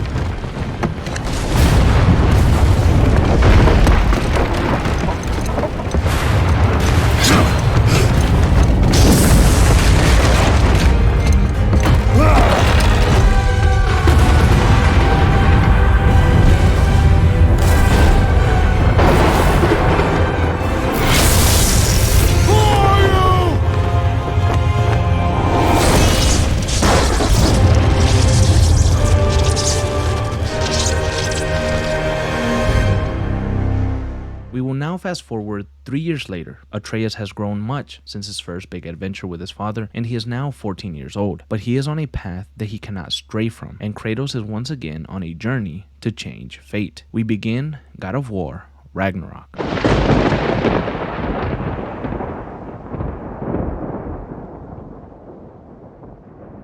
We find Kratos and Atreus on their way back home after hunting deer. The actions of their journey and Baldur's death are more present than ever. Midgard is now fully covered in snow, while the waters have frozen over. And on the ride home, they are attacked by Freya, who has been hunting Kratos for a long time now. She is on a quest for vengeance and on a quest to fulfill her promise. Kratos and Atreus are able to escape Freya and head back to the Wildwoods. Atreus has put a spell around the woods to keep most enemies out. When they arrive home, Atreus feeds his wolves, and one of them is named Fenrir, who has been sick for some time now, and Atreus must prepare for his death. After the death of Fenrir, Kratos notices this blue hue that leaves the wolf, and Kratos reminds Atreus that they must continue their training. However, Atreus refuses and is angry because he doesn't want to continue to hide in the woods. He feels like there is more that he should be doing to prevent Ragnarok. However, Kratos is hearing none of it, as he knows what war against the gods can bring, and he heads inside his home to get some rest. However, he dwells on their initial journey 3 years earlier, and as Kratos falls asleep,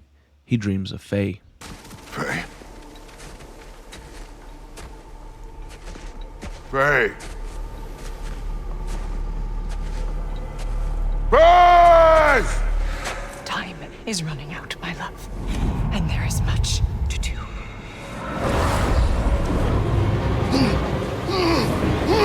Mother! Mother! Brother? Kratos wakes in a panic and feels that this dream was more like a sign. He heads out and looks for Atreus, who set out to bury Fenrir. In search for Atreus, Kratos is attacked by a bear, and right before Kratos kills it, it turns out to be his son.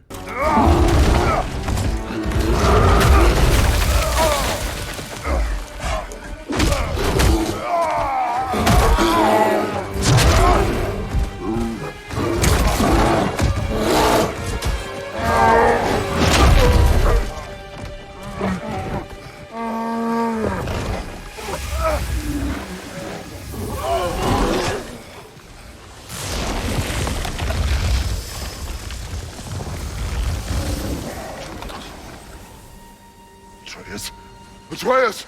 Atreus! Atreus! Atreus. What? First, focus. Heal.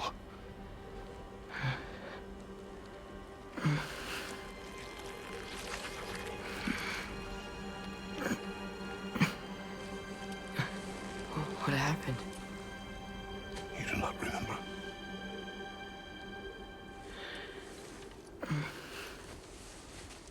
I prayed Fenrir. And then I'm not sure. I was so sad. And then I was angry and scared. I remember running. There was a bear charging, and I charged back. That had to be a dream. Your emotions. They transformed you.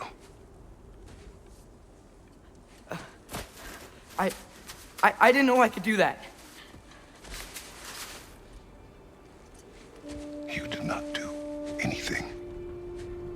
They overcame you. That is why we must not abandon your training. We do not know the reach of your abilities. They will be dangerous without discipline to control them. You've already taught me discipline. I need more than that. I need answers. Answers you don't have. Answers only your mother had. Answers she withheld.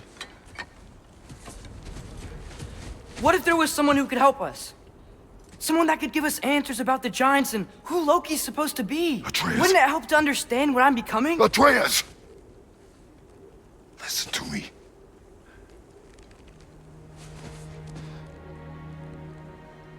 I might have killed you.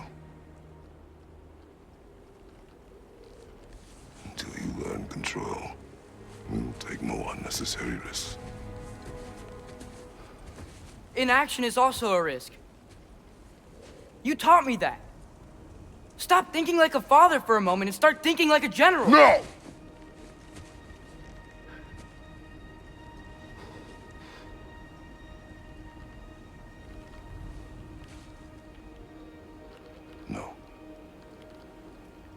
Kratos is frustrated and more so worried for Atreus, as he just wants to protect him. And once they return home, they rest together. But they are awakened by a thunderous noise.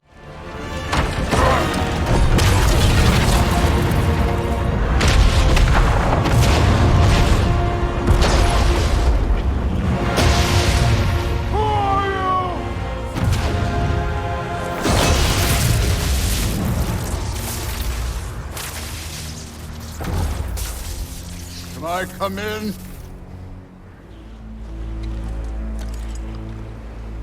I have mead. You would not find me good company. No. I'm sure we'll find lots to talk about.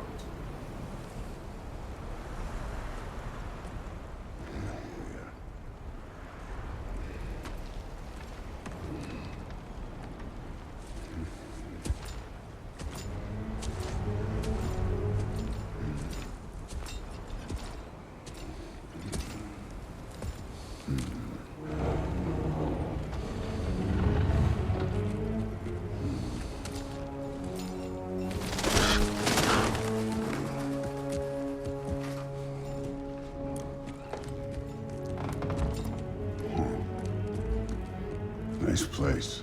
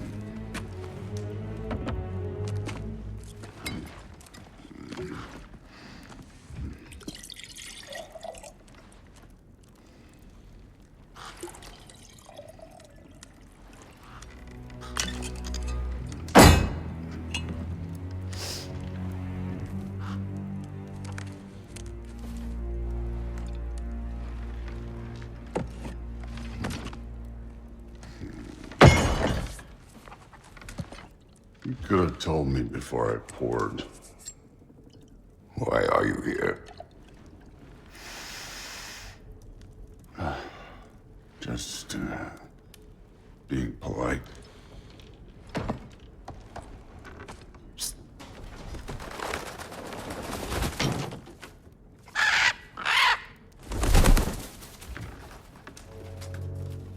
You seem like a calm and reasonable person. Are you? A calm and reasonable person. If the moment calls for calm. I'd say the moment calls for calm. Yeah.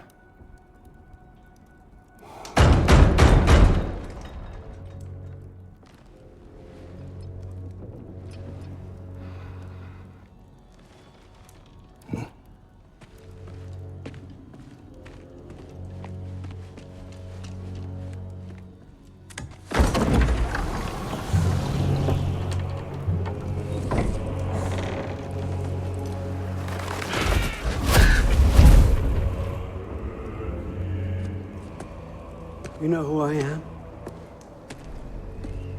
Back before winter set in, there were some misunderstandings. Regrettable ones. But I think we all have a better idea of who we're dealing with. Now, what you did to his boys.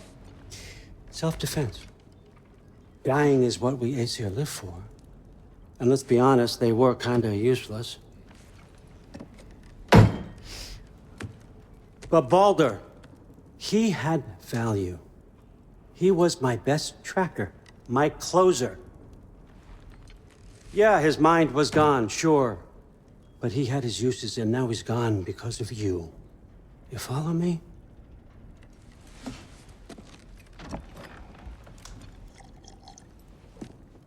You have a debt. You're no fun anymore. What do you want?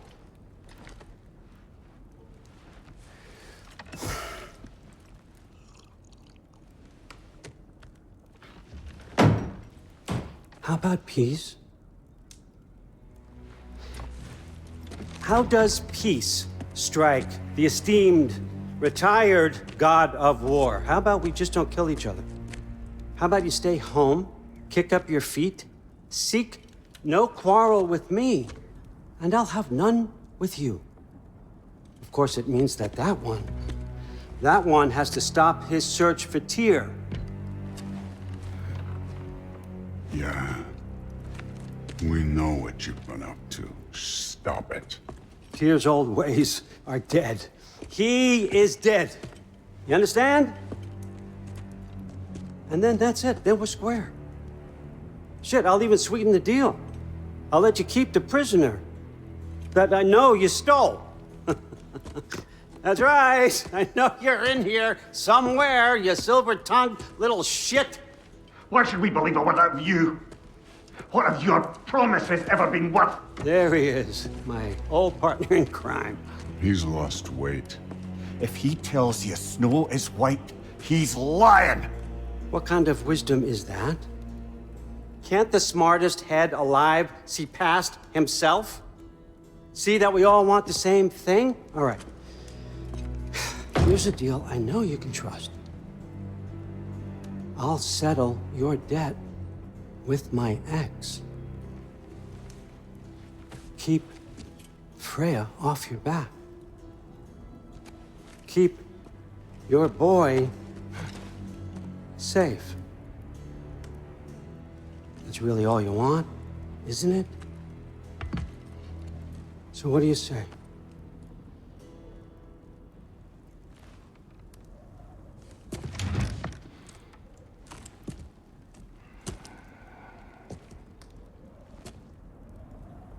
No.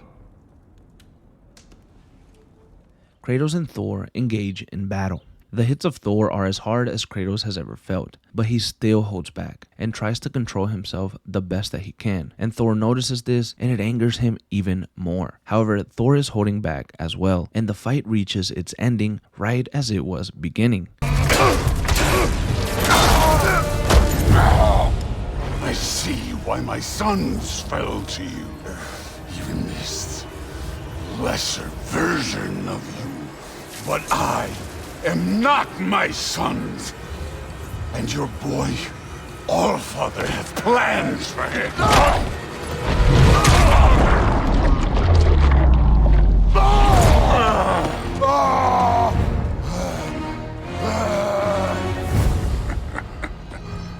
There he is.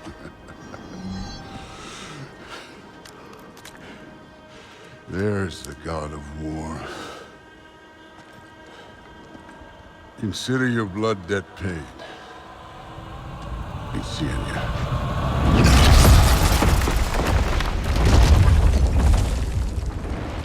Kratos returns home and confronts Atreus on his search for Tyr, but Atreus defends himself and assures his dad that there's a way to stop Ragnarok and Odin. Atreus takes Kratos to see a shrine like the ones that they had found before. However, Atreus has learned that you can step into some shrines and they can tell you more about prophecies and what's to come. However, only giants can open these shrines. Atreus lets it slip that he has been exploring different shrines for some time now, and he has been doing so with the help of Sindri. The shrine that Atreus found indicates that Tyr will lead the war against Odin in Ragnarok, and it leads him to believe that Tyr is alive, and Mimir says that the only place that Tyr would be imprisoned could be Svartalfheim, the realm of the dwarves. Kratos agrees to help Atreus find Tyr in Svartalfheim. However, he tells him that if Tyr is not there, Atreus needs to stop his search and return home. Kratos grabs his blades, and as they are leaving, Sindri appears and provides a safe haven for them in his home, which is located in the realm between realms. This way they have a place to rest and plan without Odin or any of the other Aesir gods to worry about.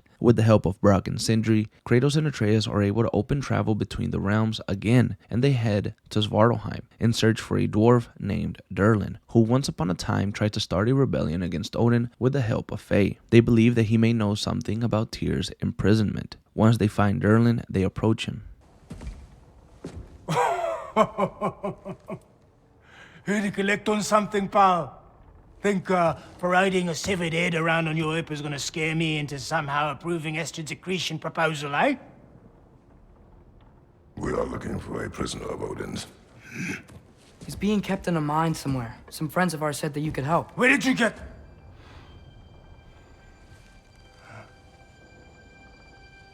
You chop her head off with that too, eh? She was my wife.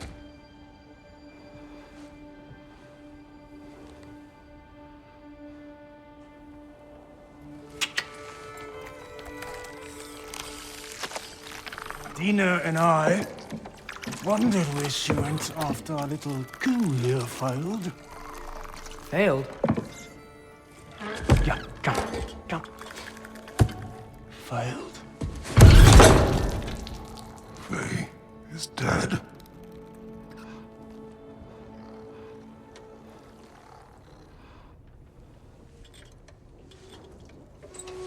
Rest of them are. Ones left alive have to pay the price. I'm afraid I can't help you with your little prisoner situation.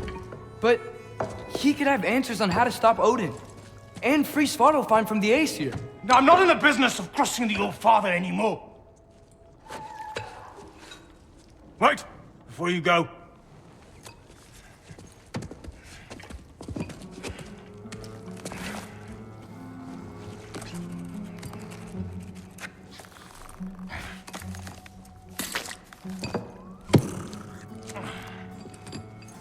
Take this. What is it? A fine. Hygiene code violation for improper transport of a rotting head. 2 demerits for speaking the All-Father's given name, and, for fucking up my desk! A fine? Pay it at your leisure, okay? Get out of my office. After looking at the documents that Durlin provided more closely, they realize that it is a map that may lead them to Tyr. And after navigating dwarven tunnels, they find a door that leads to the fallen god of war. What trickery is this, Odin?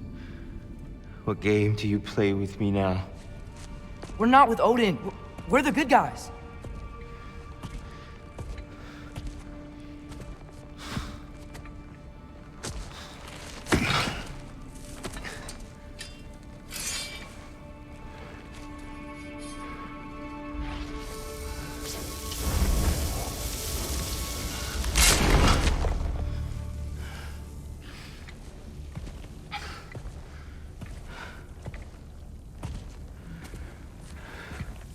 This is the god of war.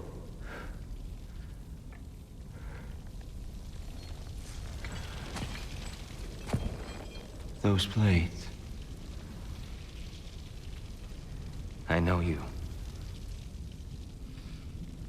God killer.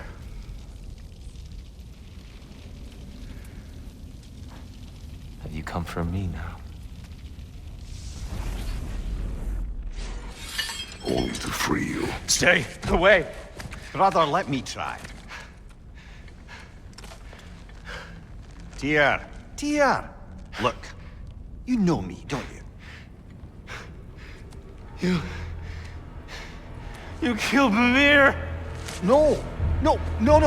Yeah, we brought him right back. You stay away from me, you monsters! Stop! We need him! Wait! Kratos chases after Atreus and Tyr, and when he catches up to them, he has a couple of words for the great god. I don't belong out here, please. It's worse when he's angry. Father! Are you not a soldier? Are you not a leader of men? Master yourself! My son brought us to this place. For you! Look at him!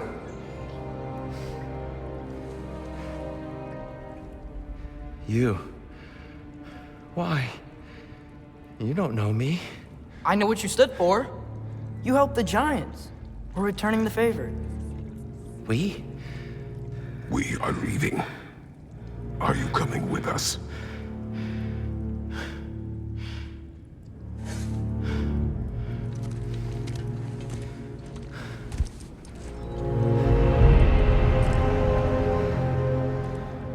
After realizing that this is not an illusion, Tyr begins to talk to Kratos and Atreus, and it becomes clear very quickly that the Tyr that they were hoping to find is long gone. And after returning to Sindri's home, Kratos has a conversation with Mimir in private, and Atreus sneaks out and overhears this conversation. Atreus feels like his father doesn't believe in him, and so Atreus heads out to Midgard as he plans on talking with Freya in hopes of convincing her to stop her pursuit of Kratos and focus her energy on Odin. Sindri, however, tags along as he is hoping to talk Atreus out of this, since he believes that Atreus could be making a grave mistake approaching the woman that's been hunting them for years. Sindri is able to convince Atreus to seek Jormungandr first to see if he can help in any way. However, Jormungandr only tells Atreus the words Ironwood and leaves. Atreus then heads out to find Freya.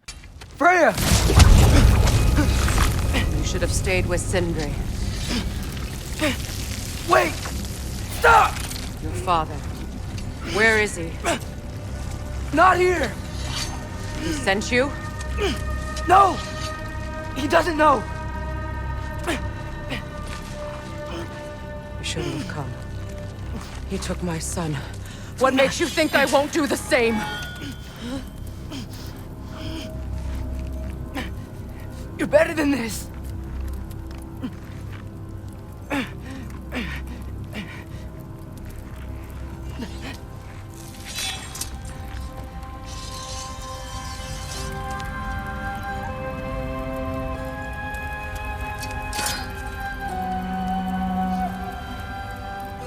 You would stake your life on it?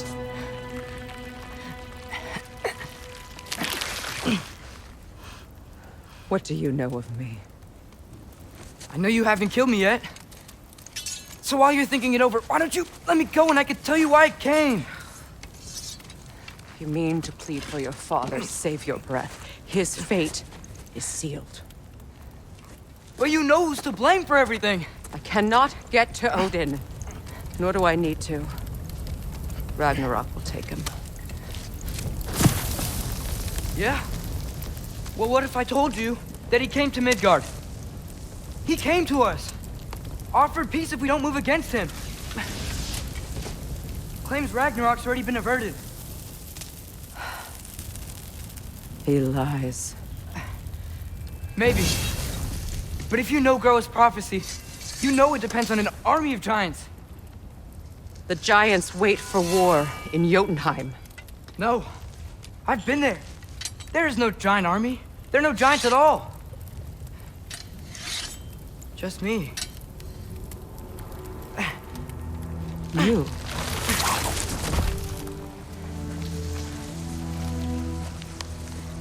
In Jotunheim, we learn the truth. My mother was the last guardian of our people in Midgard.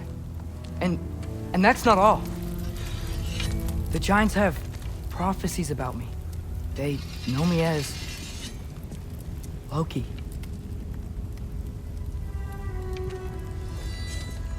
I think maybe I'm supposed to help stop Odin, somehow. But since all the giants are dead and you won't fight Odin, then you'd already won. Why aren't we working together? Now that you can fight again! I am far from whole. Okay. Okay. But we found Tyr. Maybe if you spoke to him... Tyr's alive? Yeah. We broke him out of Svartalfheim. Impossible. The 9 realms are closed to all. No. We opened up the way. We just don't know where to go next. But if we all band together... Enough. Enough!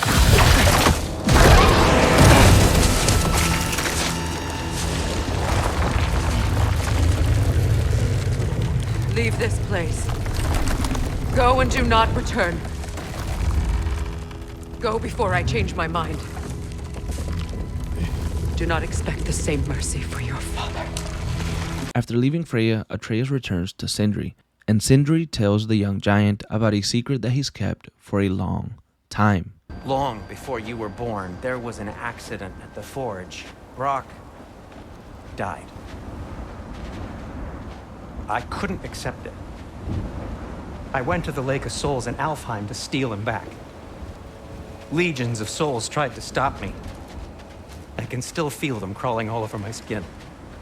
Thing is, I could only get 3 of his 4 soul parts back. Sindri. Brock just thought he got knocked out. I've been lying to him ever since. It's been eating at me lately. You have to tell him. He has a right to know. When the time is right. As should you with your father. That's not the same thing. Sindri hopes to convince Atreus to not keep any secrets from his father, as it could lead to more pain later on. They return back to Sindri's home and find Kratos, Mimir, and Brock talking about what to do next. As they eat, Kratos tells Atreus that they will be traveling to Alfheim to seek one of Groa's shrines. Now that Atreus can see inside them, they believe that they may be able to unlock more secrets. Tyr accompanies them in Alfheim, and the last time that they were there, it was ruled by the Dark Elves. But ever since their intervention 3 years ago, the Dark Elves now are the ones being attacked and killed by the Light Elves, which seem to be more dangerous than before. Tyr explains that the light of Alfheim corrupts, and that is why Dark Elves try to keep the light away to avoid corruption. As they make their way through the war zone that is Alfheim now, they finally reach the shrine and Atreus opens it. Look, Tyr, this is what we saw. It's you, fighting in Ragnarok. No. I can't. What's this then? That's new.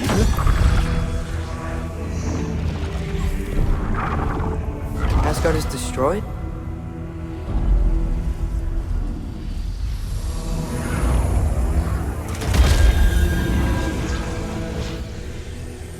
But the other realms thrive?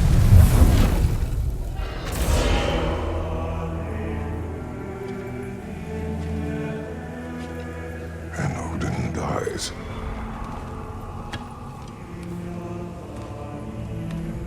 She lied. Groa lied? Of course she did. Odin's working off a false prophecy. So then, we can win Ragnarok. We can beat Odin. We are not present in any of this. But that was Tyr leading the charge against Asgard. Plus, Hell's army was there. And the elves. Champion. Okay. Whoever that is doesn't matter. But for the first time, we know something Odin doesn't. We just saw we can win. With the realization that Ragnarok means the death of Odin and the fall of Asgard, there is hope in Atreus as he believes that they can win Ragnarok. But Tyr is defeated and wants war no more. They return to Sindri's home and discuss the prophecy that they saw further. So, you really don't think it means anything? After the journey Mom sent us on? Everything we saw in Jotunheim? What was it all for? Don't you ever think about that? Every day. But I cannot believe her purpose was to inspire you to take foolish risks. But what if the giants are counting on me? What giants? I'm counting on you. To be safe, to be smart. But use the judgment of a man and not of a child. But what if Loki going to Ironwood is the only way that Atreus, my son, and nothing more. Do you hear me? I'm not hungry anymore. Sindri tries to comfort Atreus, and Atreus decides to rest. And as he falls asleep, he whispers the words, Ironwood. And when he awakens, he is in a place he's never seen before. He begins to explore, and he runs into a young girl. I'm not finished with it yet.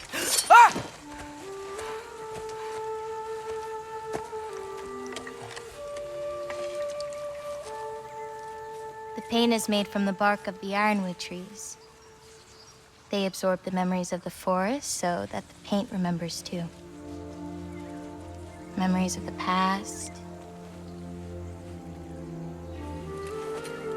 of the future.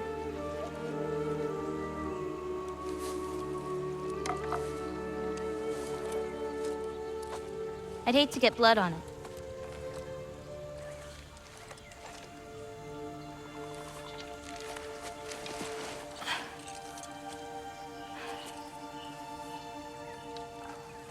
Oh, it's really you. You know who I am?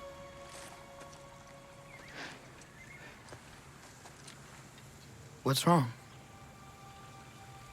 I've been waiting my whole life for this moment.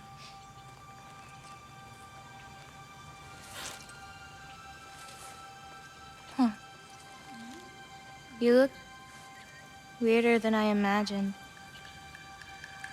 Oh. Sorry.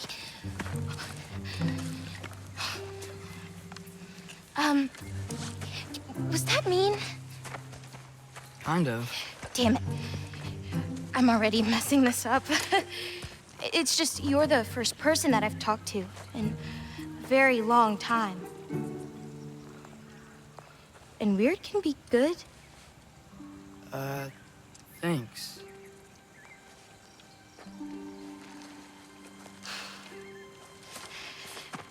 Let's start over. I'm Angerboda.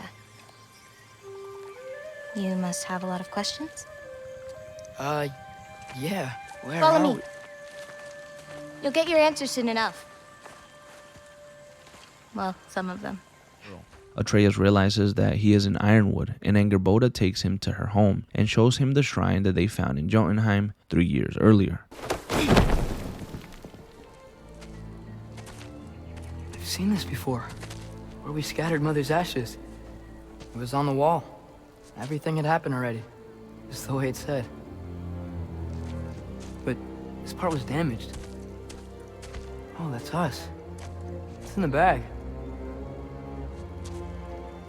Huh. Wonder who he is.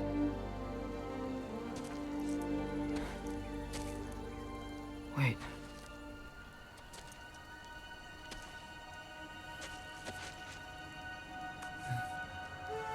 No. No! It's not right. That can't be what happened.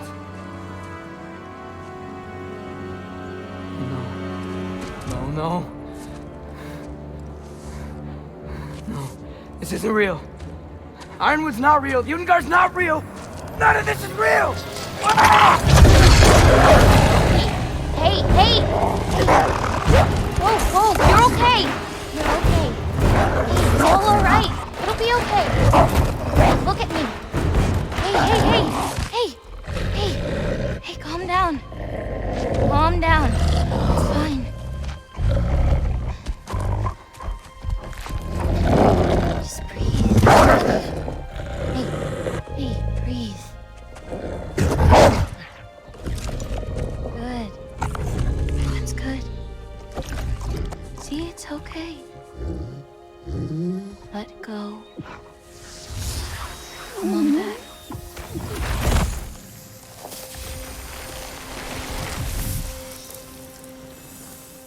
It's okay. You're fine. With the shrine revealing the fate of his father, Atreus is sad and can accept that this is his fate. Angerboda asks Atreus to help her do her daily activities, and while they do that, she will teach him how to control his powers, specifically the one where he can turn into animals. As they explore Ironwood together, they get to know each other more, and Angerboda asks Atreus about the soul that is in his knife. However, Atreus says he has no idea what she's talking about, and they move on to another topic. A little bit later, Angerboda takes Atreus to a place where she shows him one more thing.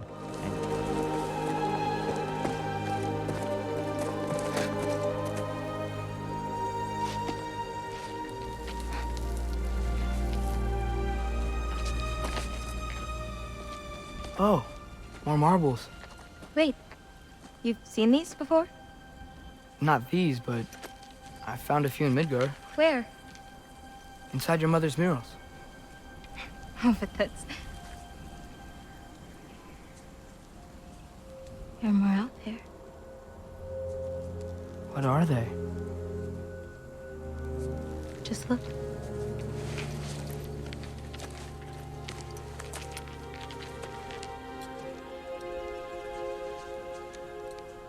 The Yahtzee.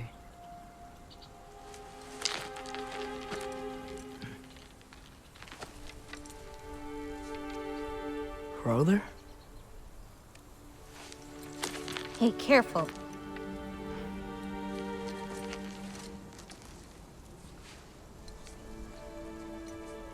Ara.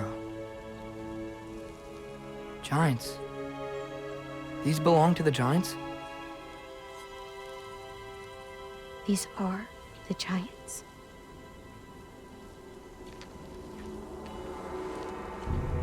They had a choice. They could stay in Jotunheim, waiting for Odin to find a way in to slaughter them. Or they could hide. My father helped whisper their souls into these.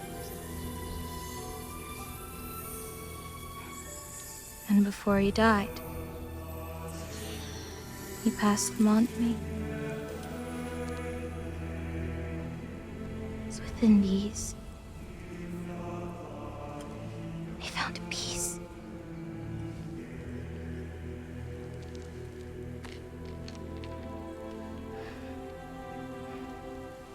Now they are your responsibility.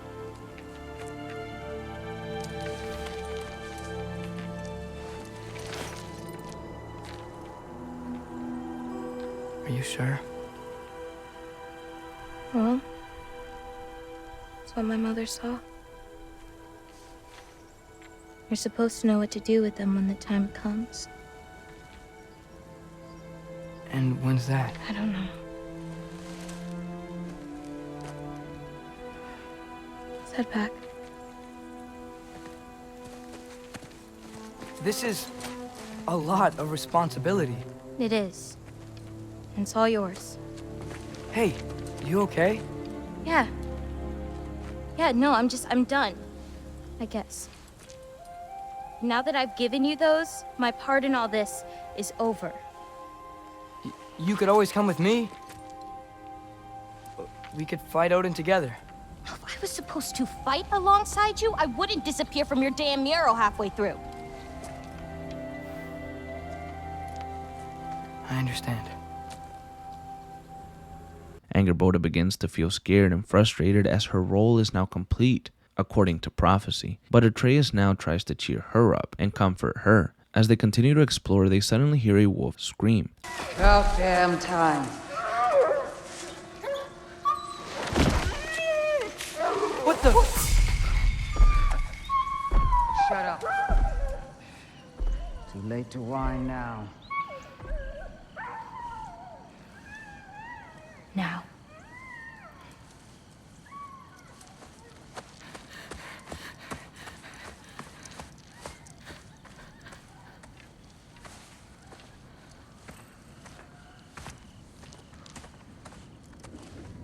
Damn it. Who was that? Kryla. She...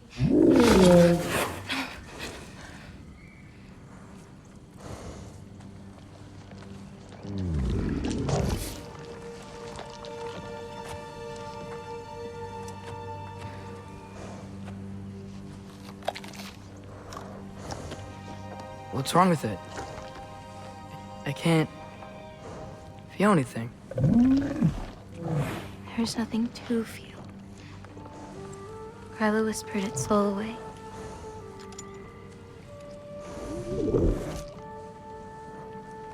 You know where she lives? What are you gonna do? I've buried enough wolves this winter. Follow me.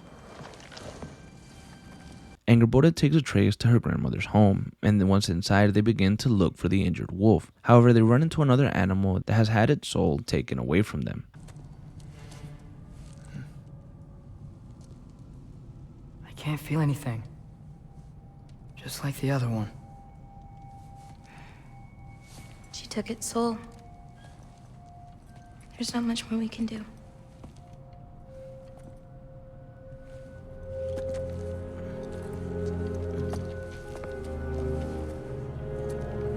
Hold this. What are you? You didn't have a least favorite giant, did you? What? Never mind. This one. No. You can't. Your mother said I'd know what to do with these. Yes, eventually. I just gave them to you. I know. But... they can't hide forever. Right? And we can't just leave it here to die. Are you sure? No.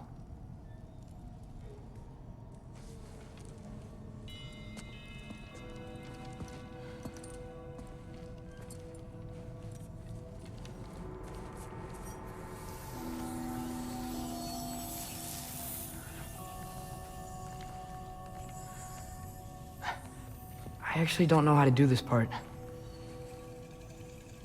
Okay. Together, then?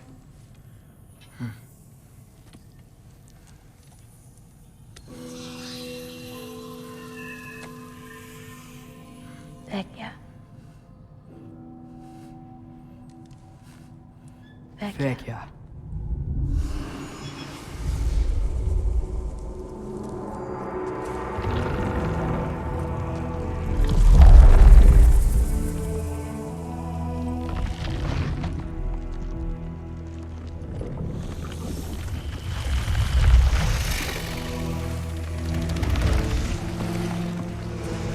Wait!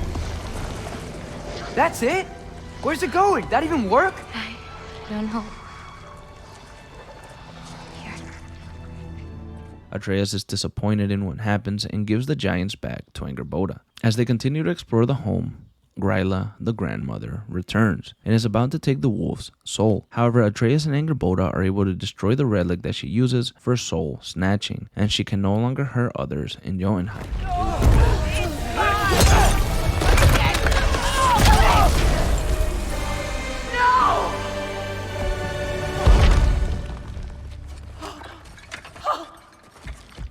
What did you do? I saved you.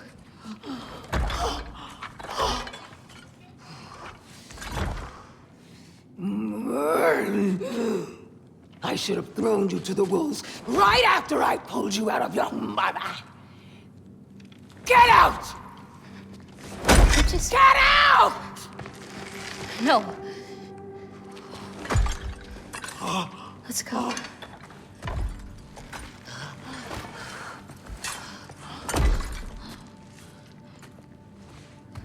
You think you've done something here, granddaughter? You are nothing! And no one will ever remember you! Not even Loki! You'll just be a forgotten chapter in his story! He'll be too busy mourning his father! I see you again! You'll wish you died with your parents! They return back to Angrboda's home and say goodbye for now.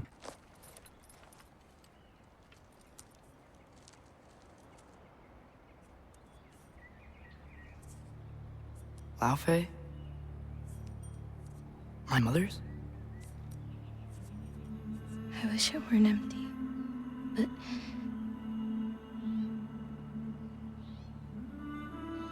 I know how it feels to lose a parent, to lose both. Your mother may be gone, but your father, you've still got time to say goodbye. I know what you're trying to say. And I appreciate it. I do. But I don't know. We've got to be more than a bunch of stories with our endings already written.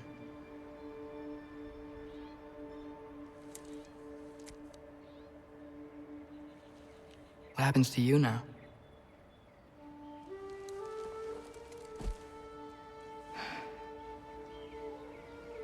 I don't know. Like I said, once you're gone, my part in this is over.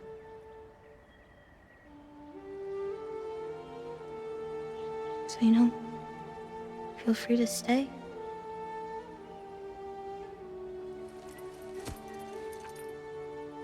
I think your part is as big as you want it to be.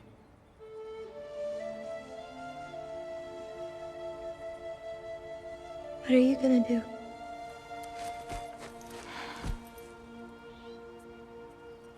No idea.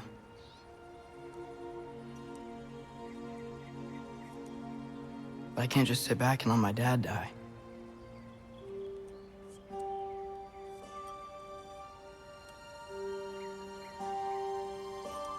I gotta get back.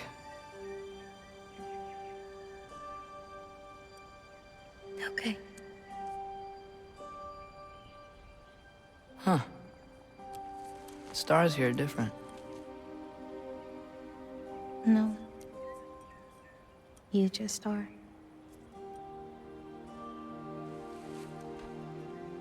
I am gonna see you again.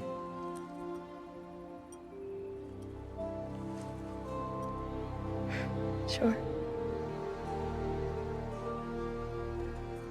Okay, now. Close your eyes. And hold that tight. You don't want to lose it. Home. Think of it. Repeat it. Home. Home. Home. Like that?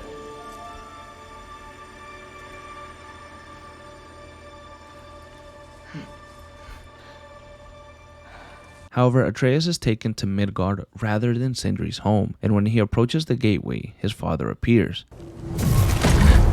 What were you thinking? I wanted to visit Fenrir. For 2 days. Do not lie to me again! Why did you come here? Alone? Do you seek death? No more than you. Then why? Why? What is it you will not tell me? I have tried to walk this path with you. We follow your every whim. But you don't believe in any of it. And still I follow. Because all that matters is that you are safe. But that's not all that matters. Who's keeping you safe? I do not need you to protect me. You sure about that? What do you know? I can't talk about it. But I just need you to trust me.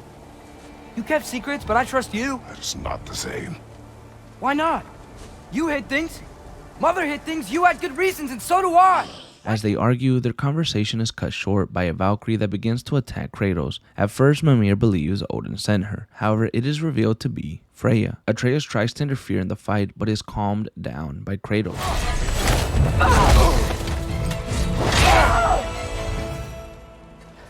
Freya.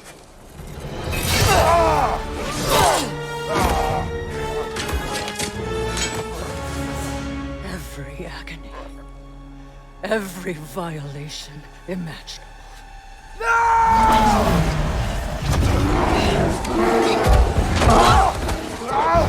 Atreus!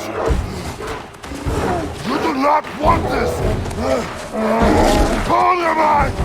Control it!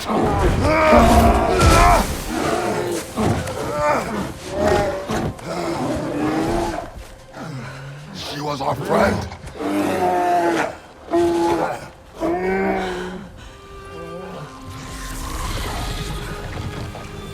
Atreus.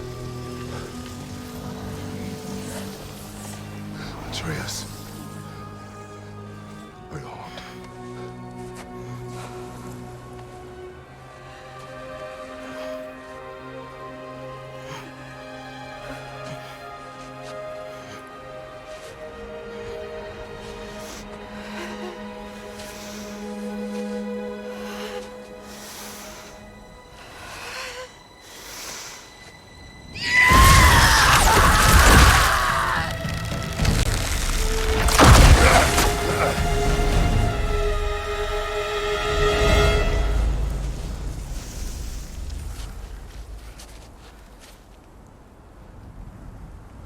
Maybe. For the moment. You're of more use to me. Alive.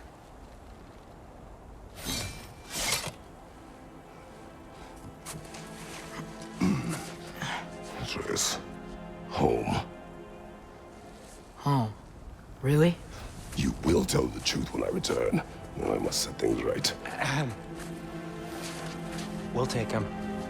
Oh, Your Majesty. A pleasure to see you again. Rodnifer. Do not let him out of your sight. You heard him, Sunshine. Come on, get a move on.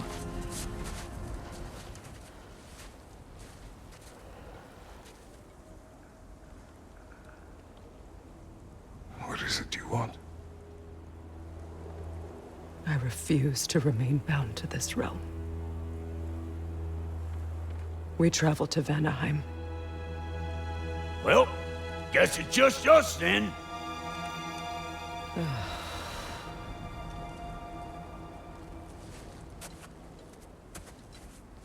Kratos, Freya, and Brock make their way to Vanaheim, where they will look to break the spell that keeps Freya trapped in Midgard. Freya, however, found that she can visit other realms, but is stuck in her falcon form, which is very limiting. When they arrive in Vanaheim, they find Freya's brother, Freyr. After they settle in, Kratos and Freya head out to find her village, which is where the spell was originally made. In this journey, Kratos tries to apologize for taking Freya's choice away from her. And in this conversation, Kratos reveals to her that he also lost his first child, and he tells her a little bit of Calliope, which is still hard on the Spartan. It has been many years since the last time that he said her name out loud. The biggest loss in my life is due to you saving me when I specifically told you not to. Well, it was my family, my mess. I know Baldur wasn't perfect, but he was mine. I know. You know? You think you can even begin to understand the pain of losing a child? Yes, I do. There was another. Before Atreus? Her name was Calliope. Calliope. What happened? It was long ago. Never mind. I shouldn't have asked. I know your son's story. You should know my daughter's. In the service of a cruel god, I was tricked into destroying a village, not knowing my own wife and child were there until their blood stained my hands. I swore revenge. That's... I can't imagine. I paid back their blood 1,000 times and burned Olympus to the ground. Yet, the guilt remained. Perhaps you will kill me, Freya, but it will bring you no peace. Perhaps it is not peace I seek. All those times I found you, why'd you refuse to fight me? Every outcome would mean defeat. What does that mean? I have never wished you harm, Freya. You helped us. You saved Atreus when he was sick. I did not wish to live with killing you, any more than I wished to die. I see. When they reach her village, they find the source of the spell. It is a binding spell tied with the roots of the World Tree, and as she tries to break it, they are attacked by Nidhogg, who is the protector of the World Tree. Kratos fights the beast, and Freya is able to free the root connected to Vanaheim specifically. She turns into her normal form and helps Kratos in defeating Nidhogg, and when the beast is defeated, she heads back over to break the spell completely.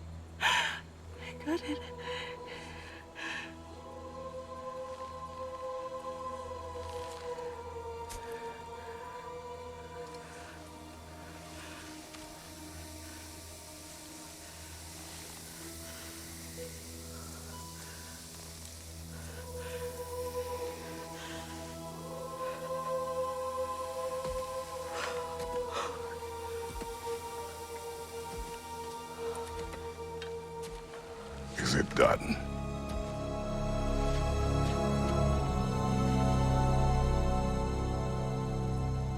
it's over.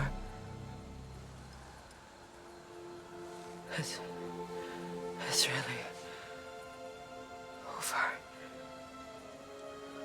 And now that you have what you seek,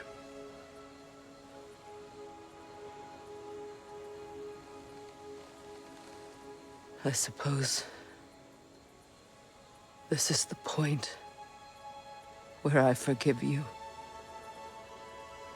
where I kill you.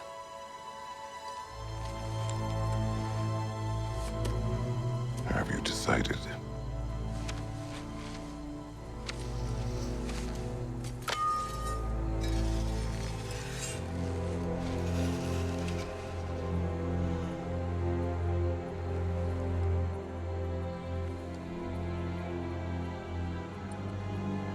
To be honest, I don't think I can do either.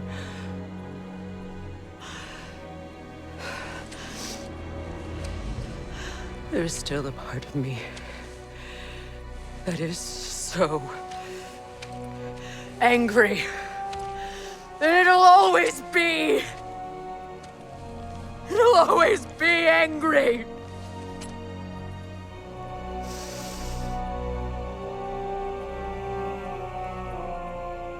But no.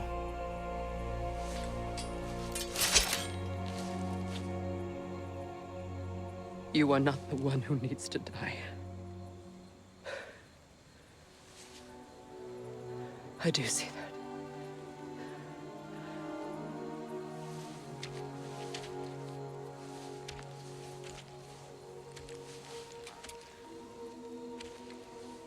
Look.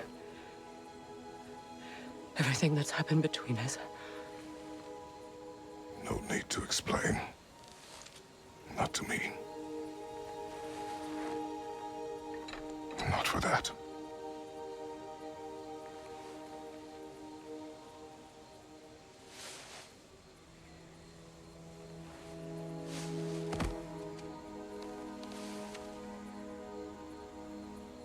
I do not regret saving your life, and never will.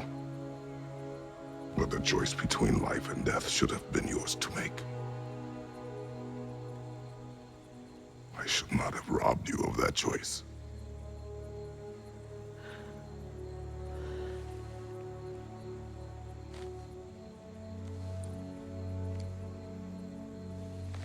After returning to Freyr's camp, the siblings formally reunite, and Freya heads back with Kratos to Sindri's home, as she will meet with Tyr, and Kratos talks with Atreus again. So you're back. Are you ready to answer me? About what? Where did you go? Who did you see? Was it Odin? What? Is that what you think? Do you deny it? Answer me! Did you go to Asgard? No! Of course not! But so what if I did?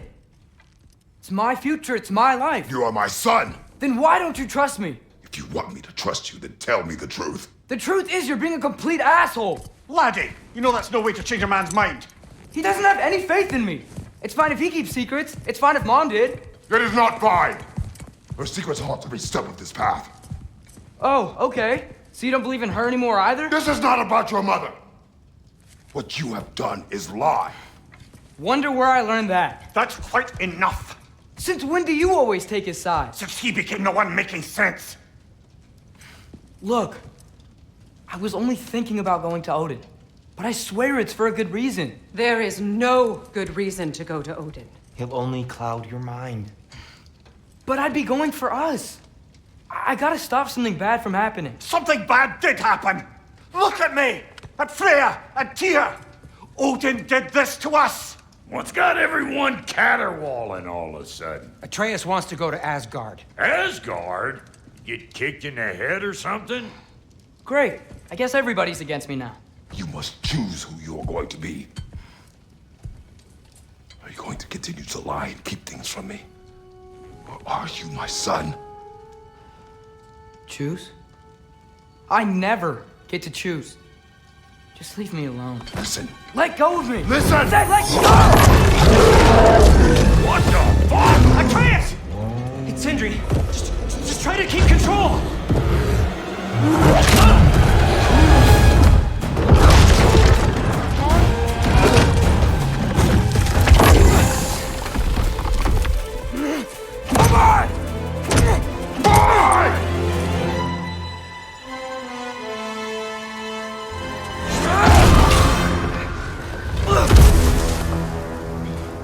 Things get heated and Atreus runs away. He ends up in Midgard and finds Freya's old home. He heads inside and he hears a raven outside of his window. He believes that this is a message from Odin. Atreus accepts Odin's invitation and he is transported into Asgard, or at least the outskirts of Asgard. He runs into a young Midgardian and they talk. You look a little lost. Oh, I'm just getting my bearings. Well, there's nothing to see this way except the big wall. Is there a gate to go through? Nope. Not unless you're an Aesir god, but I guess you'd know that if you were an Aesir god. Me? No. I'm from Midgard. What? No shit. Me too. I'm skilled here. Lucky. Hang on. Are you all from Midgard? Yep. The, Allfather saved us from the desolation. Gave us a safe place to settle, but we don't go in there. Can't get into the city unless you know magic. You don't know magic, do you? A little bit, yeah. What? No shit. You walk through walls? Not yet. Ah. Couldn't I just climb over it? That? Without any gear? No. Aren't you afraid of dying? Well, yeah. I mean, look at that. After this, Atreus climbs the wall into Asgard, and after a long, long climb, he reaches the summit.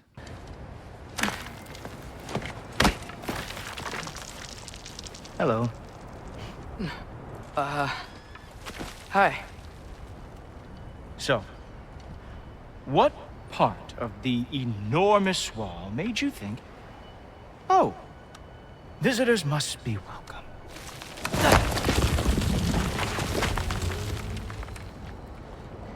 I was sent for, actually. By Odin? The Allfather sent for you. Ha! Great. And then why are you up there? And not in here? Why don't we ask them together? Ah!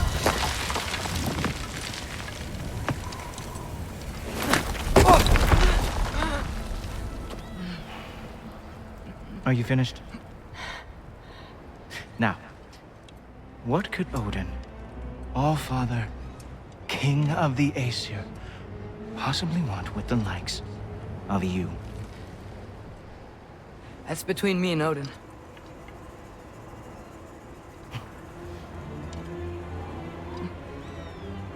You don't even know, do you? Think you could pull me up, or... No, I don't think I will. I think maybe I'll drop you. No. Yes, I'm going to drop you. Goodbye. Wait. Think how mad the Allfather's gonna be when he finds out you killed his guest. Loki of the Jotnar?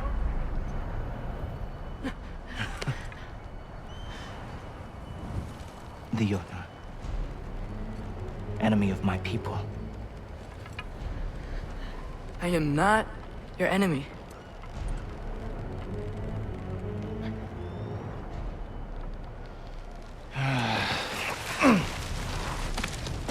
I will be the judge of that.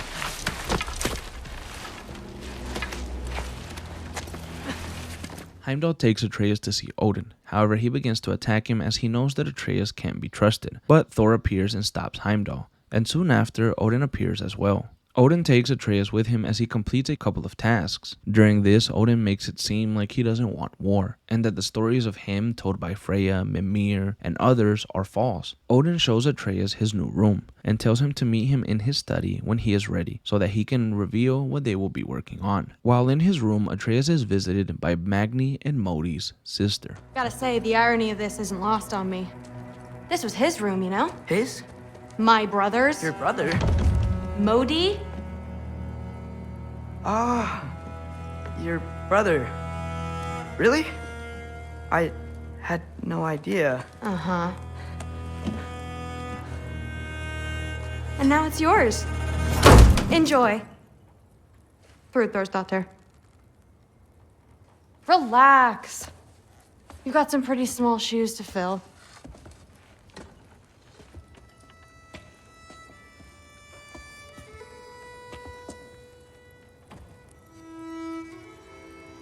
We're better off without him, Loki. Trust me.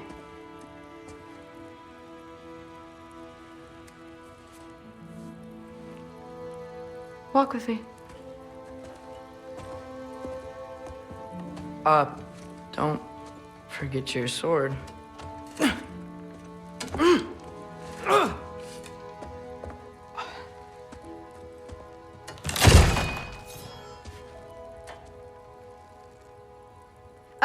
Someone will clean that up. After this little encounter, Atreus meets with the Allfather, and Odin shows him his life's work and what he pursues most of all. You know what drives me? What I really want? I want answers. Same as you. See, mortals have it easy. When they push up against life's big questions, they can look to us. They give them meaning, divine comfort. We both know that's a sham. But when we have questions, why are we here? To give meaning to mortals while living without it ourselves? No.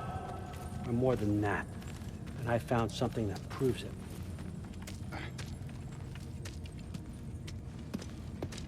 What is it? It's what drives me. You feel it, don't you? Feels like knowledge. Truth. All truth.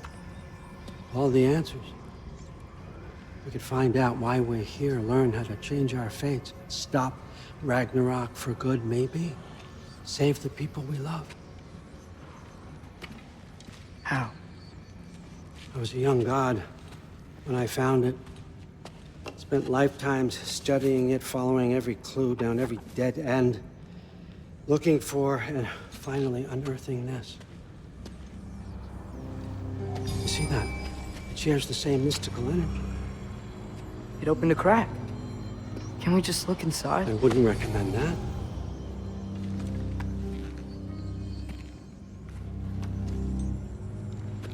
What's the broken mask for? You recognize any writing on it?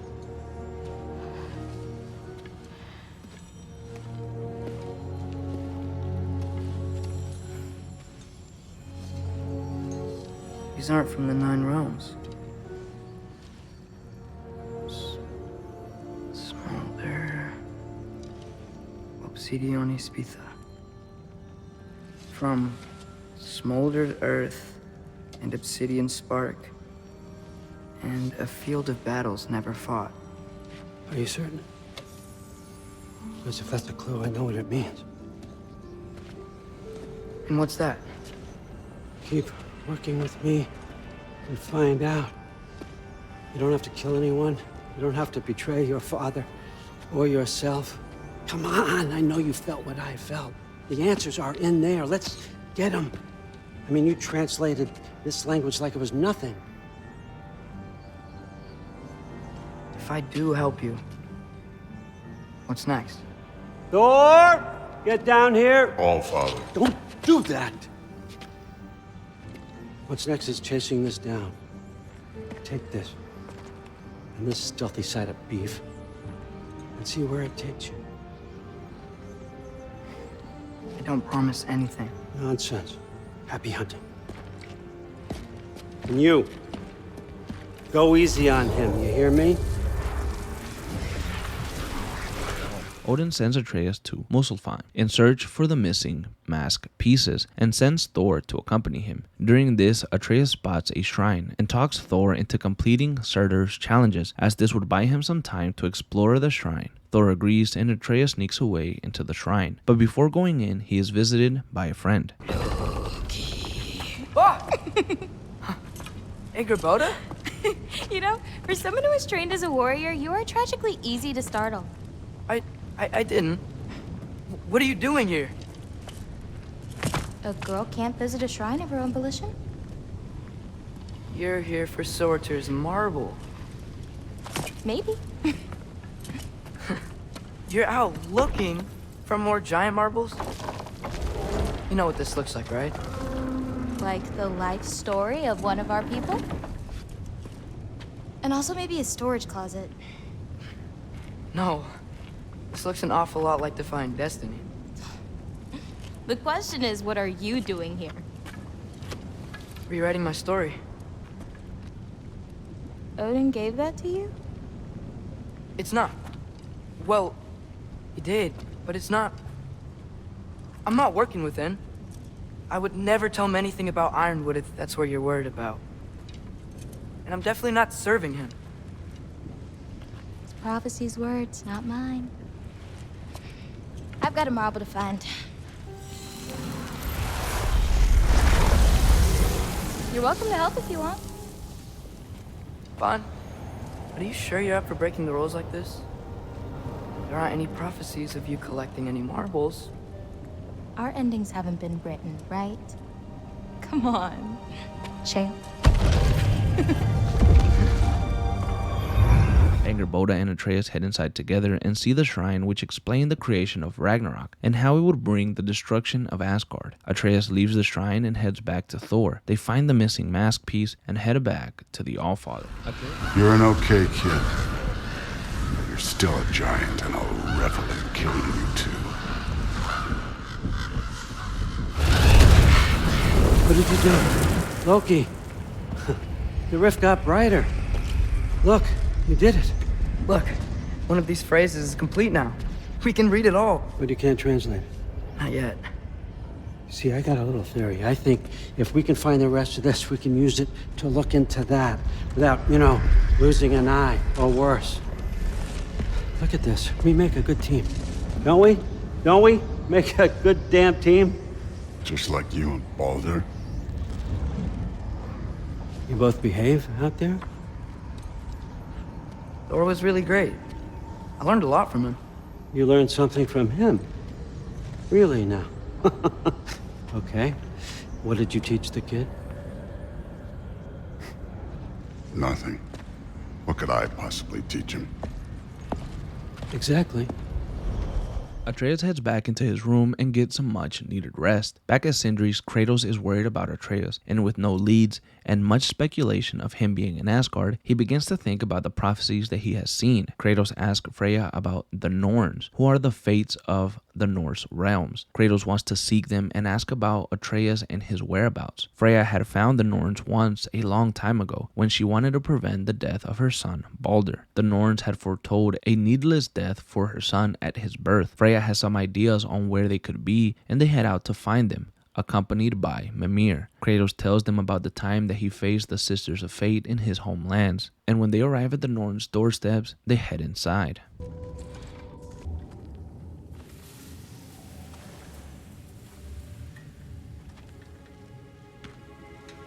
Kratos, Freya, and Mimir's head enter the home of the Norns, tentatively.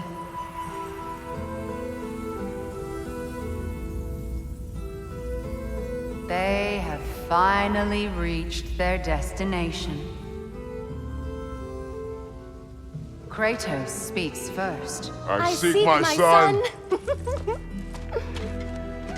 You know the child is in Asgard. No, you seek what all who search for us seek. To know the ending to your story. The ghost of Sparta furrows his brow menacingly.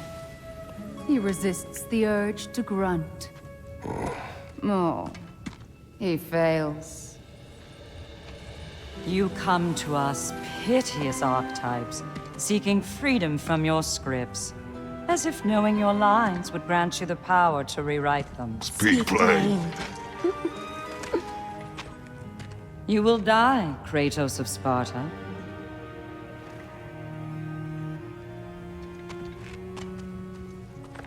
But you called him the Destroyer of Fate. There must be a way to subvert destiny. There is no destiny, Puck. The protagonists are speechless. They do not understand. There is no grand design, no script. Only the choices you make. That your choices are so predictable merely make us seem prescient. When my son was born, shut up!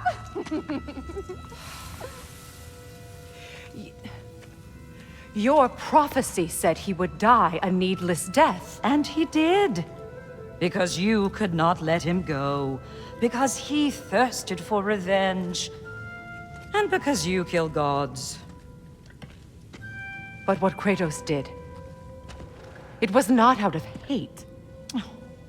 Should I bring him a crown then? He still slays gods, but now he's sad about it? You are the sum of your choices, nothing more. And because your choices never change, you will learn that Heimdall intends to kill your son in Asgard, and you will do what you do best. And then Ragnarok. The skies burn, the curtains fall. Exunt omnes. Heimdall. Again, he misses the point. Focusing on the second act to the exclusion of the final. A common mistake in storycraft. We are leaving.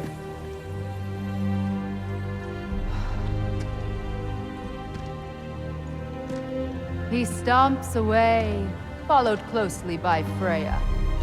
I enjoyed your story, Kratos. Pity it has to end so soon.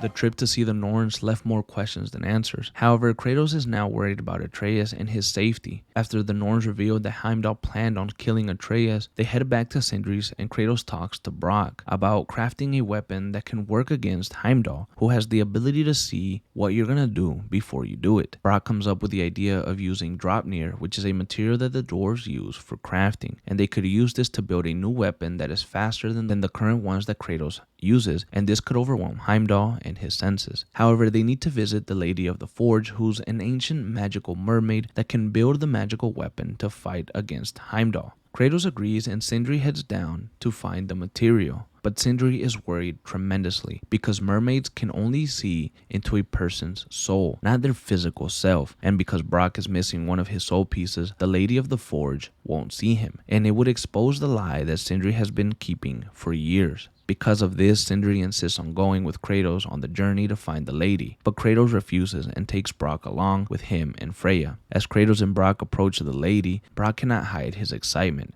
as it has been one of his greatest dreams to meet her.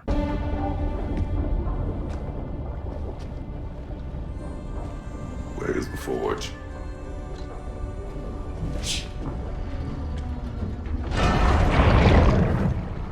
Here she comes.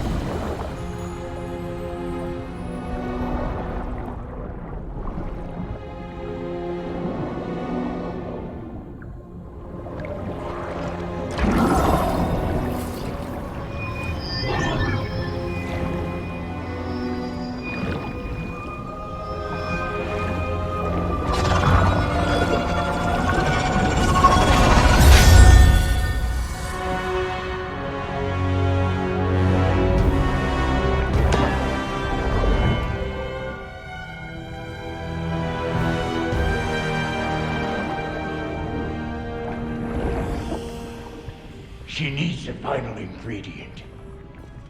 The blood of a god. Give her your hand.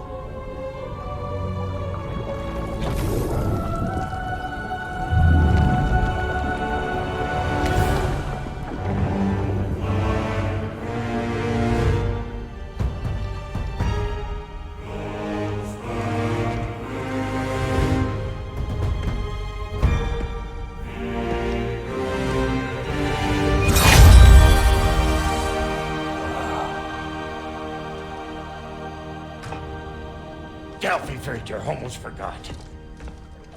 Ma'am, it would be an honor if you might bless it for us. Are you, hello? Hello? The fuck was that? She acts like I weren't even here. Mermaids don't speak to our corporeal bodies. They speak to a part of our soul. A part specifically you might be missing.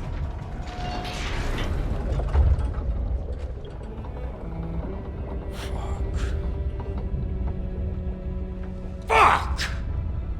Damn it, Sindri, you lion cat scrubber! I knew it. I died. I fucking died!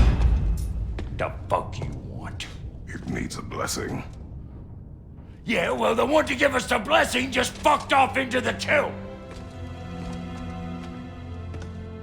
It needs the blessing of a great blacksmith. What? No, I can't bless shit.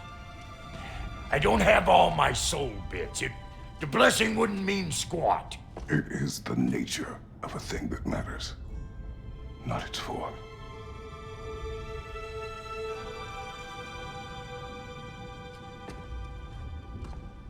All right.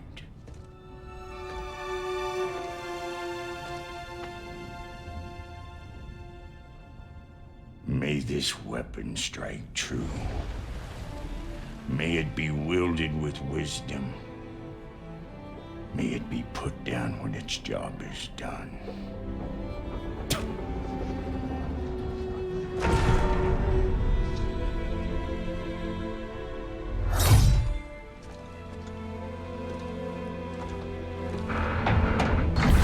Kratos and Brock separate for a while as Brock wants some time to himself. After learning of Sindri's deceit, he asks both Kratos and Mimir to not tell anyone of what they learned, as he will talk to Sindri when he is ready. Kratos is on his way to find Freya so they can return home, but he is ambushed by Odin.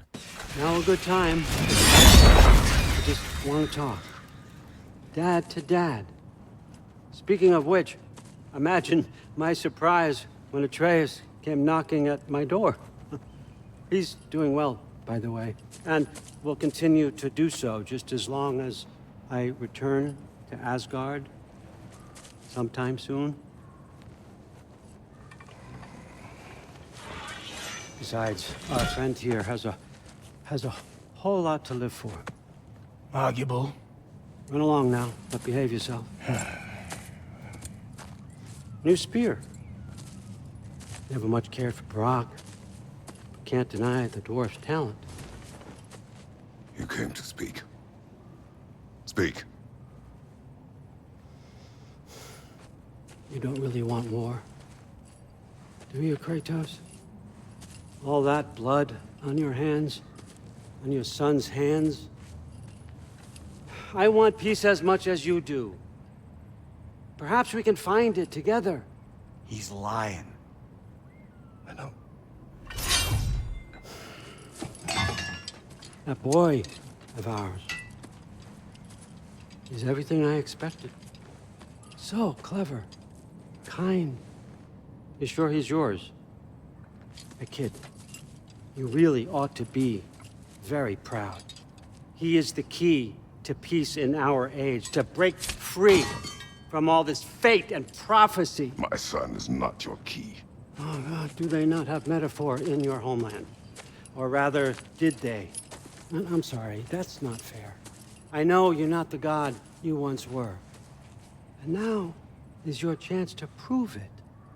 Return my son, or you may meet the god I once was. And what kind of god is that, Kratos? What do you even know of godhood? In your lifetimes, has anyone ever worshipped you? Ever prayed to you? Can you even imagine that kind of love? No! You don't care about mortals.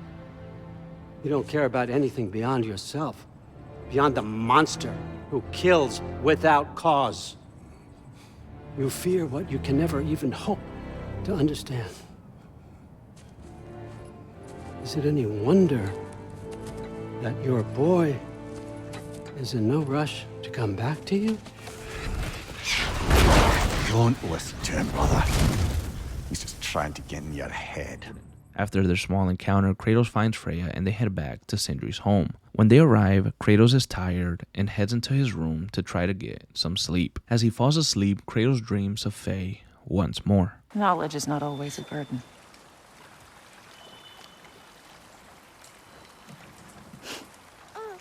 Think. The mighty god of war, frightened of his own child. I do not fear our child, Faye. I fear for him.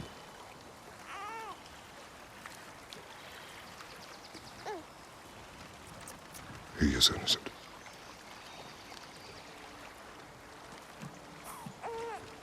We are not our failures. We are not who we were. We must be better.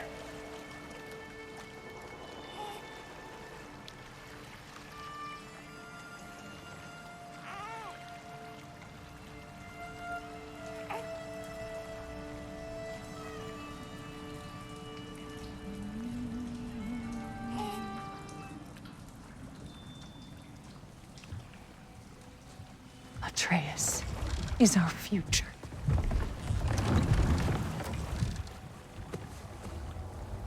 Keep him safe, Kratos.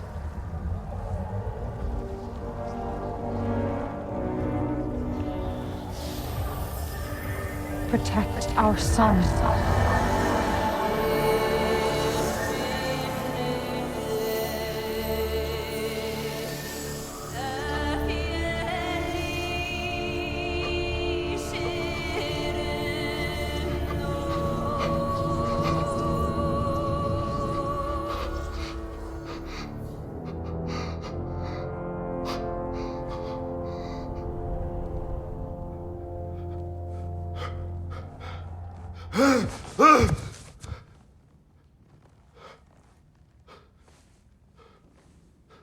We find Atreus talking to his friend Skoll from earlier, and suddenly Thrud appears to tell him that Odin has summoned him. Atreus meets with Odin again. Finally figured it out.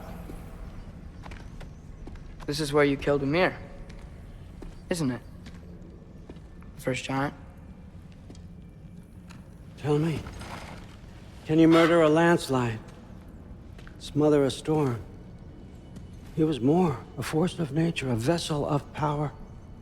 I was young, foolish, saw an opportunity to create something more. I know you think it's cruel, but I did what I had to protect my own. Why build your house here? What's in there? I'm gonna trust you. I'm trying to tell you. In the wake of Ymir's death, I saw something, the rift. Possibly the birthplace of reality. I looked inside, and something was there looking back at me. It whispered to me things I couldn't possibly comprehend, but I knew they were true. When it blinded me, I thought it was over, that I'd never see inside again. And then I found this. And I knew that it would finally let me see the answers. You see, son, I don't know where I go when I go. There's no Valhalla for me. Ragnarok cannot be the end. I need to know there's something more than this. I need to know what happens to me. And that's the truth, I swear, on my last good eye. That's the truth.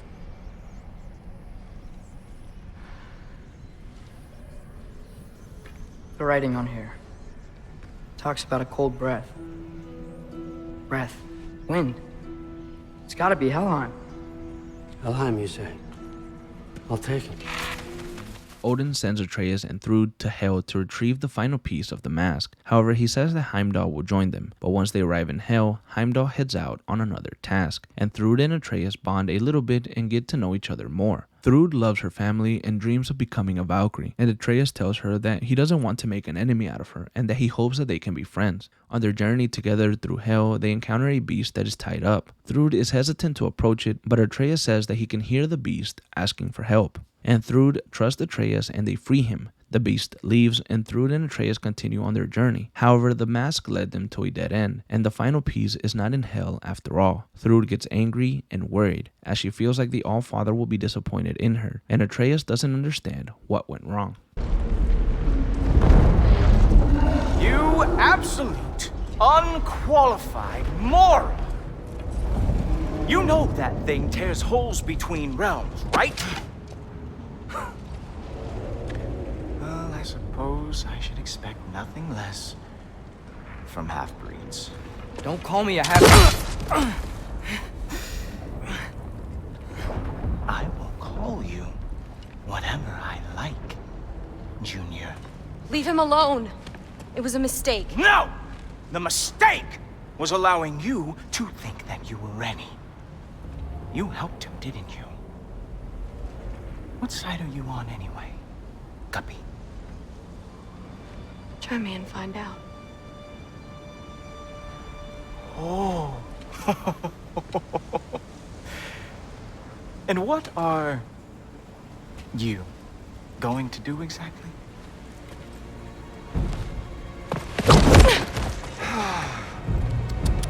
You see, everyone takes it easy on you because they are afraid of your father. I am not. That fat, drunken, utter piece of trash! Hey! Again! Yes, yes, the dumb does not fall far from the tree. Very well, then. Give me your best shot.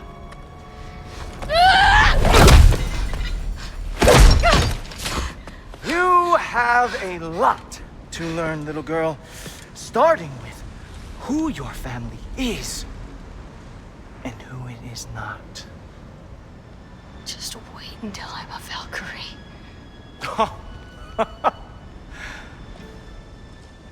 Oh. You really believed the Allfather would allow that to happen? Please do not let this little weasel feed your delusions any longer. Enough! So close. Stop! He just wants to make you mad. Yeah? Well, it worked. Well, you toddlers are boring. If you are finished throwing your little tantrum, we should go now. Because I cannot wait to watch you explain this mess to the Allfather. Oh, it's going to be glorious. Hugin! Atreus, Heimdall, and Thrud return to Asgard. Atreus heads to his room and soon is approached by Odin. I was wrong. Well, we all make mistakes, son.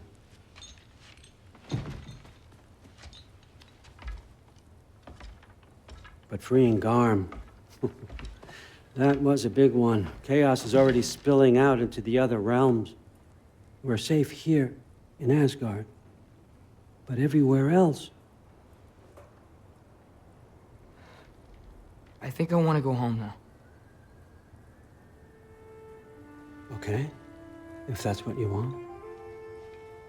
I meant it when I said you're not a prisoner here. It's your choice. Go, clear your mind. I know you'll be back. But before you go, I'll need the mask back.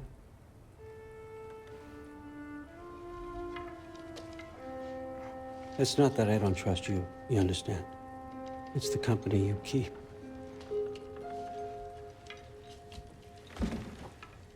Oh, and Ingrid?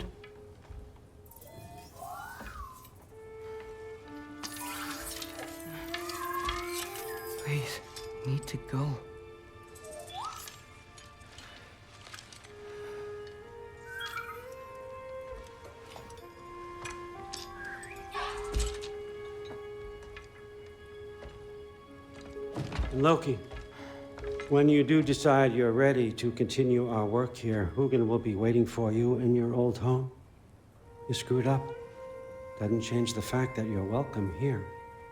When Atreus returns home to Sindri's, he sees that there is tears all over the place, and he realizes that this is his doing after releasing the beast in hell. Atreus helps fight off the enemies that are there, but they begin to overpower everyone, and suddenly Kratos appears and assists in the fight. After they close the tears, Kratos and Atreus reunite. However, everyone else is angry that Atreus let Garm, which is the beast from hell, loose, but Kratos calms everyone down and assures that he and Atreus will take care of Garm. Kratos and Atreus head down to Helheim to stop Garm from wreaking any more havoc on the realms. Atreus asks his father if they can try and calm Garm down and talk to him first. Kratos reluctantly agrees, but Atreus' plan fails, and when they see Garm again, Kratos decides to kill him.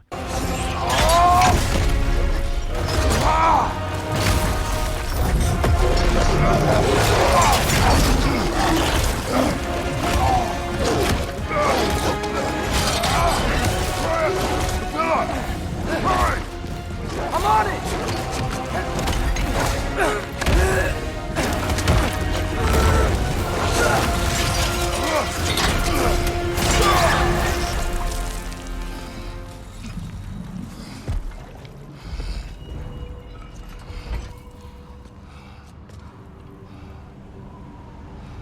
Kratos and Atreus prepare to leave Hell. However, they are attacked by Garm again, and they realize that no matter how many times they kill it, the beast will come back, as it has no soul that can be killed. Atreus remembers what he and Angerboda did to the serpent in Gryla's home, and he realizes that he may have Fenrir's soul in his knife, the one that Angerboda asked him about. With the help of his father, Atreus is able to transfer the soul from his knife into Garm. The beast runs away, and Kratos and Atreus follow. You're okay? Sorry I hurt you. It's over now. I promise.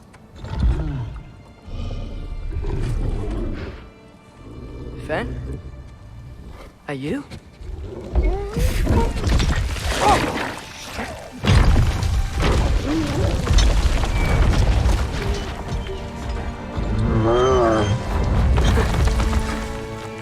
Good boy.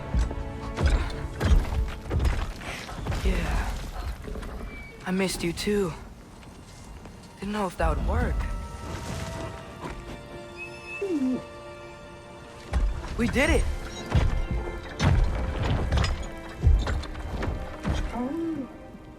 Sit. How is this possible? It's giant magic. I've been learning things. In Asgard. This has nothing to do with that. More secrets. No. A promise. Wouldn't let someone's trusting me to keep. Like you kept your promise to Mom?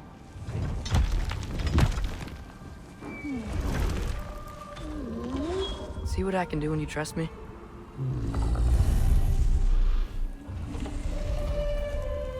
Oh.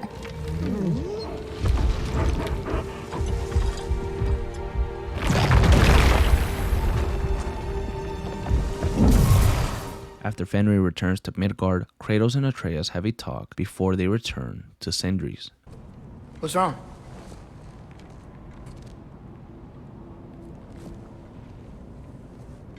I have been falling back into my old ways. Angry. Distrustful. With you. Now and before.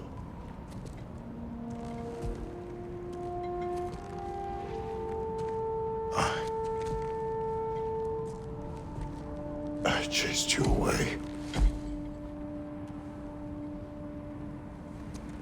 Without you, I got reckless. Overconfident. Made stupid mistakes. I don't know why I thought I could do this alone. You were right. No.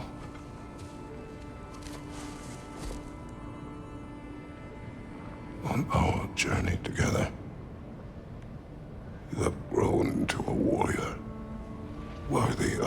namesake. I was the one who was not ready.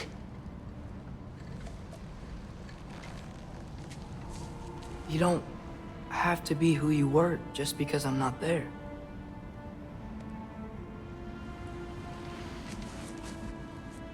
Let's make a promise.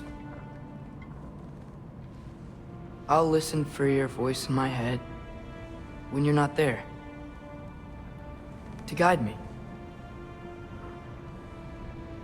And you do the same.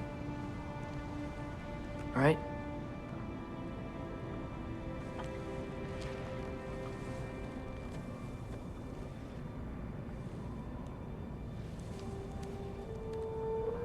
I need to know you'll be okay without me.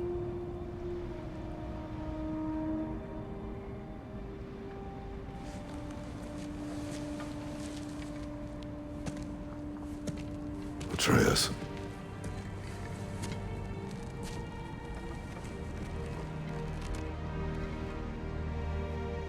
I am sorry.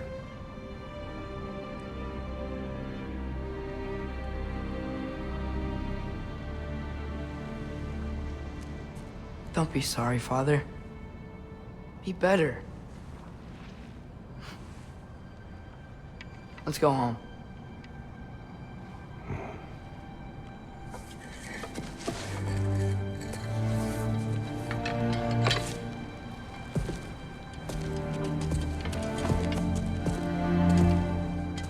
When they arrive, Atreus shows everyone what Odin is looking for, which is a drawing of the mask. However, only Tyr and Mimir recognize it. Freya tells Atreus not to dwell on the mask too much, as killing Odin is what's important. Freya asks Kratos if they are still going to kill Heimdall or not. But after the conversation that he and Atreus had in Hell, Kratos says that they will rewrite their fates another way, thus avoiding the prophecy of him killing yet another god. This causes Freya to say that she will head back to Vanaheim to help her brother stand against Odin if they were not going to take the fight to him.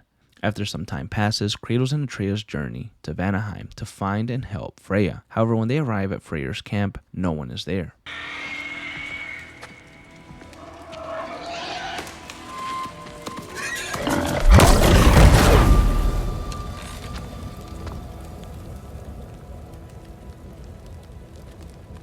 Kratos, Atreus, a welcome reunion. Unexpected, but welcome. You know us? Can't be. Is that who I think? Oh, you shifty bastard. It's almost good to see you again. And for once in the shape of a man, or nearly. So that's how they got your head out of your ass. Maybe now you'll stop being such a half-blind, piss-drunk, oversexed liar. He was more of a pig than I ever was. I do not know you. Do you not recognize your handiwork? Hildisvini! Remember when we first met Freya in the woods? After I... Oh. I am so sorry about that. Freya's poor. Her advisor. And friend. Counselor to the Vanir. And yes, while exiled at Midgard, I was trapped in my boar form. And then you shot me. At my command. No. My arrow, my mistake. Forgotten. Vanaheim needs our help more than ever. Even Mimir's. Come. Just watch where you aim that bow of yours. My hide's not so thick in this form.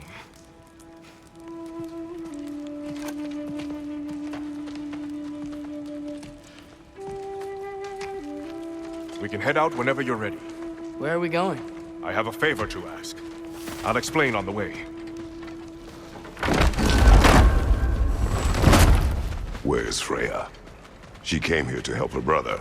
She leads the search party for Freyr and Bigvir. They've been captured by the Einherjar. How'd that happen? An ambush. The presence has intensified since your last visit. To make matters worse, the Celestial Wolves haven't been seen in days. Or at least I assume. Not easy, tracking time with no moon in the sky. No moon. Just like in their shrine. Their shrine? It's a long story. You want us to check on them? You have my gratitude. We're spread thin. Kratos and Atreus head to find Skull and Hati. They set out to find the moon, and once they retrieve it, they return it to the wolves.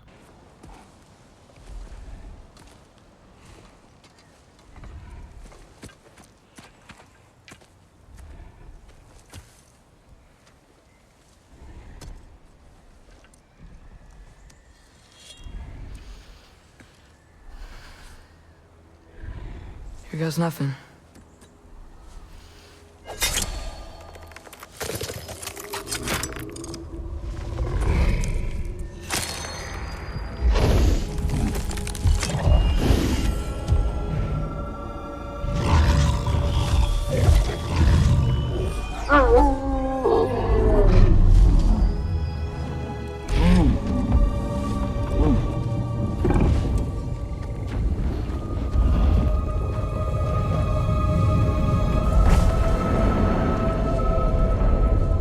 Just like inside their shrine.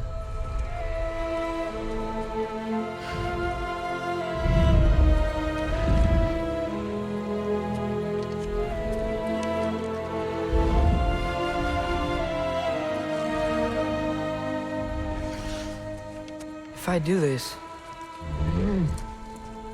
Fate only binds you if you let it. Do what is necessary. Not because it is written.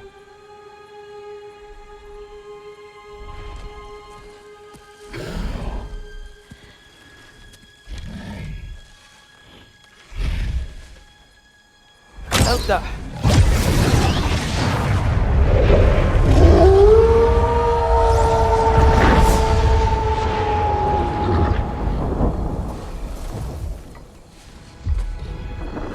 Good choice, lad.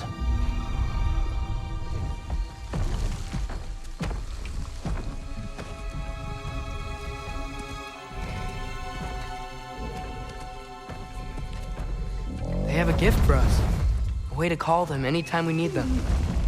After this, they return to Freyr's camp, where they find Freya, who says that Freyr is being held somewhere nearby, and that she would need their assistance in helping him. Kratos goes with Freya, and on their way to rescue her brother, they run into Heimdall. It seems like fate is tempting Kratos yet again.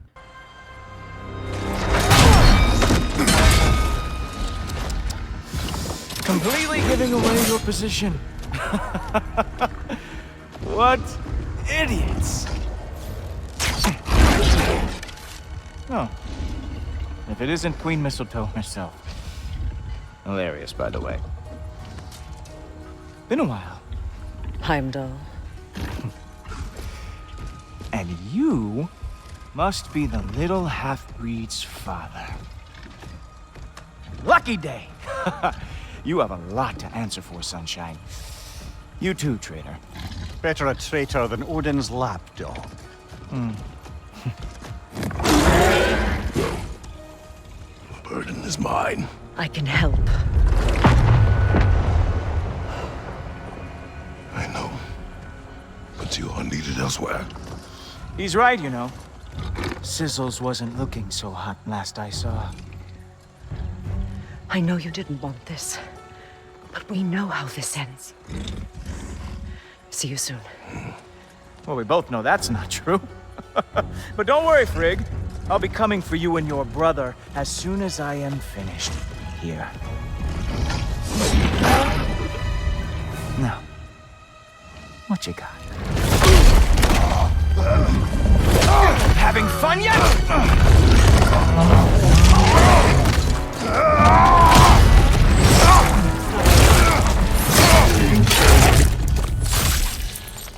Oh well, you and me then.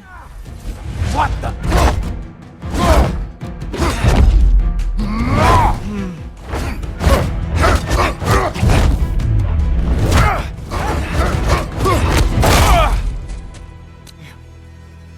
You actually hit me. Look! That's all this is!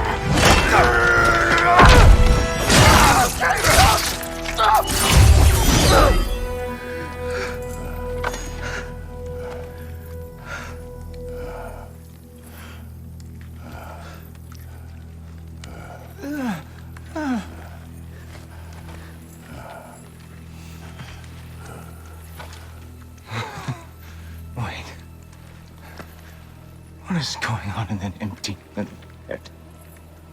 Oh, no, no, no, no, no. You are going to spare me out of pity! Let it go, you may live. Is this about the little runt? Oh, now I am definitely going to gut him.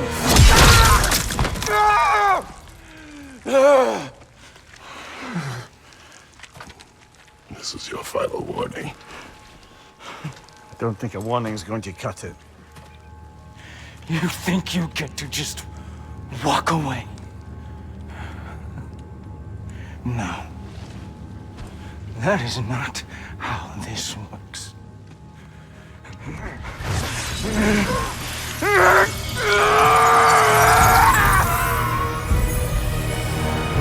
You do not get to decide my fate!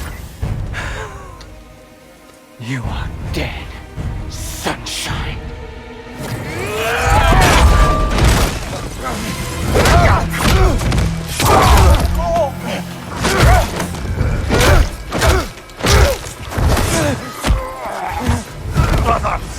Brother!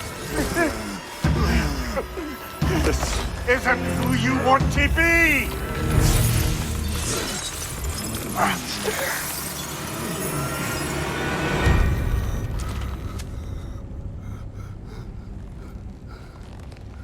As Kratos watches the life of Heimdall leave his body, he is reminded of his brutal past.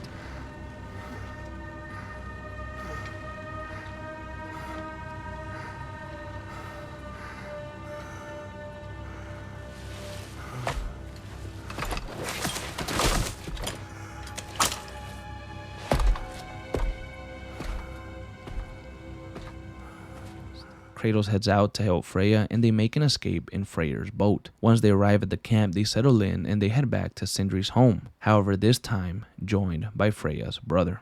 Is it true? Heimdall's dead. I can't believe it. There's no stopping it now.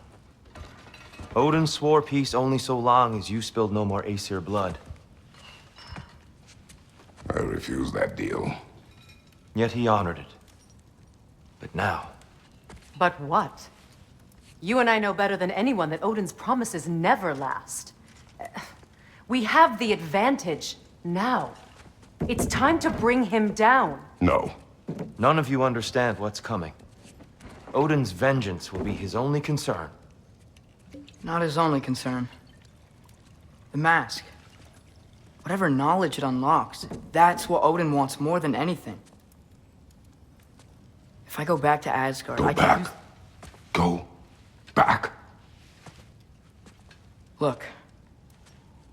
If I can finish what I started there, awaken the mask, get answers, maybe that's our way out of this. But I gotta go soon. Before they figure out what's happened. Atreus, you are home. Do not ask me to put you at risk again. He's at risk where he stands, Kratos. We all are. Anything we do or don't do is dangerous right now. But Odin needs me. He trusts me. I'll be safe there.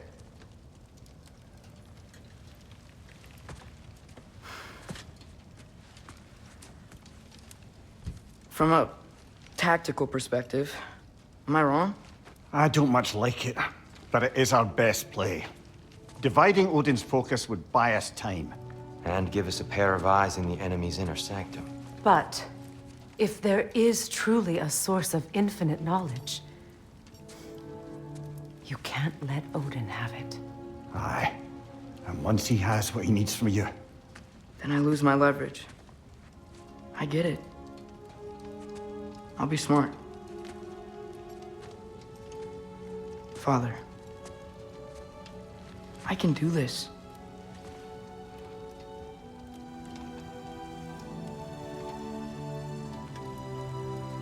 Remember our promise.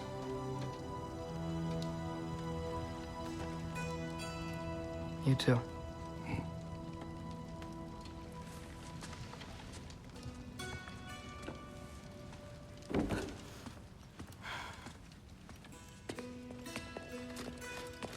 hope you know what you're doing. I do too, Sin. Well, I still want to hear how you did it. You mean how we did it? Ah, you heard me. And therein lies... Oh no, I'm so sorry. That came out supposedly as Andy was sorry. Atreus, listen. I can't let you go back without this. A hammer? Your key, please.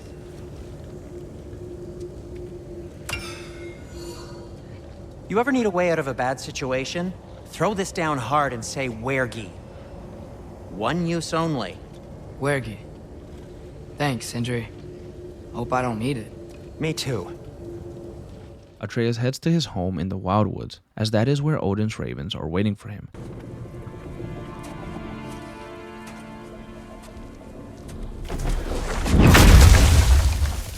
Ben?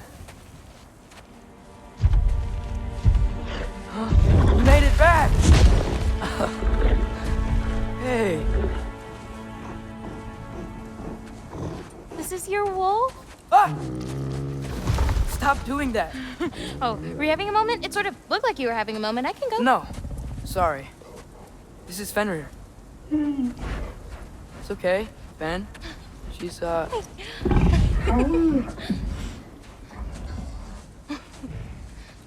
I was right about your knife. Huh? I'm glad you found a place for his soul. Me too. Hey, how'd you find me here?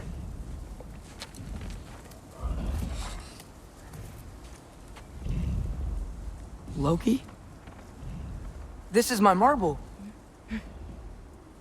And where are you heading off to? Back to Asgard. Hey, I'm actually using him. Uh-huh. Angerboda, look. Once I see this through, I'm gonna know everything. How to save my father, how to stop Ragnarok, and maybe, hopefully, how to bring our people back. Loki, those are all very noble intentions. But he's Odin. You have faith in me, right? Of course I do. I just hope the story you're writing for yourself is the one that you truly want. Would you take care of Fen while I'm away? I'll take good care of him. Won't I, boy?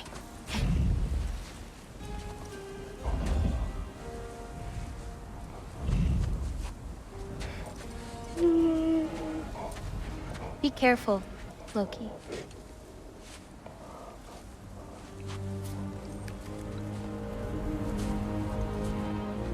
Atreus leaves Fenrir with Angerboda and heads back to Asgard. And when Atreus arrives, he talks with Odin.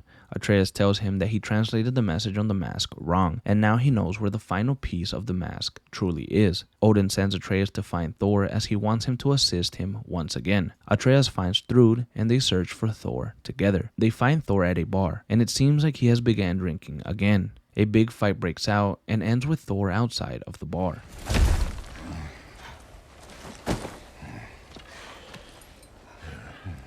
Thor?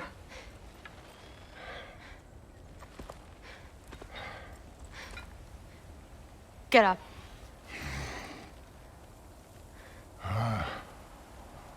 Thrudy. You are going to Niflheim with Loki. Allfather's orders. You have to get up. I know you're disappointed. Disappointed?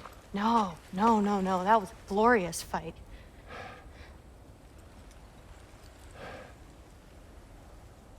You can't even say you're sorry this time, can you? Because what's one more broken promise?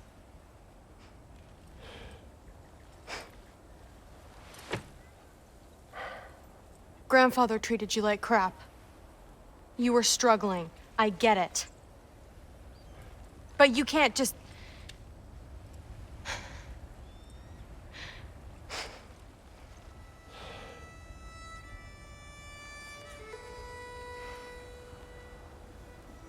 We're here for you. Mom and I are here for you. Even when you're here. We love you. You know that. I just thought this was behind us. I fucked up. Yeah, you fucked up.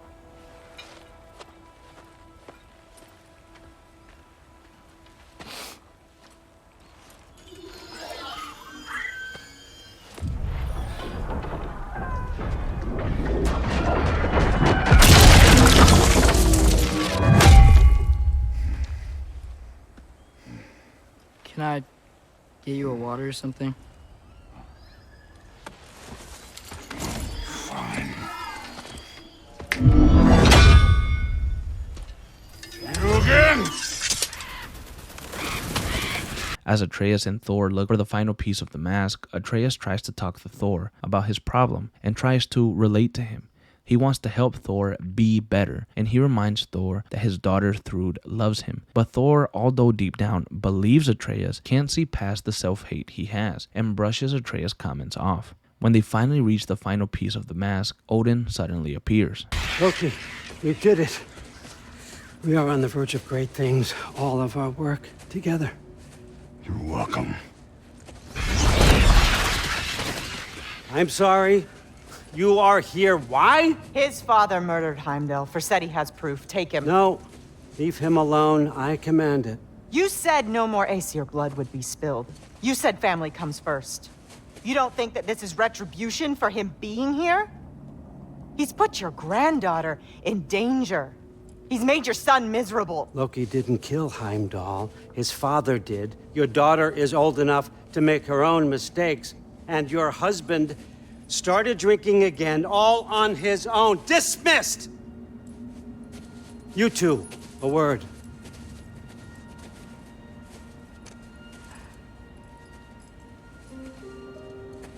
Can't you see what's happening? He's not protecting us. Magni, Modi, our boys. We used to tell them stories by the fire. Do you remember? We would carve those wooden horses. We would play and laugh until the sun sank and they fell asleep in our laps. They were thrown at the Allfather's problems like brittle knives to a mountain face. And for what? What if Thrud's next?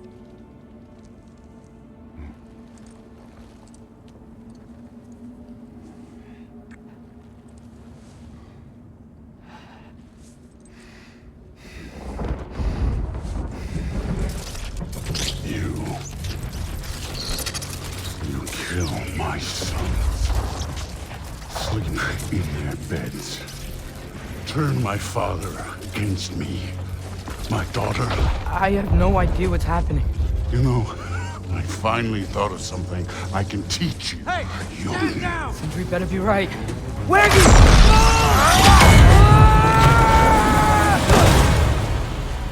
Sindri! Ugh. You sure know how to plan an exit. Atreus. Kratos and Atreus head inside of Sindri's and plan their next move. None of us are safe, even here. So we have no choice.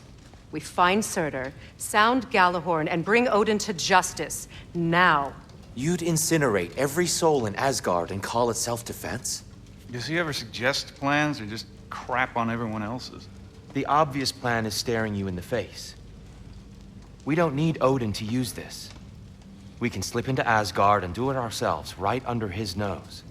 We gain the knowledge we need to shatter this prophecy of war once and for all. Except begging your pardon, you don't have a way into Asgard. They got the big horn, don't they? Oh, so you expect them to sneak into Asgard, blowing a horn that sounds across all the realms? I expect you to bite my blue butt cheek. Please, just think about it.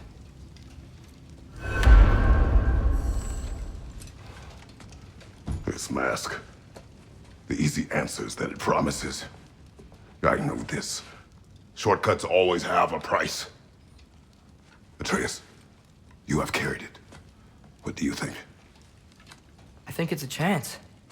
At worst, we'll have something Odin wants as leverage. At best, if it really gives us all the answers, then we can make our own path. And nobody has to die.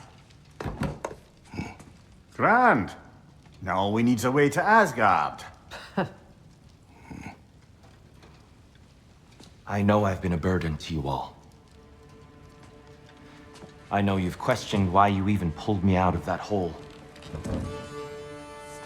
I have too. But it's clear now. This is what I'm needed for. This is my purpose. One last time, I will pick up my spear and I will lead us to Asgard.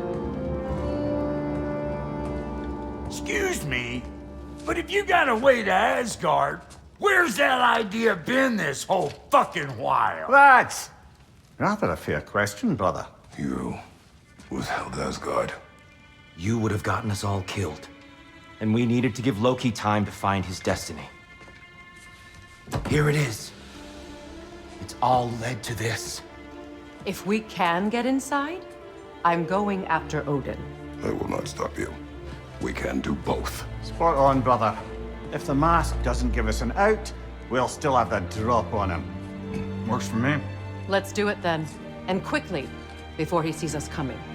He does hate surprises. Slow down, you damn spruce. I still want to hear the details on this, new way to Asgard you got. Spill it! It's an ancient path. We can't reach it from here. Where then? Let me collect my things and I'll show you. You ain't got no things. And where you going with that mask, Brock? That belongs to the kid. He earned it. All you done was make passable dirt soup. Brock, it's okay. No, it ain't. This ain't right. All the pieces ain't welding together true. Like, what's with him calling you Loki anyway? You know that ain't his name. Hey! I'm talking to you! You never shut up! All the things. Odin. Let go of the boy and face me! Tell your brother to throw me the mask and you've got a deal. Stop moving. Freya? If he dies... Now. Wasn't part of the plan, but if he dies, we are square for Heimdall. And honestly, you got a bargain. I will kill you. Plan on that. So nice spending time with you again. Freya, please. Can't be in two places at once, Frigg. Hey! I don't move, you don't move. Don't do anything to regret. I regret many things. Killing you will not be one of them. Release my son! I am in control! Here! Throw me the mask! Now!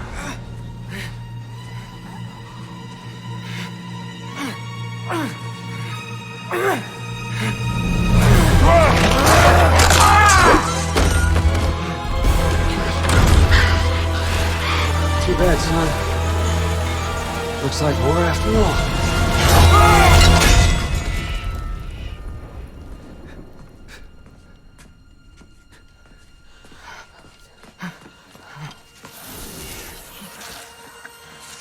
Please, you have to save him. You have to. He can't. You can't. Maybe if I go back to the lake. Stop it.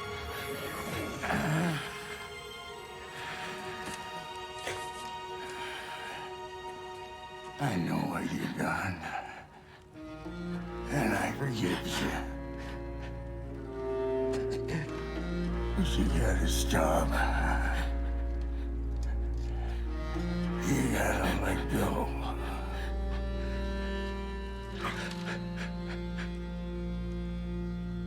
Bro.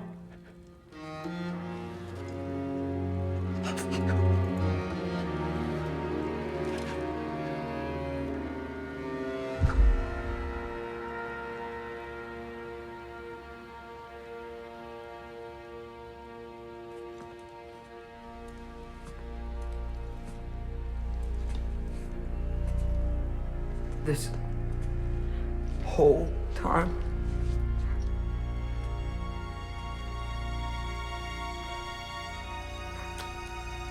So, what do we do now? Now we kill Odin. And anyone who gets in our way. Atreus.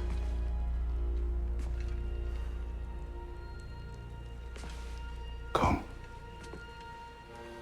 What? Where? It does not matter. Where are you going?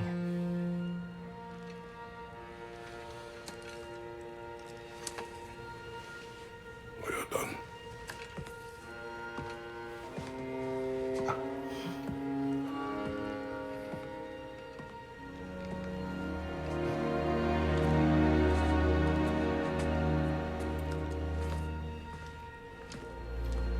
You can't run away from this, Kratos. Odin won't stop until we stop him. We need you here!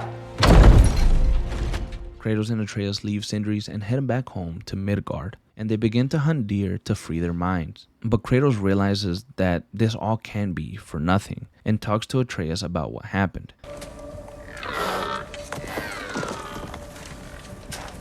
Why? That was running. And so are we.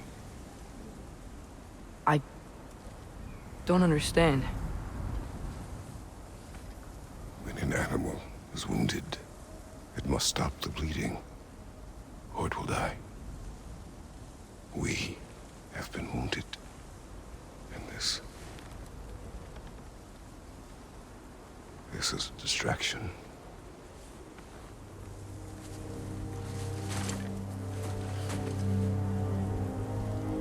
It's my fault. No.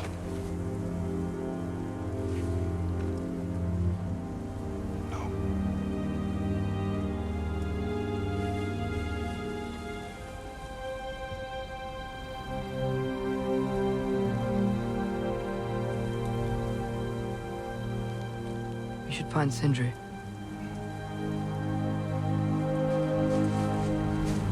I have a pretty good idea where he might be. After this, Atreus and Kratos head out to find Sindri.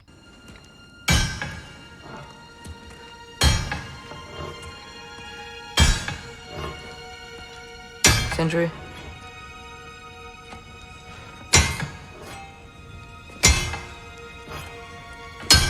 Sindri, I'm so sorry. No. No, I don't want to hear it. You don't know what sorry means.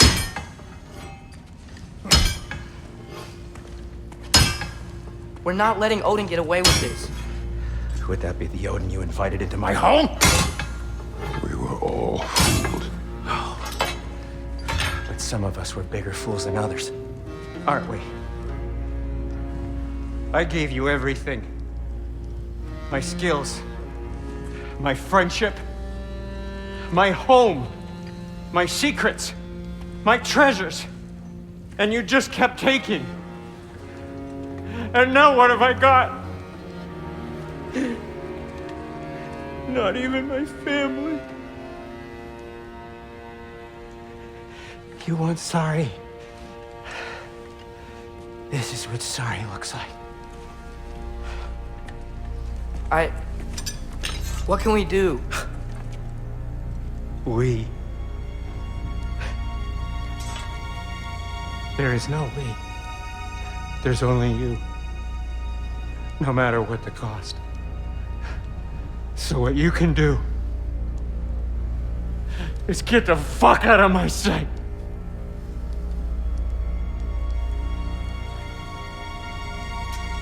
Come, Atreus. Leave it be. Mourn how you wish. With Sindri looking like he wants nothing to do with either Kratos or Atreus, they leave and head back to the realm between realms to assist Freya in planning for an attack on Odin. Kratos and Atreus head to Muspelheim to find a Surtur. I won't help you. Who are you? who you seek and what's left of him. Why won't you help us? I don't want to. Elaborate. We'll die. Right. Because you've got so much to live for. Not me. Her. So what's the point of all this? You keep separate from Sinmara just so you can sit here and wait to die? At least if you joined with her, you'd be together again. We are together.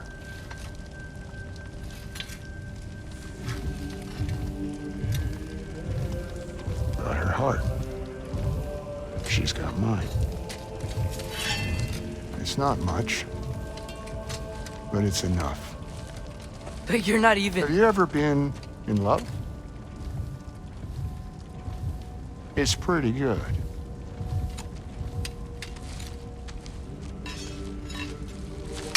And Odin will succeed. And all realms save Asgard will fall. Yeah, he must die. It's true.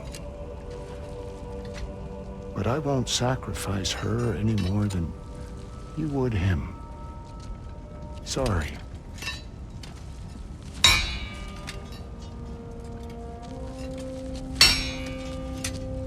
Come. Wait. Those blades. May I see them?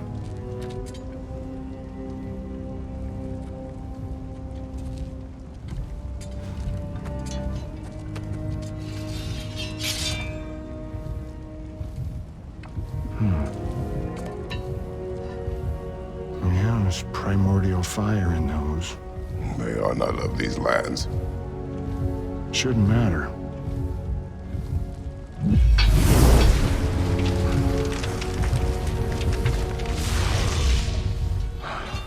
Yeah, that could work. What could? Put those in here. And I'll become your monster. But I don't want her involved at all. But the prophecy says you two have to combine. Sure this'll work? What have I got to live for?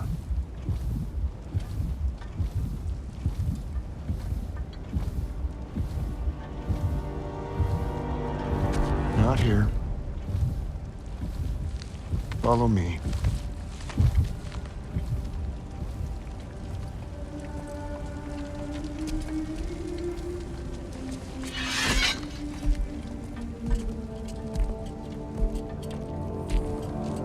They follow Surtur, and he instructs Kratos on what to do next.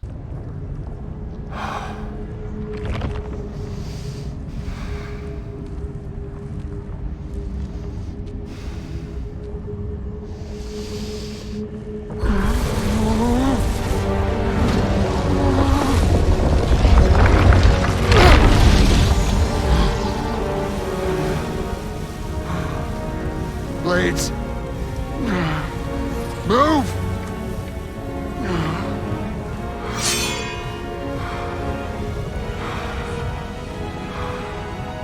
This'll hurt.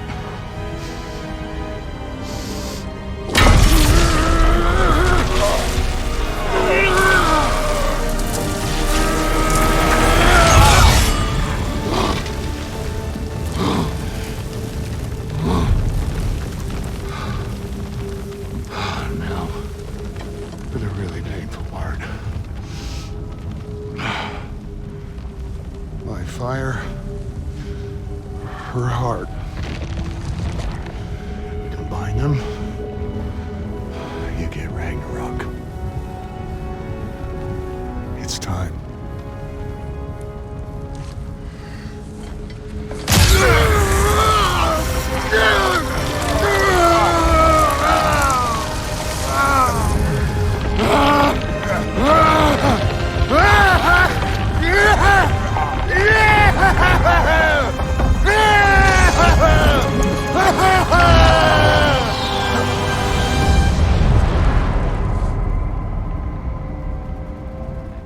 After they stab Surtur, Kratos and Atreus are attacked by Hurst and Mist, the Valkyries of Odin. And after killing the Valkyries, Kratos and Atreus head to Midgard to meet up with Freya and everyone they've gathered for the final battle. Our plan is only missing one thing. A leader. That honor is yours. You have a righteous claim, and the respect of your troops. And you have faced this enemy before. I held his invading army to a stalemate. This is our invasion, a siege on his terrain. I want our most experienced wartime general in the field. I don't care about the honors, I don't care about the prophecies and champions. I just need us to win. Freya. I know what I'm asking. Just sleep on it. Here we are. Kratos, your tent is to the right, and Atreus, yours is to the left. Mine? A young warrior needs his own space, don't you think? I do. Wow. Thanks. Sleep on what we spoke of. Let me know in the morning what you decide. As Kratos prepares for the final sleep before the Battle of Ragnarok, Atreus comes into his tent.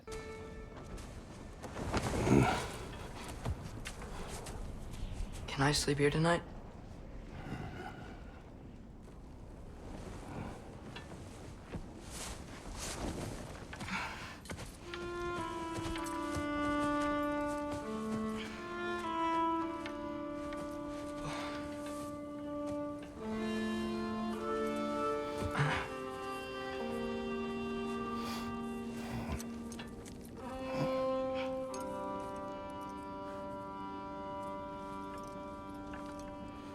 You must quiet your mind.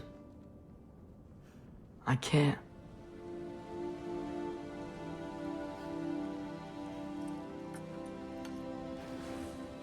Then I will tell you a story.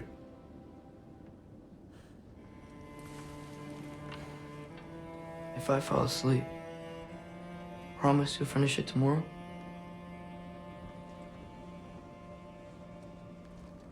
Of course. Now, close your eyes.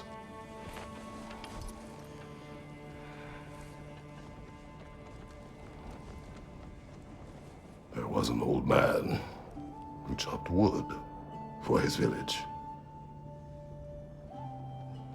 Every evening he bore the logs on his back and delivered them to his people. But the logs were heavy, and he grew weaker as time went. And one day, he threw down the logs as he could no longer bear their weight.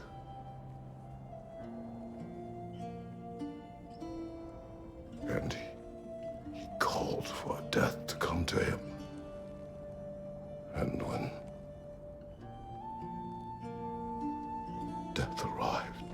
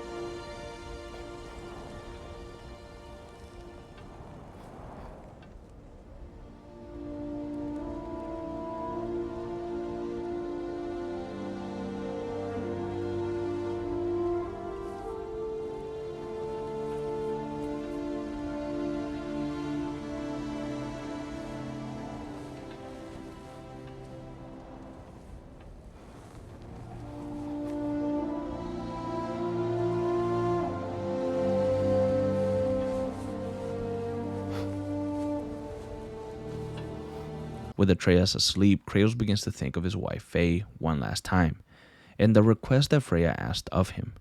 Can he truly lead an army into war again? Kratos falls asleep, and when he awakens, he talks to Freya and accepts her request. Before they head to Asgard, Kratos rallies his armies. I came to these lands to escape my past, to start a new life. I can hide no longer.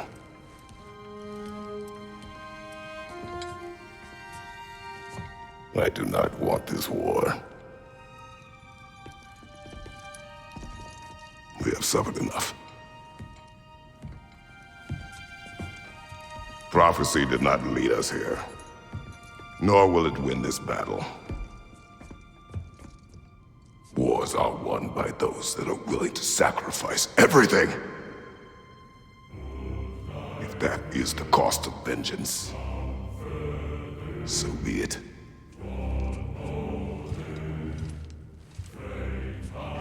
Odin has taken so much from us already. The realms have suffered enough. No matter the cost. This ends today. If going out in a blaze of glory means that Odin burns too, that's where I'll be. A big, fat smile on my face.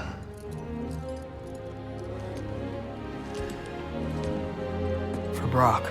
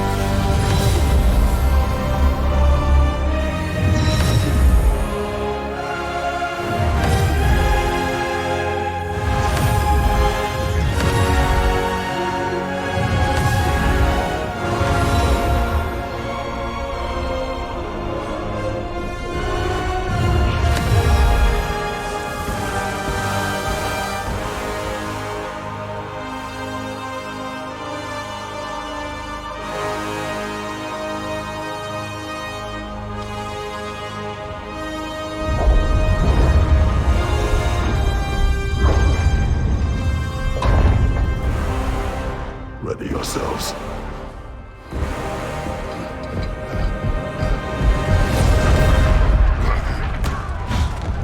Once they enter Asgard, they see the realms united, fighting against the Allfather. Ragnarok has begun, and while they fight, they notice these war machines that are destroying the towers from other realms. Kratos makes his way to the war machines and spots Jormungandr fighting against Thor. However, this isn't the same Jormungandr we know. This one looks younger. Regardless of this, Jormungandr keeps Thor busy, while Kratos and Atreus near the war machines. About bloody time he showed up.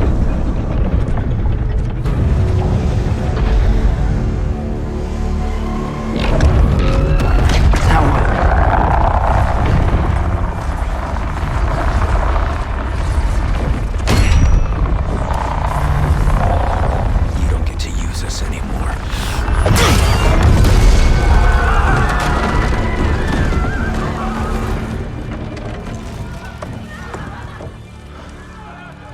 More or less what you wanted. I didn't want this. No. Close your heart to it. Close your heart.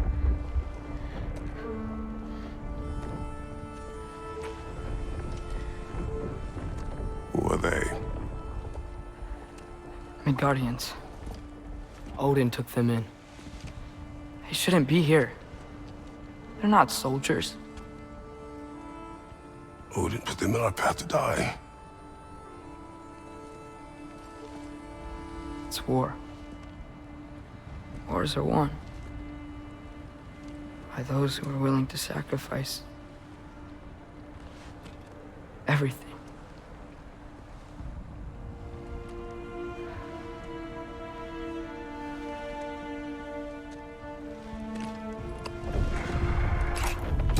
What are you doing? Son, listen closely. You feel their pain because that is who you are. And you must never sacrifice that. Never. Not for anyone.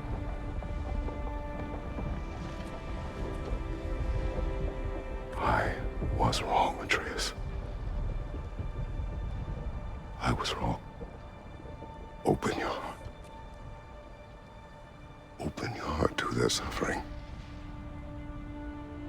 That is your mother's wish.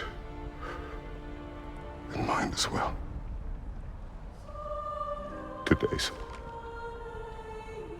Today, we will be better. But what can we do?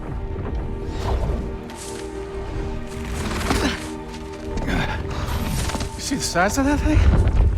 I think we're gonna win. I mean, if they don't kill us first. Why have you stopped? Ragnarok is here. We finally have Odin right where we... We will stop Odin. But we did not come to sacrifice the innocent. We will breach the wall at Hrimthor's Flaw. With what army? Atreus and I will be enough. That's suicide. It may be. But we will die seeking justice, not vengeance. Can that weapon break open the flaw? Only one way to find out. You three. Get those people to safety wherever you can find it. We will see it done.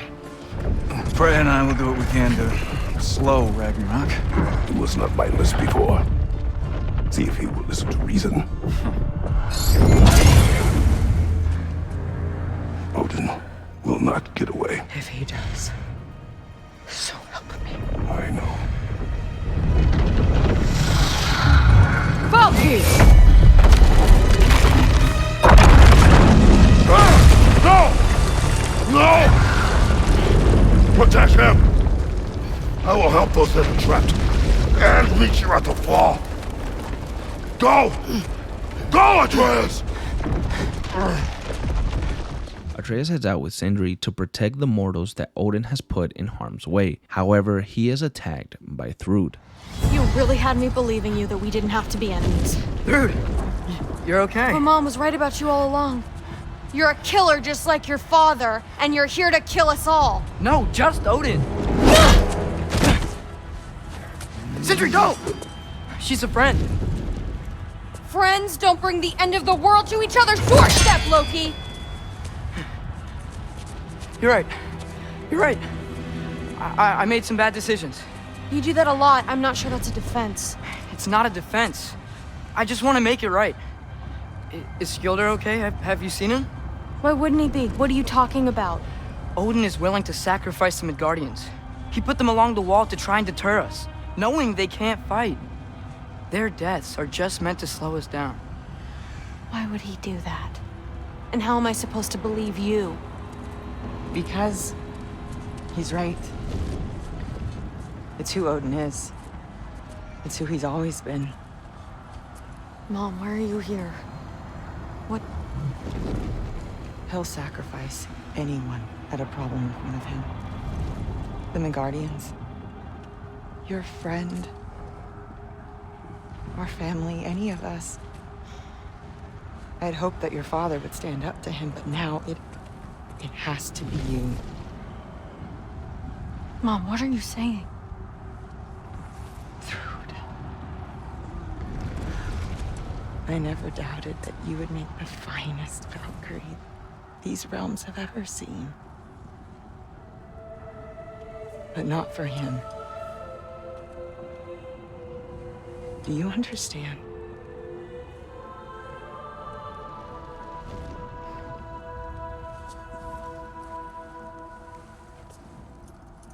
But our family.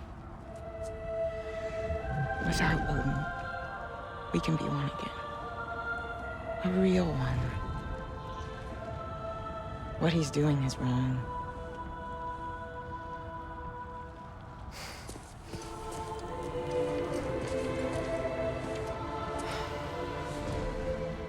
He said if we held our ground, we'd be safe. He said we owed him.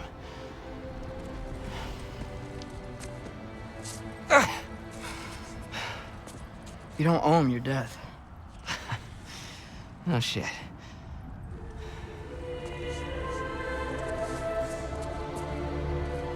Dad will never let them get their grandfather. Then go with him. He'll listen to you. Are you ready to go find the rest of your people? Yeah.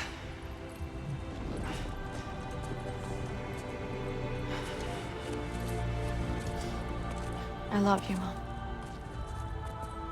I love you too.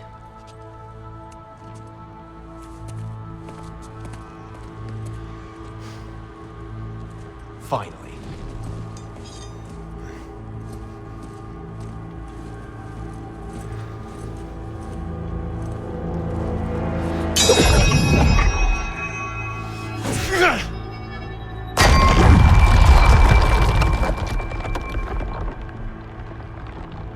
Shoot it.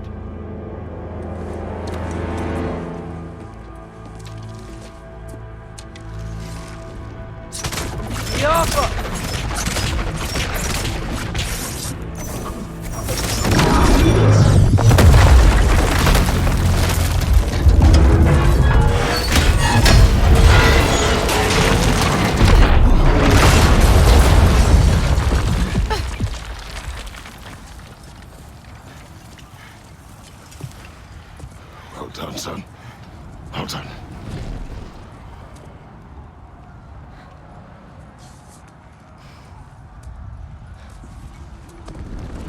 With Thrud now on their side, they enter Asgard and Kratos joins them. And when they near Odin's lodge, they hear Thor behind them. Thor and Kratos engage in a battle. This time there is no holding back. This time someone must die. Away from her!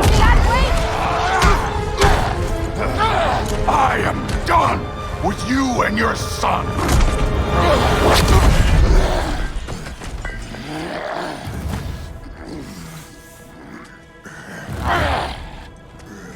No more fucking games!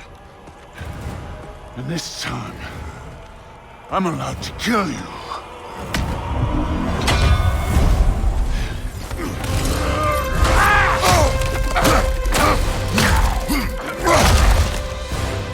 Think for yourself, Owen! Your firm is falling apart!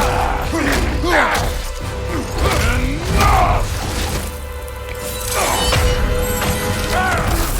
Don't act like you know!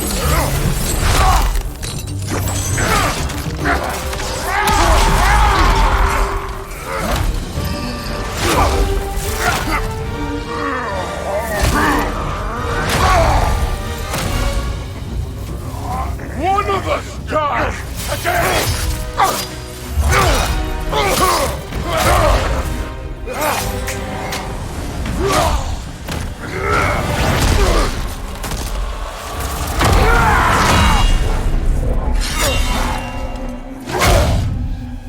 Come on!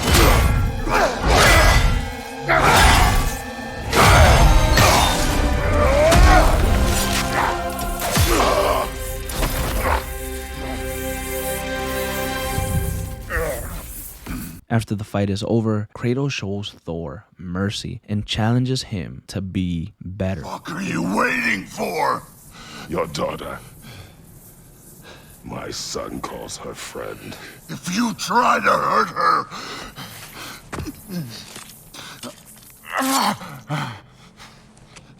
I would not.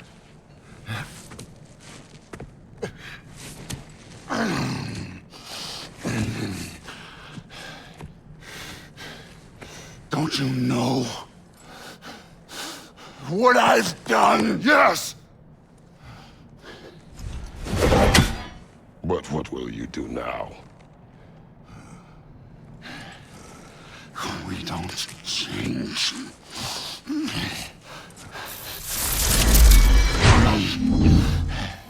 Or destroy us. No more. No more. For the sake of our children, we must be better.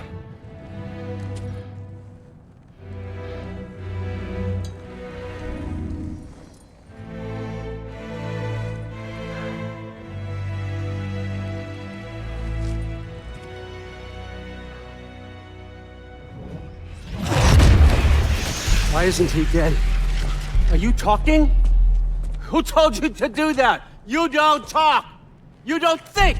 I think you kill. It's a simple fucking concept. Sif was right about you. I just didn't want to see it. What is this? Are you broken? I am your father. Take the hammer and kill who I tell you to kill.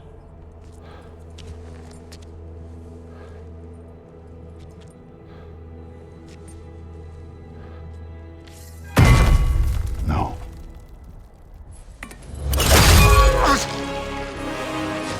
I didn't want this. I did not want this.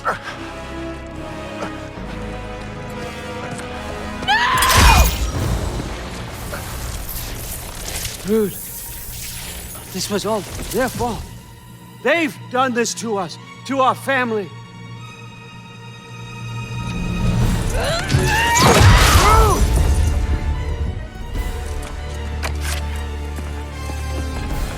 With Thor gone, Odin begins to see the writing on the wall and begins an all-out attack on both Kratos and Atreus.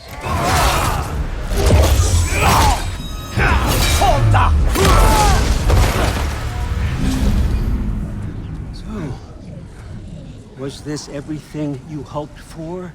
Was your plan really all that much better than mine? I hope you got exactly what you want. Not quite yet.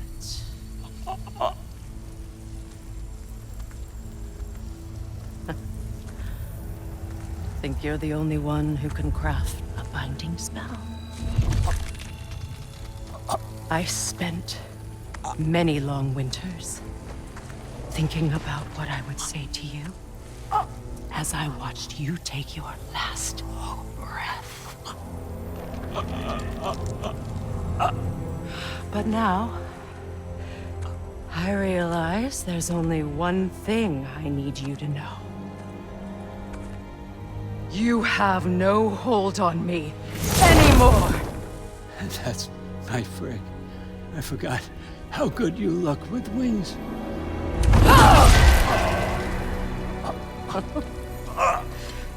Oh, husband. You always sought knowledge well. Now, I'm going to teach you what it's like to lose everything. Bow to your queen! I always loved you, you know. You've never loved anyone!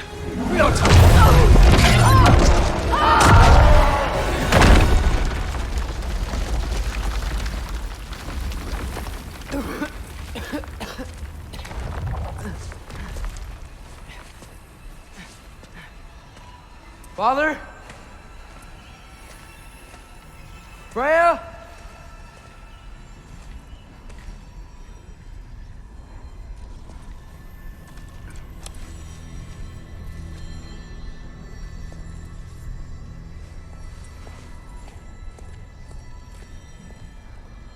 You did it, Loki.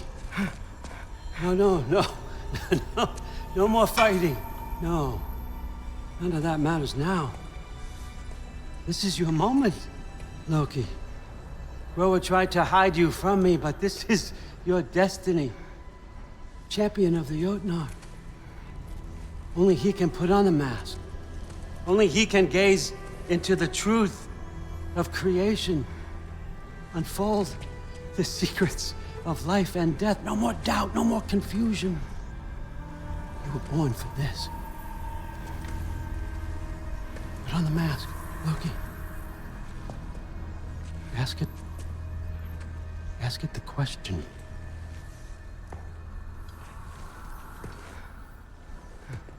This is your choice, son. I trust you.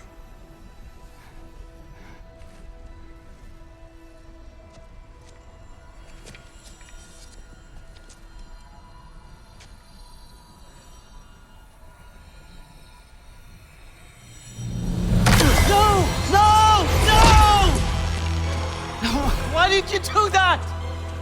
What was it all for? You choose to be nothing! You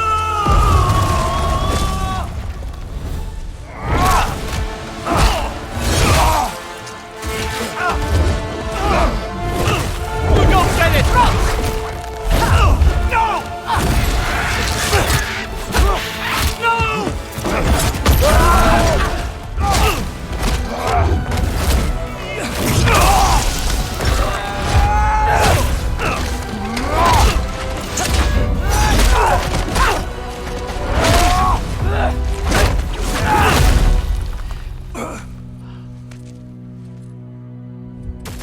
This was our chance, Loki. I could have had my answers. I could have learned the truth. You took that away from me. I could have made things better. We could have made the 9 realms better. This was never about the realms, or me. It was about you. You destroyed everything. My home, my family, my kingdom. You did those things. Your choices. You killed your own son. It wasn't my choice. I had no choice. There's always a choice.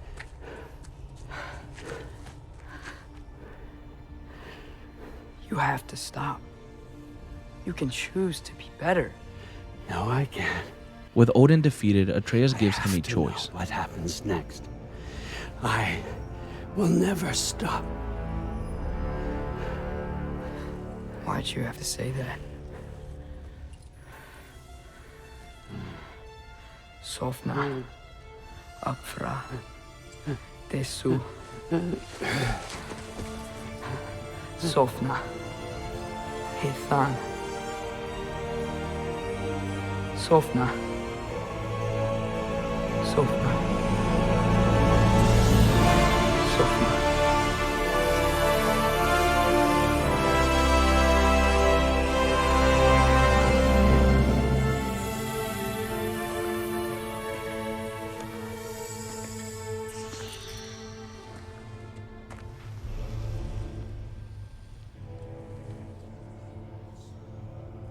What do we do with him?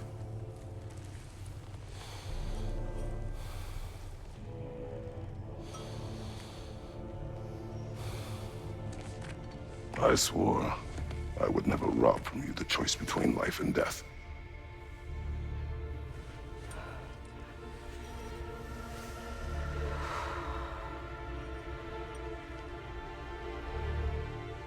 I have waited so long for this moment.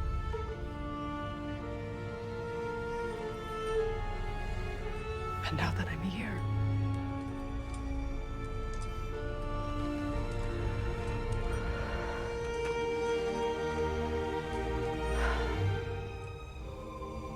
I don't need this to make me whole. We stopped his madness. That's all that matters.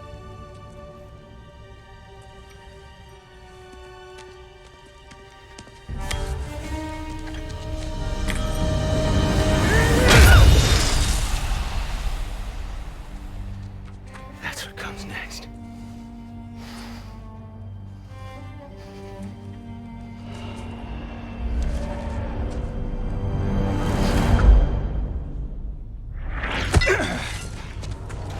It's Ragnarok. He's here.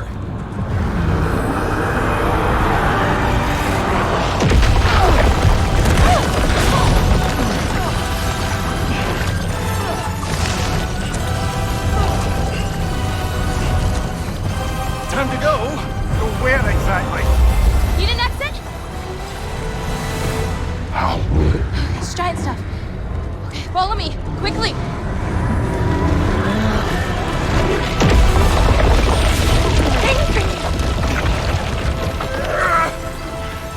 What? You have to go. Freya! It's time.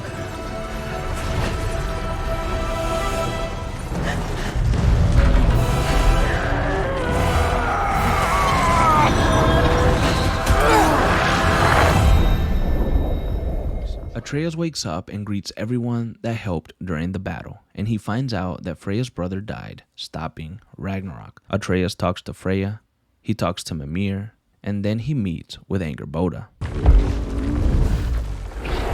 Maybe one of these days I'll surprise you. Well, you already have.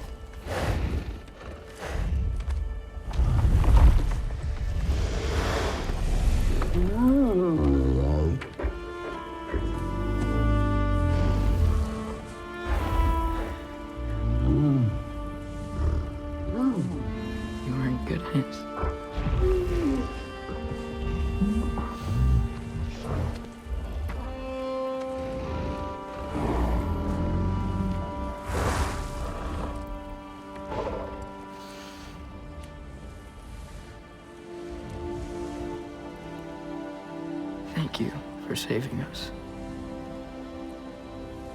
I decided it would be better if I wrote the ending myself.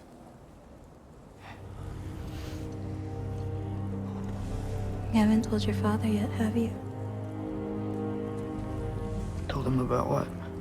Come on. Giant visions? I already saw it. I get it. Every part of me is telling me this is what I have to do. I just don't know how to say it. Come with me. I've got something I want to show you. After his talk with Angerboda, they are joined by Kratos, and Angerboda takes them to one final shrine.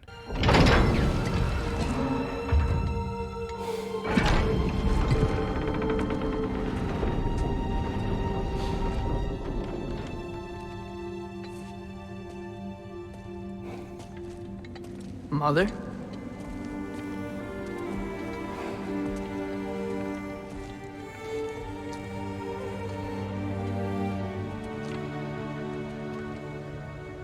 My shrine in Jotunheim. She destroyed it. She didn't want us to know our fate. We forged our own path because of her. She went against her own people. Our people. To protect you.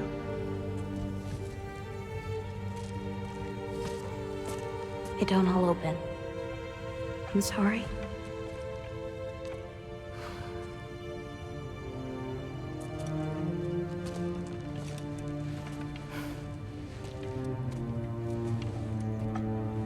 Father, I need to talk to you about something. There are other giants out there, and I've got to find them. I think I know where to look, but they're my responsibility. I need to do this alone. I don't want to do it alone, but I need to. It's hard to explain. Does it frighten you? Yeah. That is why you must do it. Like you taught me. Yeah. We survived today because of your choices. Who to trust, who to call friend.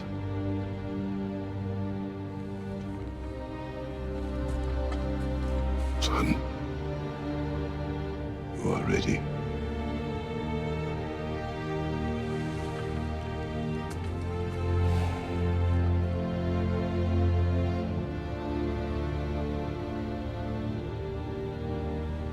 Remember our promise.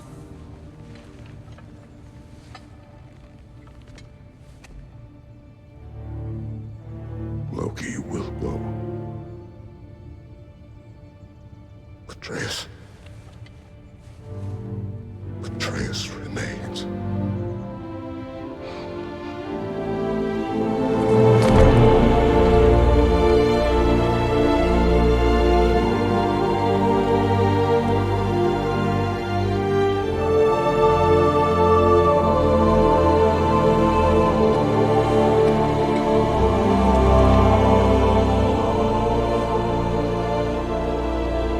Take care of everyone.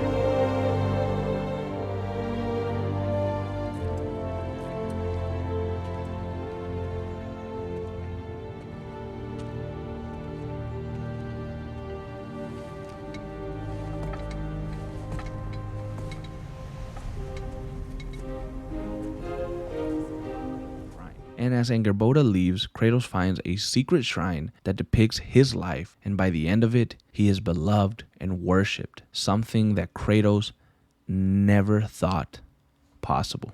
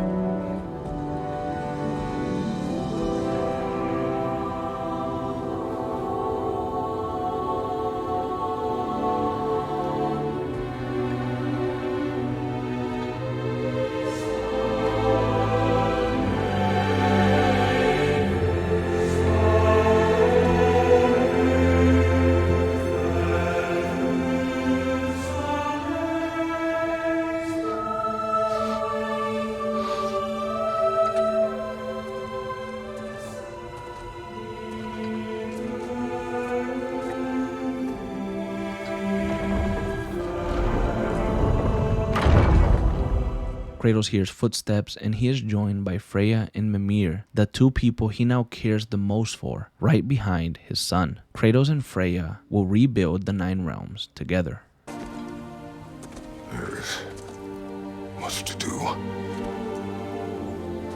Much to rebuild.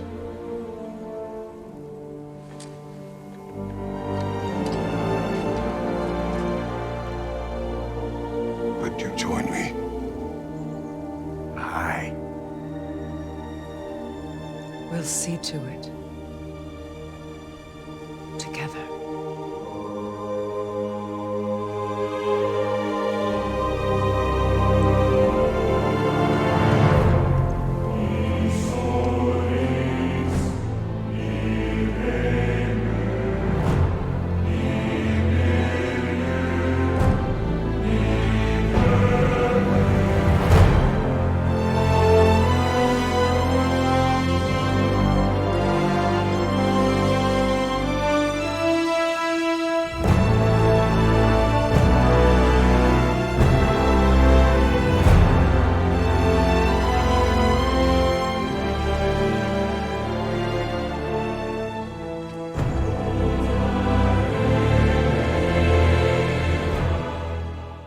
Kratos and Freya would continue to work together in bettering all the remaining realms. They would also move in together out of convenience due to them sharing many similar goals. One of the things that Freya has been working on is a council where all hold power in the realms, and decisions are made with everyone in mind, rather than having a single ruler like Odin was. As the council grows, Freya looks for a new god of war for the realms, a god that can be strong and caring as well as helpful to the realms. Freya decides to approach Kratos as she knows that he would be the perfect choice, but Kratos is somewhat bothered by the question as he feels like he cannot be a good god of war due to the vile actions he committed when he held the role back in Greece. Due to this, he avoids Freya for a few days, and one morning Kratos sees an invitation nailed to their door, which is inviting him to Valhalla. The invitation reads, "Master Valhalla and master thyself." Kratos ventures into Valhalla alone with Mimir. He forces his way inside and is killed. He awakens outside of Valhalla on the shores of the island, and Freya is there waiting for him. She is angry that he went without informing her, and she asks him if he's given any more thought about the role of becoming god of war. But she realizes that this Valhalla test and this Valhalla trip will actually help Kratos and ease his mind. She says that she will wait for him until he finds what he needs, and she will have her Valkyries assist him in going inside.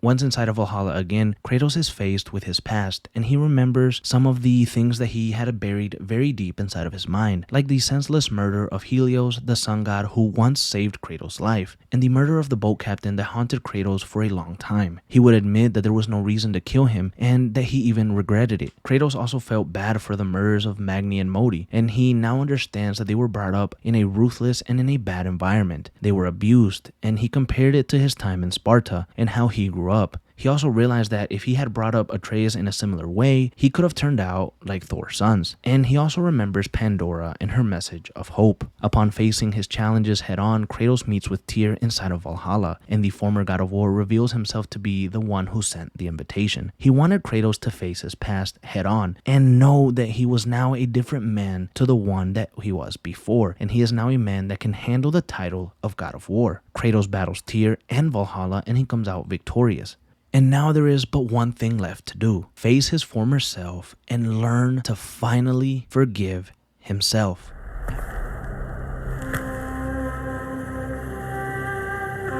What can I say to you? I remember how it felt to take that throne. All that it meant. And all that it did not. A god of war. God of pain, of suffering, of destruction. And the one said I chase redemption that I know I can never deserve. What does that make me? God of fools. A god of...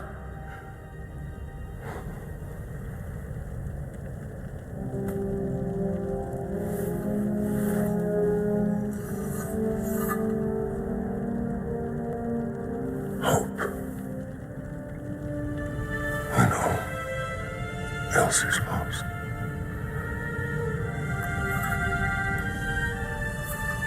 You lost everything. And everyone. You became... There is no forgiving you. You chose!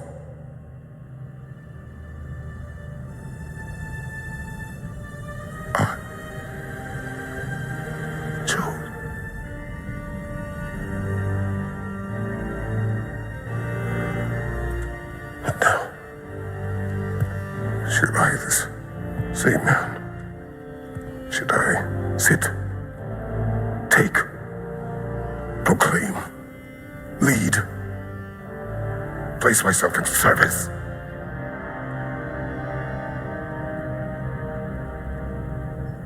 In service? Or should I lose everything and everyone? There's to be enough left inside so that I do not become you.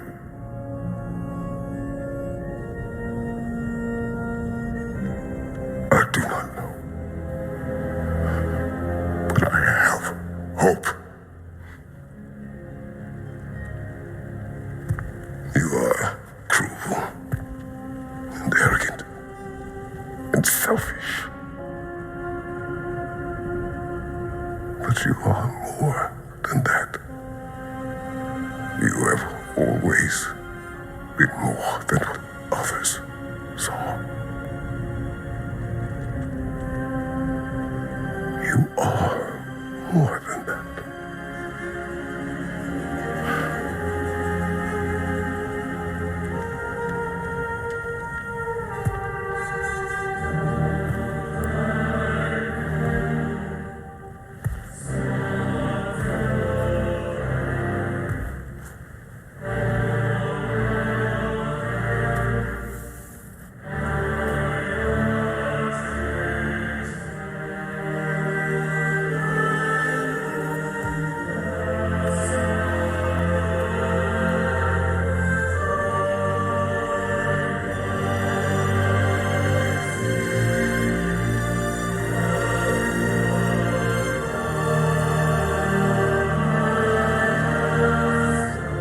After his experience in Valhalla, Kratos meets with Freya and accepts her offer, and Kratos becomes the God of War again.